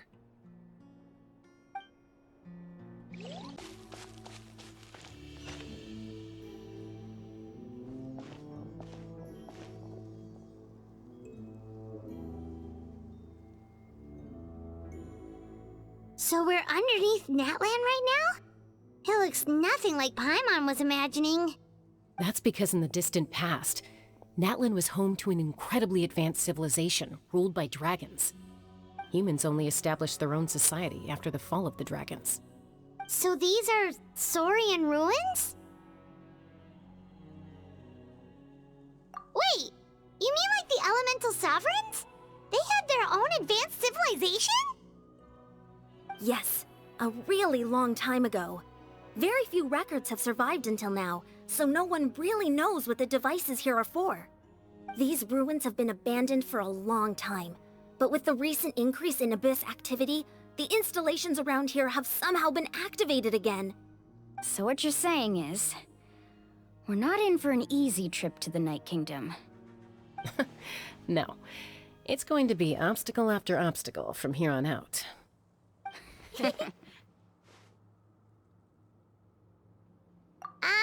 Why are you all laughing like that? It's creeping Paimon out. It's the pre-adventure excitement kicking in, right guys? Of course. I'm eager to get started. Then let's go. We won't let anything stand in our way.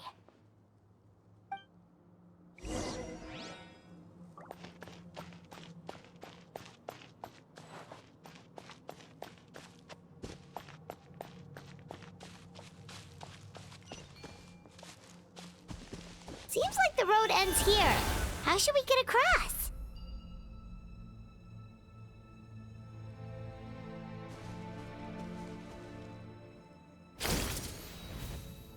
As a professional trainer, I think you could stand to build up your endurance, Paimon. Professional trainer?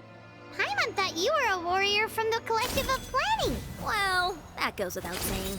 But I actually work as a sports coach. I provide professional guidance for many of Natlan's popular sports. And I don't just mean physical training.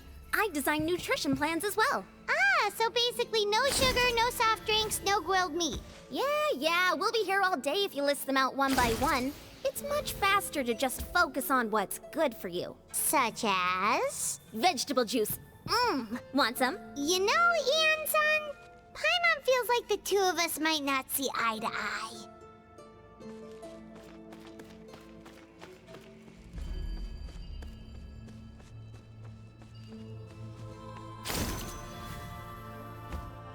Those guys look familiar. We've fought them before. Let's go. Show no mercy.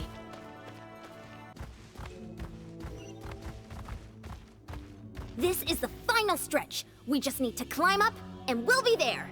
Nothing to it. Easy for you to say.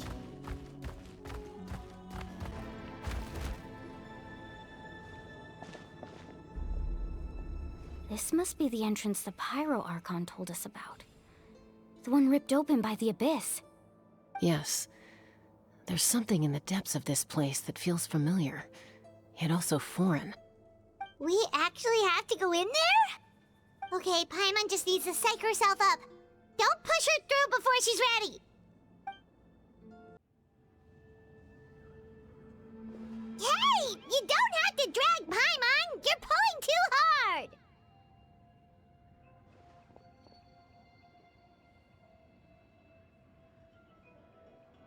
Looks like we made it. This is the Night Kingdom.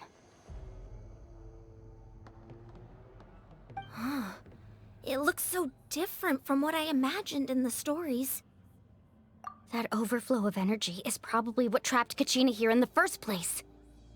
From this point forward, everything we know about the real world no longer applies. Anything can happen here. Paimon's more worried about how we're gonna make it out. We obviously can't go back the way we came. Do you see that patch of light on the ground? It's shining down from that fissure in the sky. Oh yeah, right in front of us. So that's coming from up there? Oh, it's so high up. Did we really fall that far down? Just like I said, our real-world knowledge doesn't apply here. We fell all this way, yet came out completely unscathed.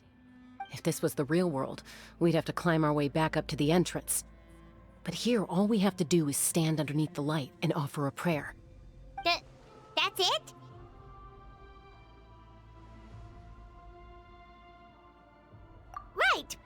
We still got a job to do.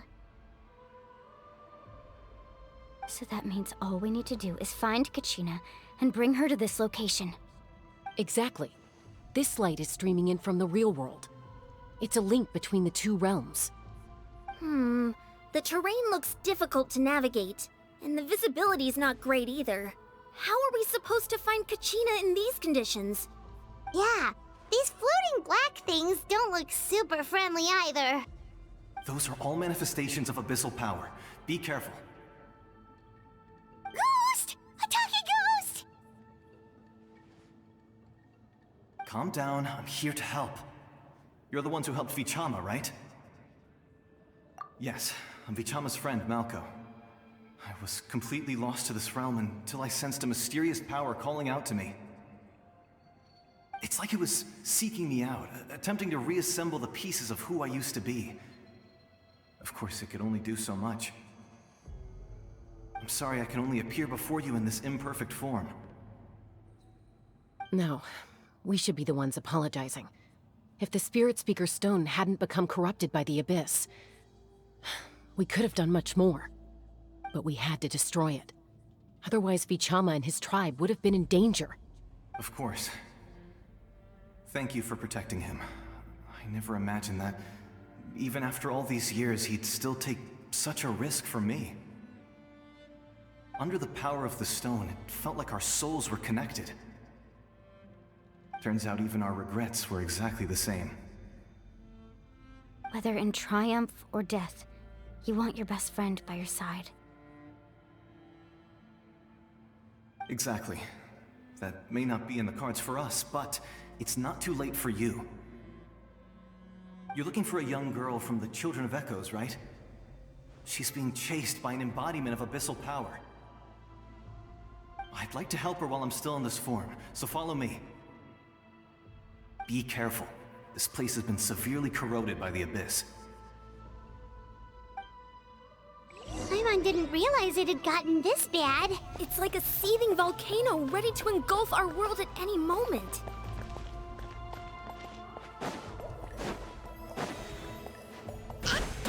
I hear children singing. Stick close to me.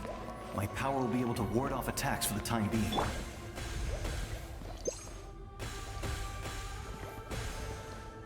We won't be able to keep this up. Let's try another route. This way. May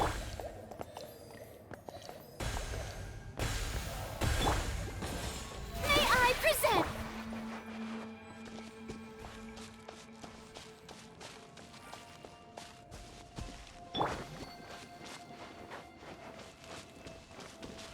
Not good. More monsters. We shouldn't waste our time on them. This is order.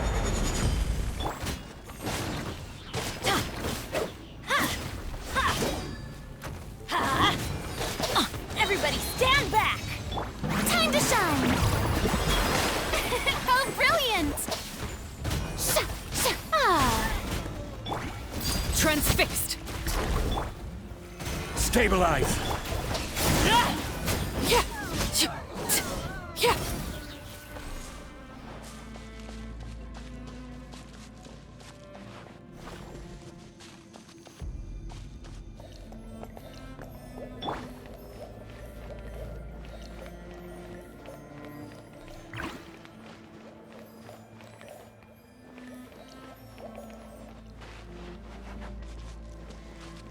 Oh, Paimon can't see anything! It's easy to get lost here. Just stick close.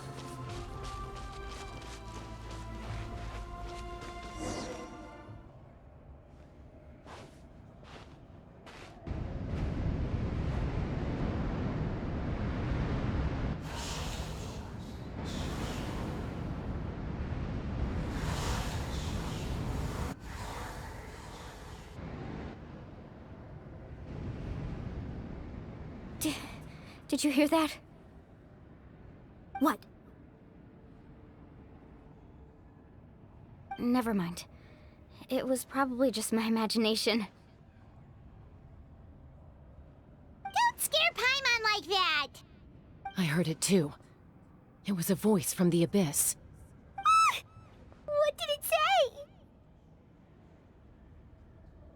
Doesn't matter. It certainly doesn't harbor good intentions.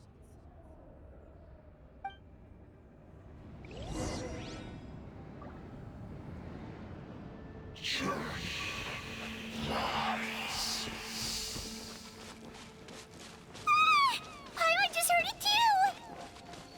Let's keep going. Paimon wants to get out of this place!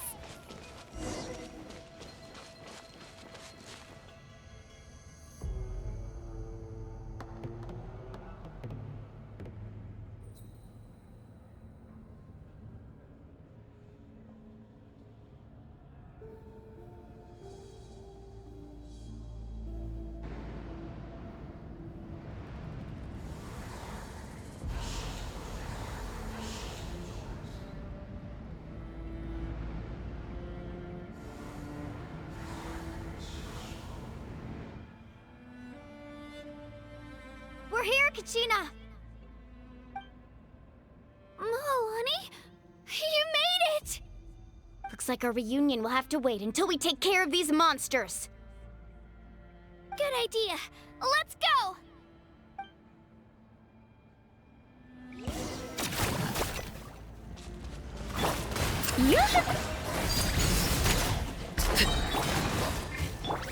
I will have order.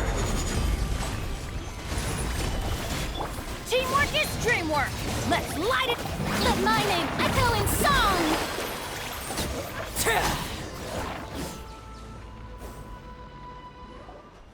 You're here. You're finally here. Thank you so much. That monster can appear from anywhere. It almost caught me a bunch of times.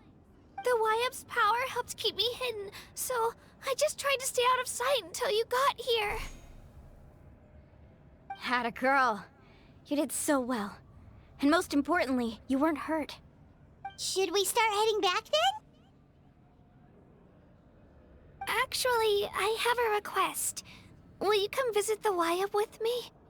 I can't exactly put it into words, but something's wrong with the Ode of Resurrection. And I know it has something to do with the contamination from the Abyss. That was the Pyro Archon's theory as well. Everything we've seen here certainly seems to back it up. In the Night Kingdom, there are 6 main totem poles representing the Wyab of each tribe. You can think of them like the body of each Wyab. Additional totem poles, like the ones around here, serve as proxies to which the Wyab can extend their consciousness. There are countless proxies scattered around the Night Kingdom.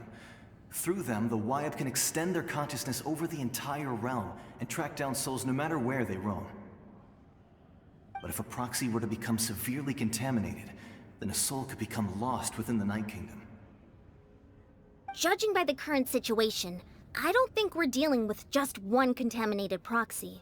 Even if we could drive back the abyssal power from one of them, that probably wouldn't even put a dent in the problem. Still, we can't just leave the Wyab to suffer. It's protected me this whole time.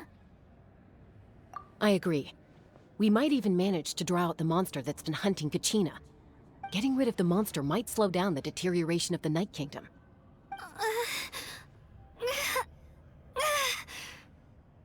Kachina? What's wrong? Nothing. Just a headache. And that voice again, telling me to abandon the Wyab and leave this place. Maybe we really should leave. Kachina's already been here for too long. No, I'm fine.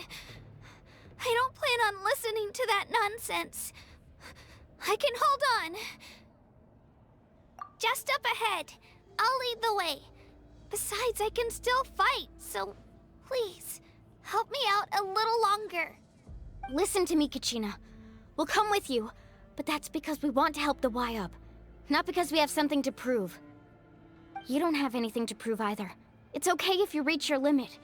We'll be there for you. All right. The sooner we get this done, the better. We've already come all this way, so we might as well try to get to the bottom of this. Let's go. This way. I'll stay here and try to stall the Abyss monster. All by yourself? That's too dangerous. It's all right. I may not be as strong as that monster, but I'm definitely more familiar with the area. Besides, I don't have much time left. If you're anything like my friend, I'm sure you're not particularly fond of goodbyes. So go. Achieve your goal, and return to the world where you belong. Thank you for everything. You're a true hero. Thank you. No one fights alone.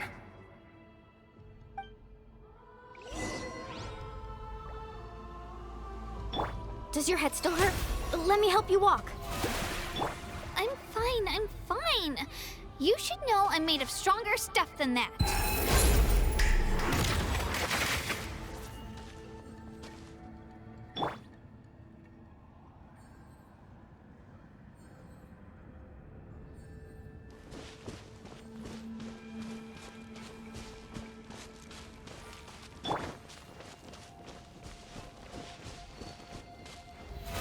How brilliant!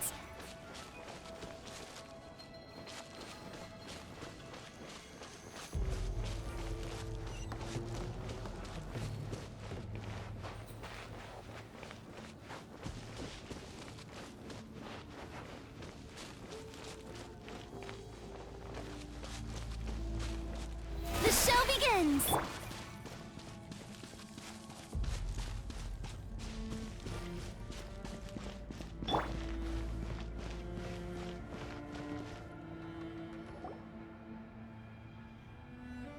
Wyab?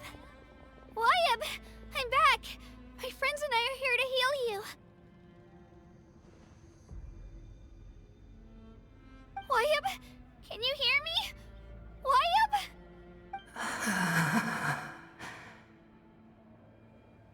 So we were right. The contamination is already too severe.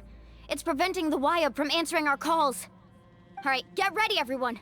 Time to purge the abyssal energy from this place.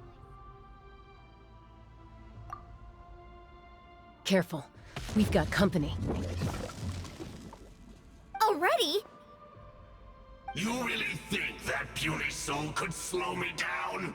Courage in the face of futility is pure folly. He tried to get in my way, so I disposed of him. You killed Malco? He would have dispersed with or without me. Rather than worrying about him, I would urge you to focus on yourself. You may have defeated others of my kind in the past, but underestimate me now, and it will be to your peril. No, the power of the Abyss is intoxicating. The destruction it seeks captivates like a masterful work of art. I strive only for the opportunity to see it up close. I thought this naive little girl was an exception, but it turns out humanity is full of lambs willing to offer themselves up to the slaughter. That is the tragedy of your short lives. You understand nothing of all-encompassing power. Ancient names, pride, friendship, all empty ideas invented to give you a false sense of self-worth. They possess no power at all. The Pyro Archon created those grandiose ideals out of pure selfishness. Anything to avoid sharing power. Anything to avoid handing over the primordial gift to ordinary people like you. Don't believe me? Then ask yourself, why is the Pyro Archon strong beyond measure, while you, Kachina, remain so pathetically weak?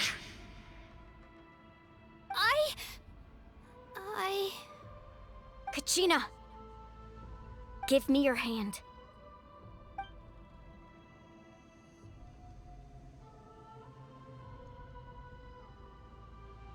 Feel that? I'm right here next to you. Thanks, Moalani. You're right. I have nothing to fear. Because I'm not alone anymore. You're right. Maybe comforting ideals don't have any power. But you also couldn't be more wrong. You've never had to work for your own strength, so you will never understand the true source of our power. What? The courage we have to stand before you and not back down? It comes from our friendship. The power lies not in the ideal itself, but in our commitment to upholding that ideal, and in our decision to stand together and fight! Well said! Let's go, Kachina. It shouldn't take more than 2 of us to handle an enemy like this. Sorry in advance, but you deserve what's coming to you! There aren't many in Natlin who can beat us when we're together.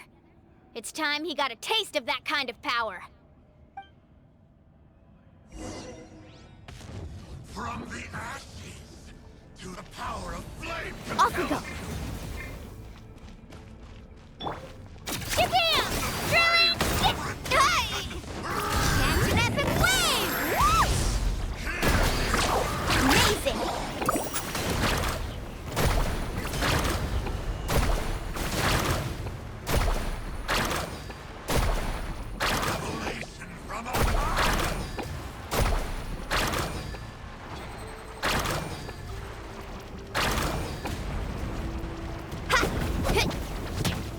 Watch the surfboard!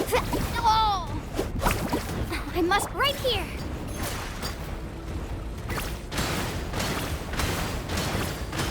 Yeah! Yeah!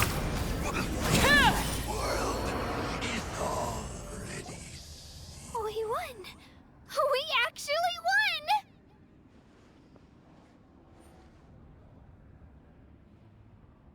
That's what he gets for underestimating you two. Fantastic work, Kachina! Absolutely fantastic! This makes me so unbelievably happy. I'm happy too, Mualani. Together we really are unstoppable!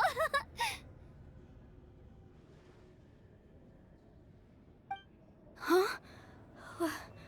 What's happening?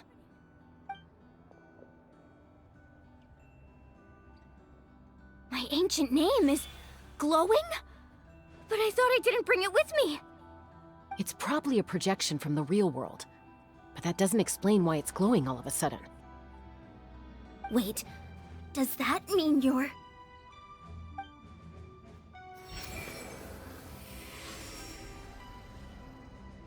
That was a bold move, diving headfirst into the fire to save your friend, especially in a place so overrun with abyssal corruption. Still, seeing you pull it off was really something. Everything you said was exactly right. As isolated individuals, we stand no chance against the power of the Abyss. It took years' worth of scars and lots of unnecessary suffering for me to understand that for myself. The Pyro Archon's plan will unite us as one. Everyone has a part to play. Only then will we have the power to defeat the strongest of foes. Who are you? Tupac, a warrior from the people of the Springs. I fought against the Abyss during the invasion 500 years ago. I've heard that name before. You were the giant who saved all of Natlin. Since you were able to awaken my words from your ancient name, that means you have fully embodied the aspirations of the Wayub. Under the name Umoja, you shall unite the tribes and save Natlin from its impending doom. Me? As long as blood still runs through your veins, even the tiniest spark of steel against stone can ignite a flame. Its blaze will become one with our vision for Natlin. Even amid everlasting darkness, our bonds remain eternal.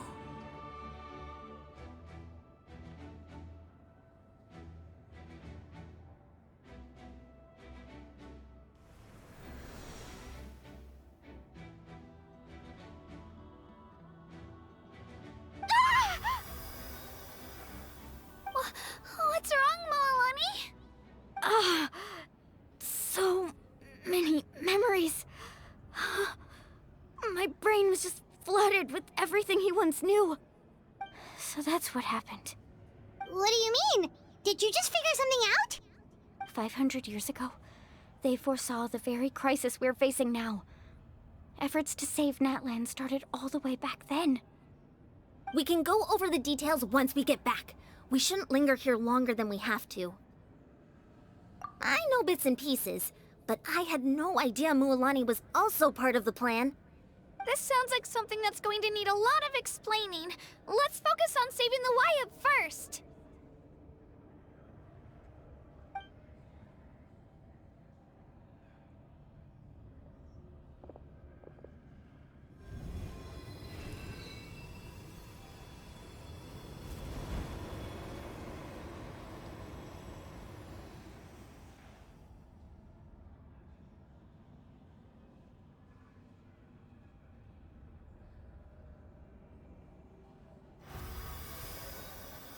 Okay, that should be enough. Wyatt?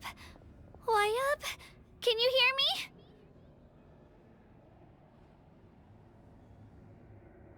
I hear your voice, Kachina, my dear child.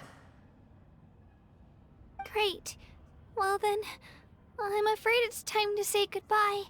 I just wanted to make sure you were okay before we leave, but we can't afford to stay here any longer. I was going to ask why you bestowed an ancient name upon someone like me, but it's okay.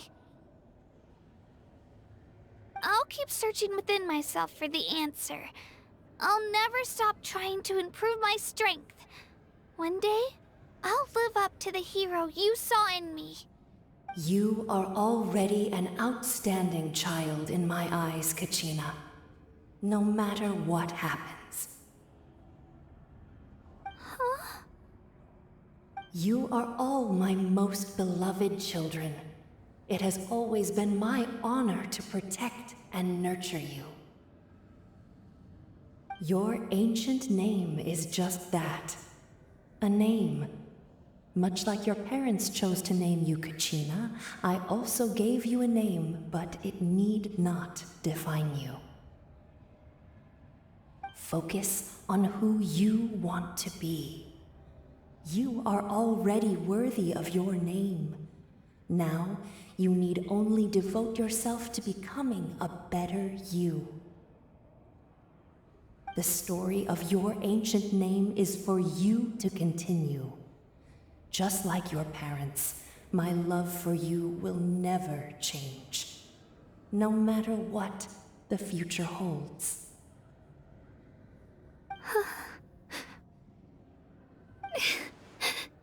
Thank you, Wyatt. It gladdens me to see the Pyro Archon's plan move another step towards completion. But it is time for you to leave this place. The situation here is getting worse. Go now, my children. Save Natlin on behalf of all you hold dear. I know we've never met before, Wyatt, but I just wanted to say thank you for encouraging Kachina. It was exactly what she needed to hear. Whoa! What's going on? An earthquake? We're out of time. It's the power of the Abyss. Quick, we need to run!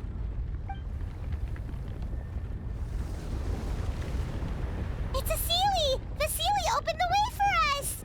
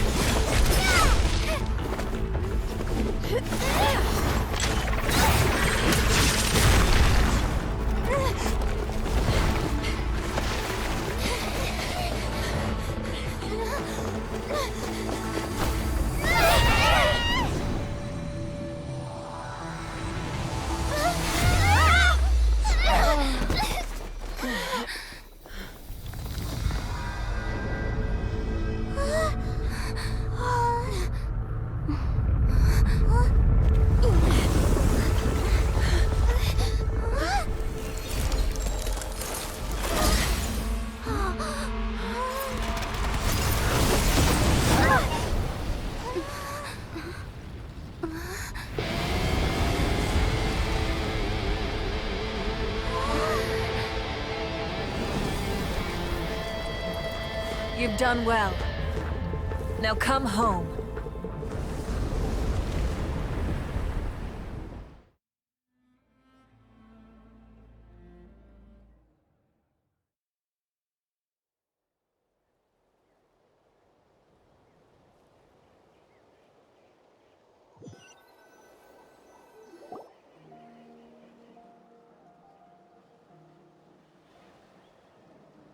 We're back!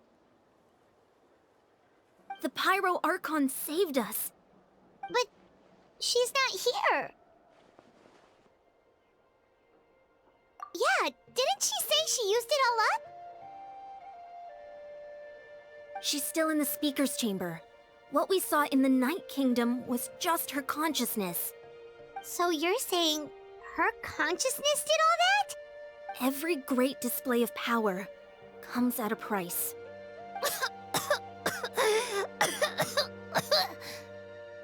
You must feel terrible, Kachina. Just hold on. We'll get you to a doctor soon. Let's get back to the stadium. The Pyro Archon said she'd have a doctor waiting for us. I recommend getting a full checkup, just to make sure no damage gets left behind. Paimon feels okay. What about you, Traveler? Right. You always seem to do pretty well against the Abyss. Let's get going. We need to share what we learned in the Night Kingdom as well. Right. The Wyatt mentioned something about the Pyro Archon's plan. What is it exactly? I'll let her explain everything. We're all a part of the plan now. Every move we make from here on out will decide Natlan's ultimate fate. Huh. There's a lot less stuff here than before. It's good to see you all here in one piece. I know you must have a lot of questions, but let Koichi check you over first. It's best not to let any lingering effects of the Abyss go untreated. Thank goodness you made it back. I came here as soon as the Pyro Archon told me about your plan. Take a seat, everybody. I'll examine you one by one.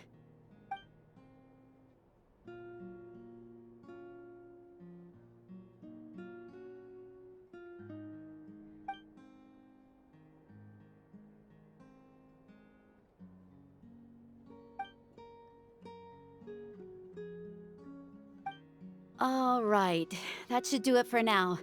But just to be safe, I'll perform another checkup in a couple of days. I have to say, though, I've never seen anyone react to the Abyss like you, Traveler. It's like you're completely immune to its power. She's always been special like that. She can even purify its power. Wait, now that you mention it, Paimon doesn't think she's affected either. Given the current situation, that ability will likely play a great role in the events to come. Of course. I still have patients to see, so I'll head out. Thank you, Koichi. All right, all right. We might not see eye to eye, but we both had good intentions. Just give it time. I'm sure we'll figure things out between us one day. Yeah.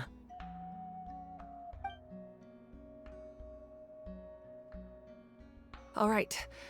There's so much to discuss, I don't even know where to begin. You've seen it for yourselves now. The devastation in the Night Kingdom. I'll get straight to the point. Natlin is on the verge of destruction. It's very possible our nation has less than a year before total devastation. Huh? No. That can't be true, can it? That's right. But I've only ever disclosed that fact to the handful of people working with me to save this nation. Our looming destruction is not a recent development, but the inevitable conclusion of the disaster the Abyss initiated 500 years ago. Mulan told us a little bit about that. 500 years ago, all the nations of Teyvat were invaded by the Abyss. Unlike the other nations, Natlin never had stable and deep-rooted ley lines, so we suffered the worst of the invasion. The battle against the Abyss was exceedingly long and brutal. In the end, victory came at the cost of our civilization and countless lives.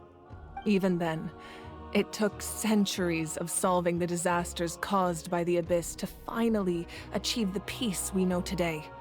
And still, this is but a superficial victory. The forces of the Abyss have merely been driven back underground. Their threat to Natlin remains as real as ever. I'd never have guessed. The problems plaguing the Night Kingdom are all the more complicated because that realm is essentially functioning as Natlan's ley lines. Immediately after the war, our calculations estimated that we would have a maximum of 500 years before the Night Kingdom was completely lost to the Abyss. But at that time, we were a nation of the destitute. Our people no longer believed in victory, nor did they hold hope for the future. Our civilization was dying, our faith crumbling, and the line of power passed down from the Wayab nearly severed. If we didn't bring the nation back together, it would be foolish to even dream of defeating the Abyss in the future. So, the Archon had a long and involved discussion with the heroes of each tribe, and finally came up with a 500-year-long plan to save Natlin. So that's what happened. After finding Kachina, I encountered a strange figure who gave me a series of new memories. Since the plan was mentioned in those memories, I guess I've been chosen to play an important role in it. But there's still something I don't understand. Those memories showed me the Pyro Archon from back then. And it was you. Huh? But that doesn't make any sense. The Pyro Archon is supposed to be human. It's impossible for a human to live that long. That's right. The hardest thing for humans to overcome has always been time. Or rather, the natural limitations of our lifespan. A god can extend a human's life by using a certain amount of divine power, or subjecting them to a curse. But, as we all know, Natlin doesn't have gods like that. We can only rely on our own methods. A human life is like a flame destined to be extinguished. 500 years ago, I placed my life within the sacred flame. Only by dying before my time could I have the chance to wake up again. So, in other words, this is your second life? Yes. We only managed to defeat the Abyss all those years ago because the tribes came together as one. If the Natlin of the future was to have a fighting chance, the Pyro Archons that came after the war had to rebuild the decimated tribes. The goal was to reunite the people and restore the strength of each tribe's Wayab. Once a tribe was back to its full strength, the tribe's Wayab would select a hero, indicating the tribe was once again ready for war. The Chosen would then stand by my side in defense of our nation, just like great heroes of old 500 years ago. So that means I'm one of the Chosen? That's right.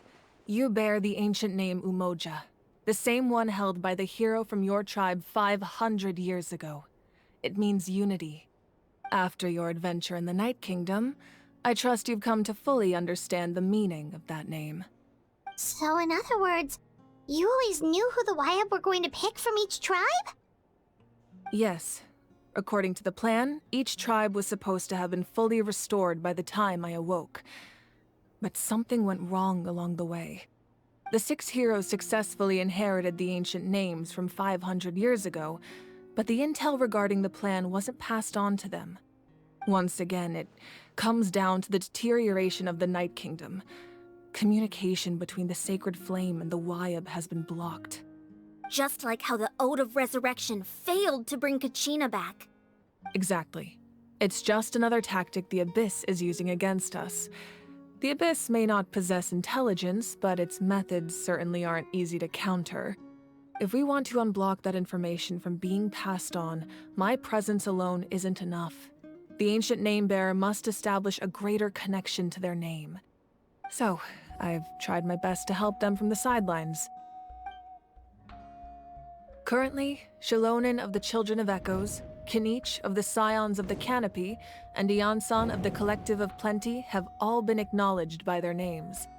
During your adventure, you too earned the acknowledgement of your Wayab Mualani.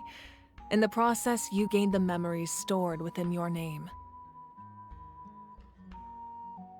But we have less than a year! Yes, but we have no choice. We cannot start the plan until all the heroes have been gathered. That's also why I haven't been able to take action despite the urgency of the situation. But if you knew this whole time, why didn't you just tell me about my role in all this? Wouldn't that make everything go a lot faster? Perhaps, but the opposite could also be true. Knowing your destiny too early could mean failing to realize your full potential.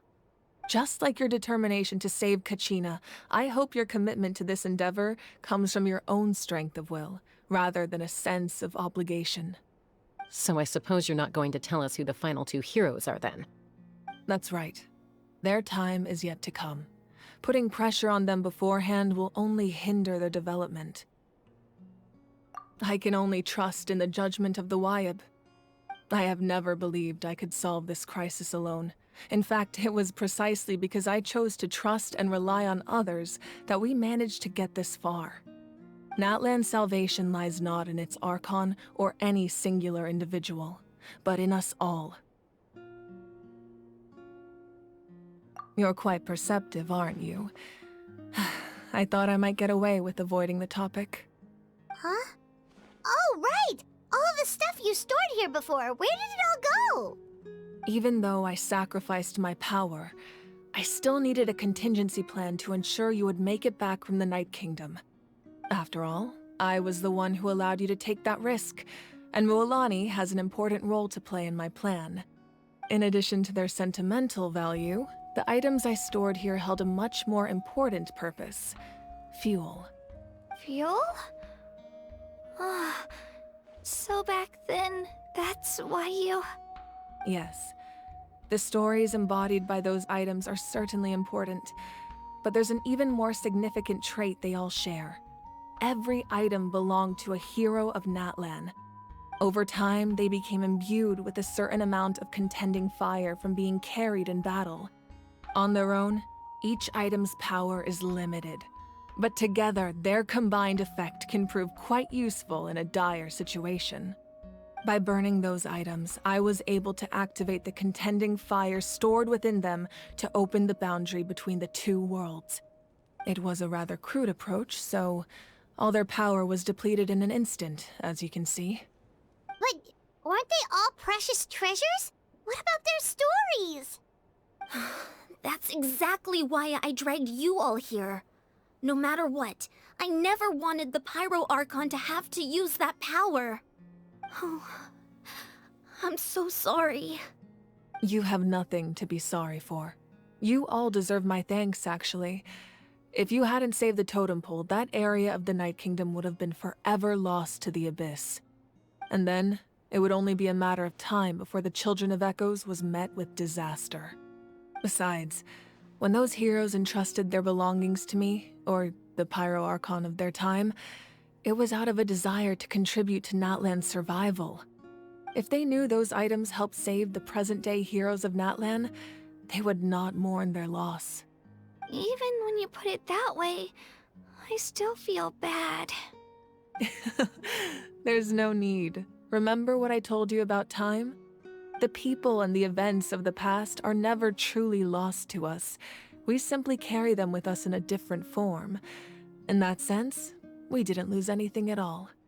If you still have regrets, let them fuel your resolve in the battles to come. Your deeds will become new legends and nurture new forms of power just like the items once stored here. Well, we'd still like to return the favor.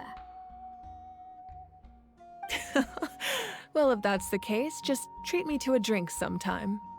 Now that Kachina has returned, we can finally hold the victory feast and celebrate your team's triumph in the Night Warden Wars.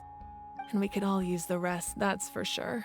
Plus, you'll be able to silence everyone who doubted you once and for all, Kachina. Still, now that I know the danger we're facing, having a victory feast doesn't feel right. Try not to let it get to you. It's important to stay calm. Worrying about it will only affect your judgment. All right. You should head out. I'll join you in a bit.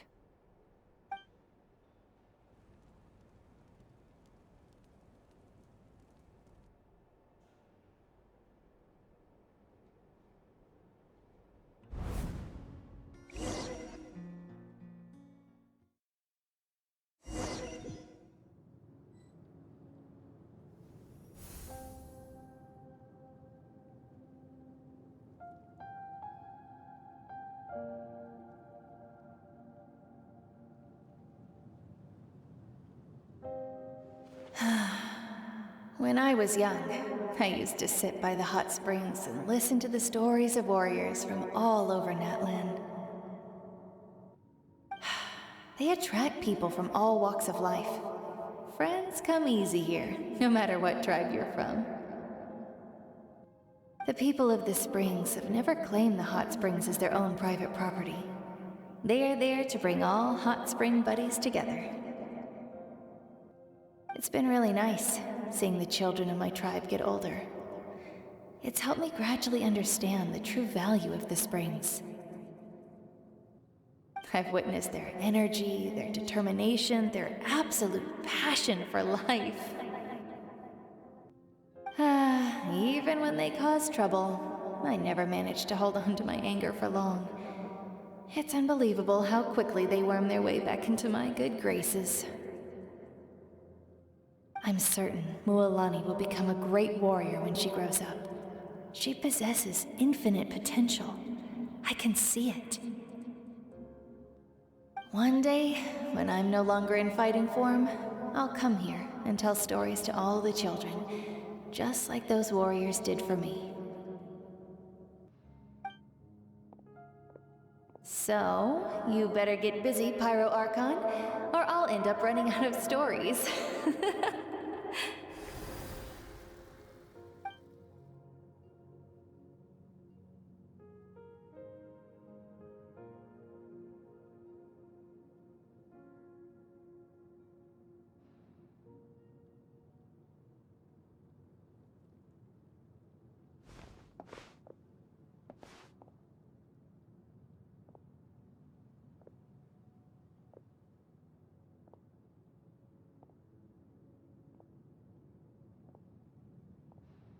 Our nation is engulfed in darkness. Our tribes stand divided, and yet you promise victory in the distant future. The Abyss is a cunning enemy, one that I've faced in battle many times. Were that not the case, I would never understand exercising this degree of caution. My rage will never know absolution, and my power will no longer aid you in victory. But you came to me because you knew you could convince me with just a single sentence. I understand your choice. The heroes of today will forge the path ahead with blood and fire. Just remember to earn us the victory we are owed. Otherwise, rest assured, I'll find a way to collect the debt. For Natlin.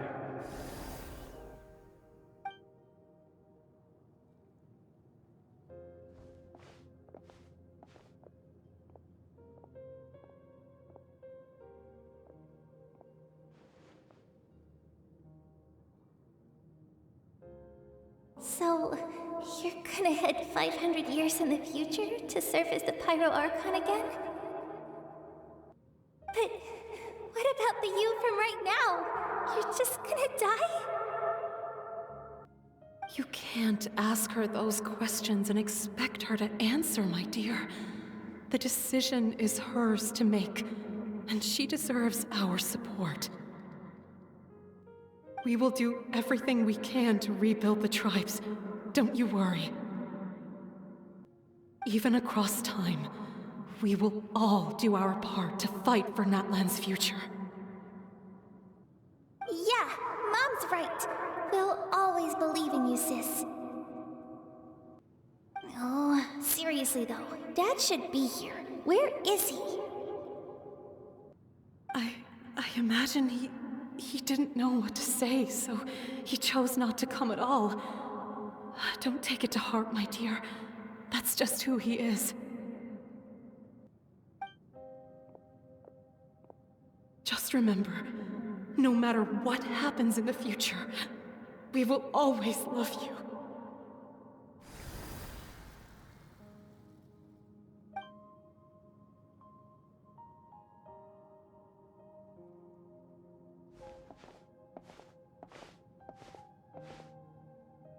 I'll come find you one day.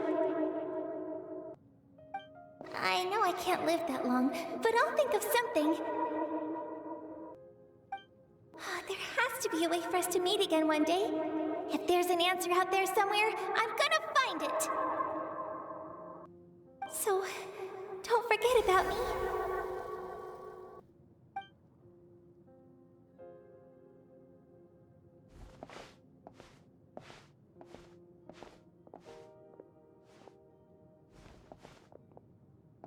If that's your decision, then you have my full support, Archon. May our children live to see such a lovely son. For Natlan! No one fights alone.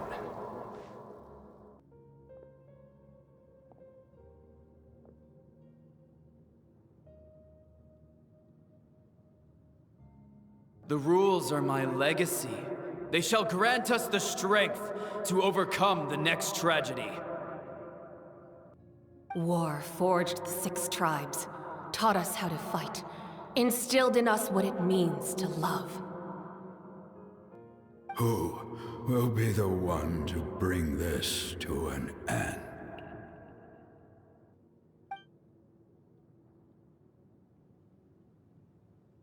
We are the inheritors of memory and legend. Those who grew alongside sun and wind.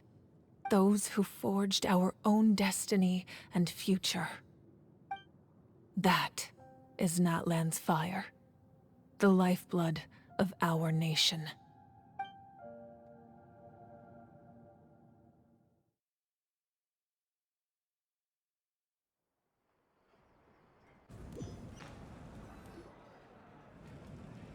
Hey, Koichi! You here for the victory feast too? Oh, no. I knew Chaska would be here, so I just came to deliver some medicine. I was about to leave, actually. It's not that I don't want to celebrate Kachina and the others. I'm so glad she made it back. It's just... well, I'll make things awkward if I'm around my sister right now. Ah, well, you two had a fight, so Paimon can understand. She didn't cause any trouble during your trip, right? Yeah, she was super helpful. She gave us a lot of useful information about the Abyss.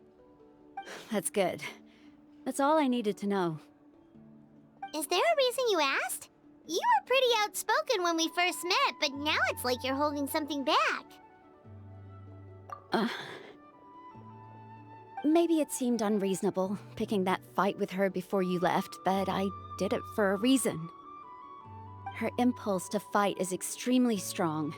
Her mental strength helps her rein it in, but she still loses control sometimes. I had no idea what you might face in the Night Kingdom, so I didn't want to take any chances. So what you're saying is... Okay, so maybe it sounds a little stupid, but it works pretty well. It helps her keep her cool for a little while, at least. Anyway, I'm just glad you were able to make it back safe and sound. That's all I wanted. But do you really have to go that far? Can't you just talk it out? No way. Chaska never opens up about her own pain, especially to her family. She can't learn about this, or it'll be even harder to help her.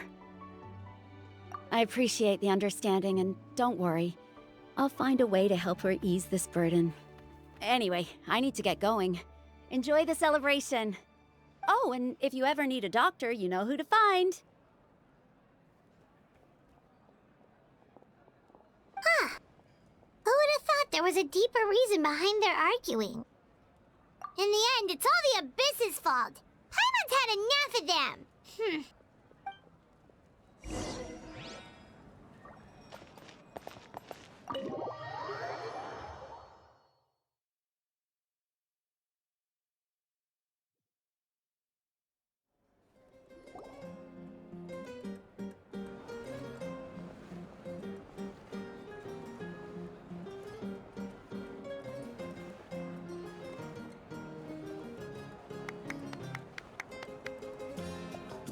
Let's give a huge round of applause to our brave young warrior, Kachina! Woohoo! Well done, Kachina. Thank you, everyone. I'm so glad I finally made it. I always knew you could do it. With so much potential at your age, you have a great future ahead of you. You're one to talk. Don't think I didn't know you were the first person to abandon your team. I'll be dealing with you when we get back. I had no choice. My friend invited me. I couldn't just say no. Oh, really? So you weren't just trying to get ahead in the first round? I wasn't, I swear. I just happened to find that bearer injured in the wild, so I stopped to bandage his wounds.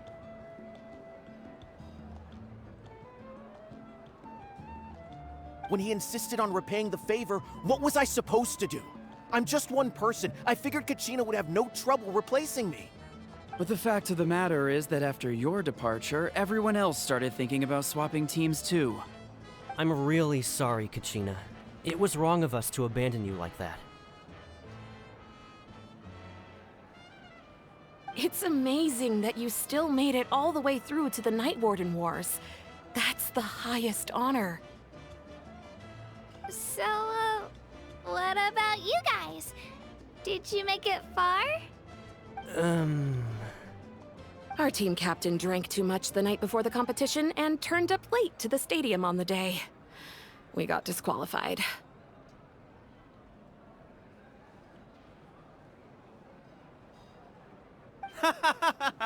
Serves you all right. No sympathy for me.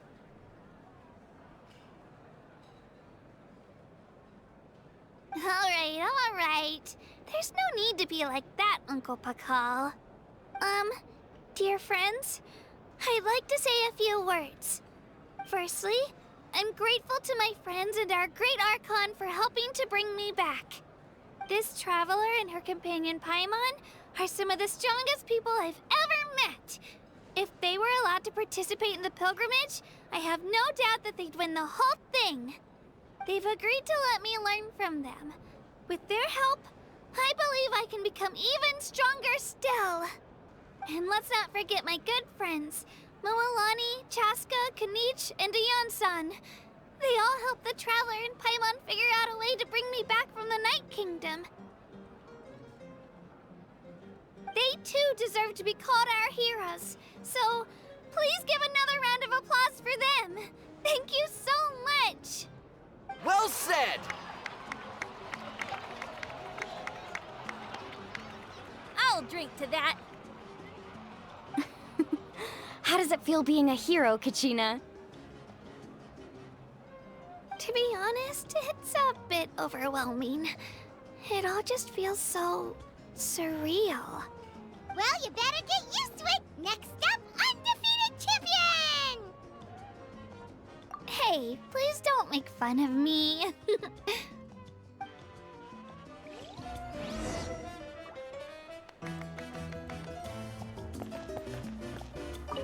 My apologies. I knew more than I let on. Everything comes at a price, and most heroes aren't people who set out to become a hero. If you cling too tightly to your goal, you end up losing things that are far more precious. But in any case, we're now on the same page. I wonder how long before the two final heroes appear. From the Flower Feather Clan and the Masters of the Night Wind.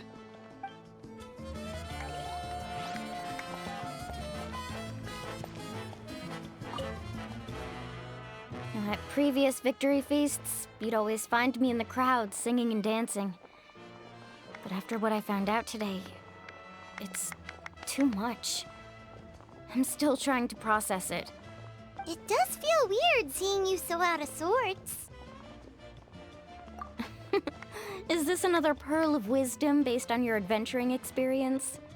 Well, Paimon agrees with the Traveler. Everyone's come together to celebrate Kachina's achievements. That's gotta be a first. You're right. Kachina looks really happy. And now I'm being the moody one. Ugh, enough doom and gloom. Time to shake it off.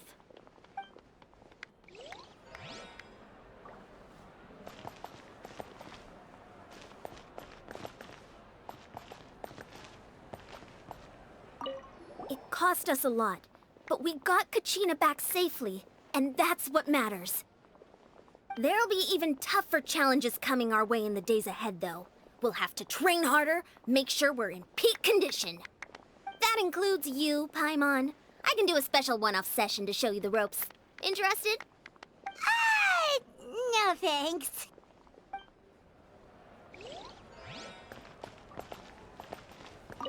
It's rare to meet travelers as strong and brave as yourselves. I raised my glass to you. Anyway, my sister's already gone back to our tribe. She has patients to treat. Oh, we actually ran into her on the way here and, well, Paimon just thinks she really cares about you. Yeah, I'm planning on visiting home myself in a few days. To tell her and the rest of the family that they need to be extra careful. I just hope they take it seriously. The Abyss has likely sensed your arrival in Natlin by now. So exercise caution on your adventures as well.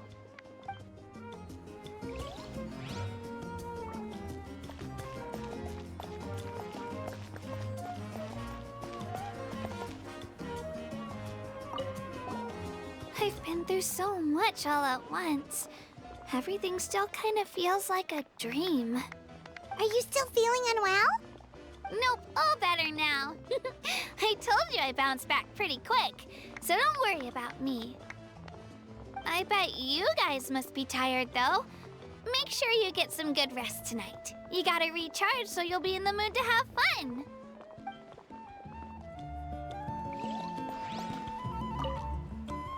All right, Kachina, let's party! I'm a little embarrassed. Don't be. Come on, you're the star of the show today.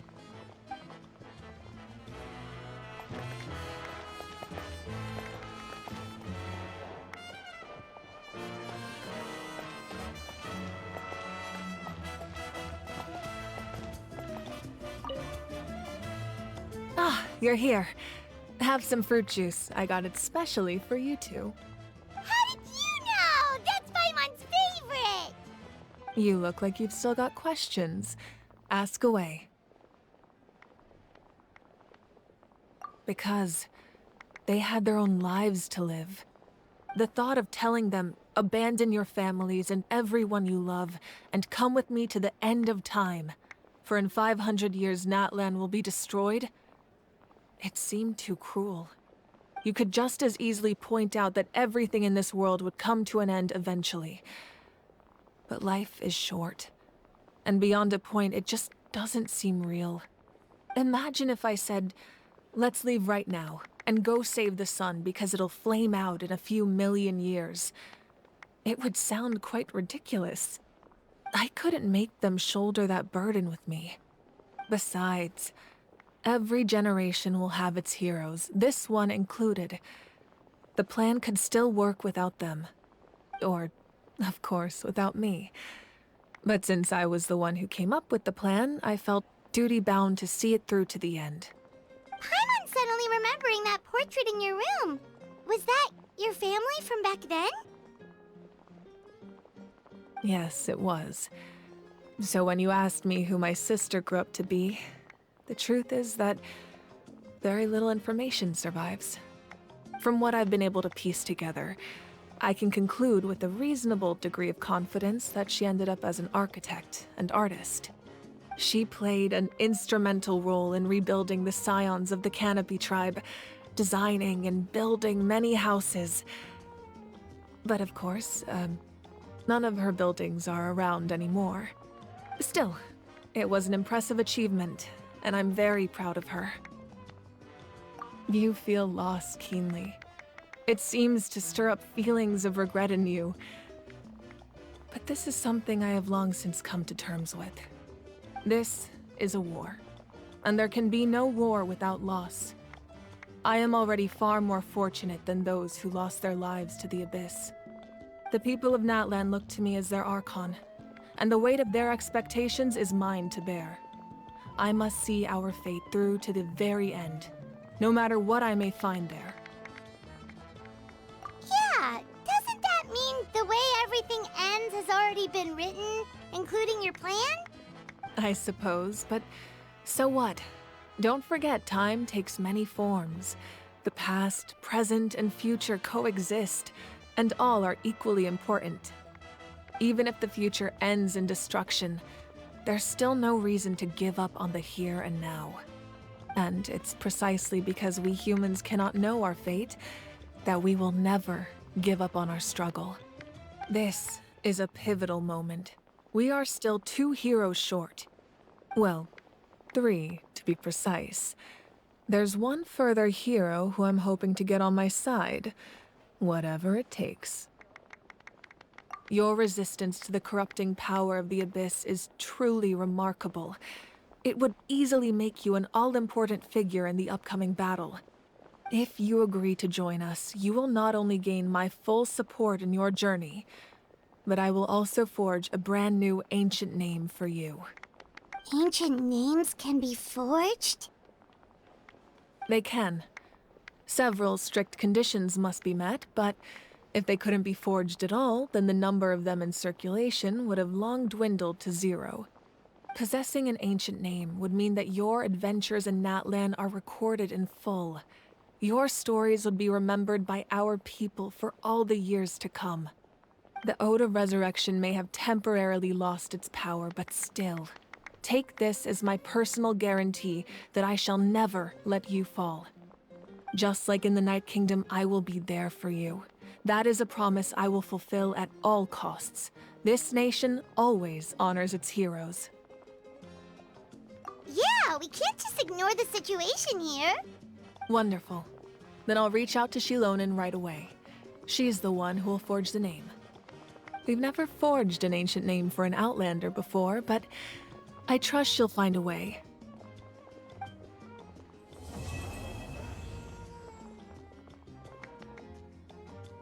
My lord, we've received word that the Pyro Archon has lost much of her power. Although your injury complicates things, this is most certainly the opportune time to seize the Gnosis. Victory and defeat are rules, not outcomes. I have never taken advantage of an opponent in a time of weakness, and I don't intend to start now. As for you, I must confess, I did not expect that little trick of yours to save the day. No matter how dense the fog, as long as the sun remains, we cannot turn day into night. She could have dispelled it. She simply chose not to. You don't have much time, and you're injured on top of that. What do you plan to do next? I'm beginning to see just how useful you may turn out to be. You heard something from here, didn't you?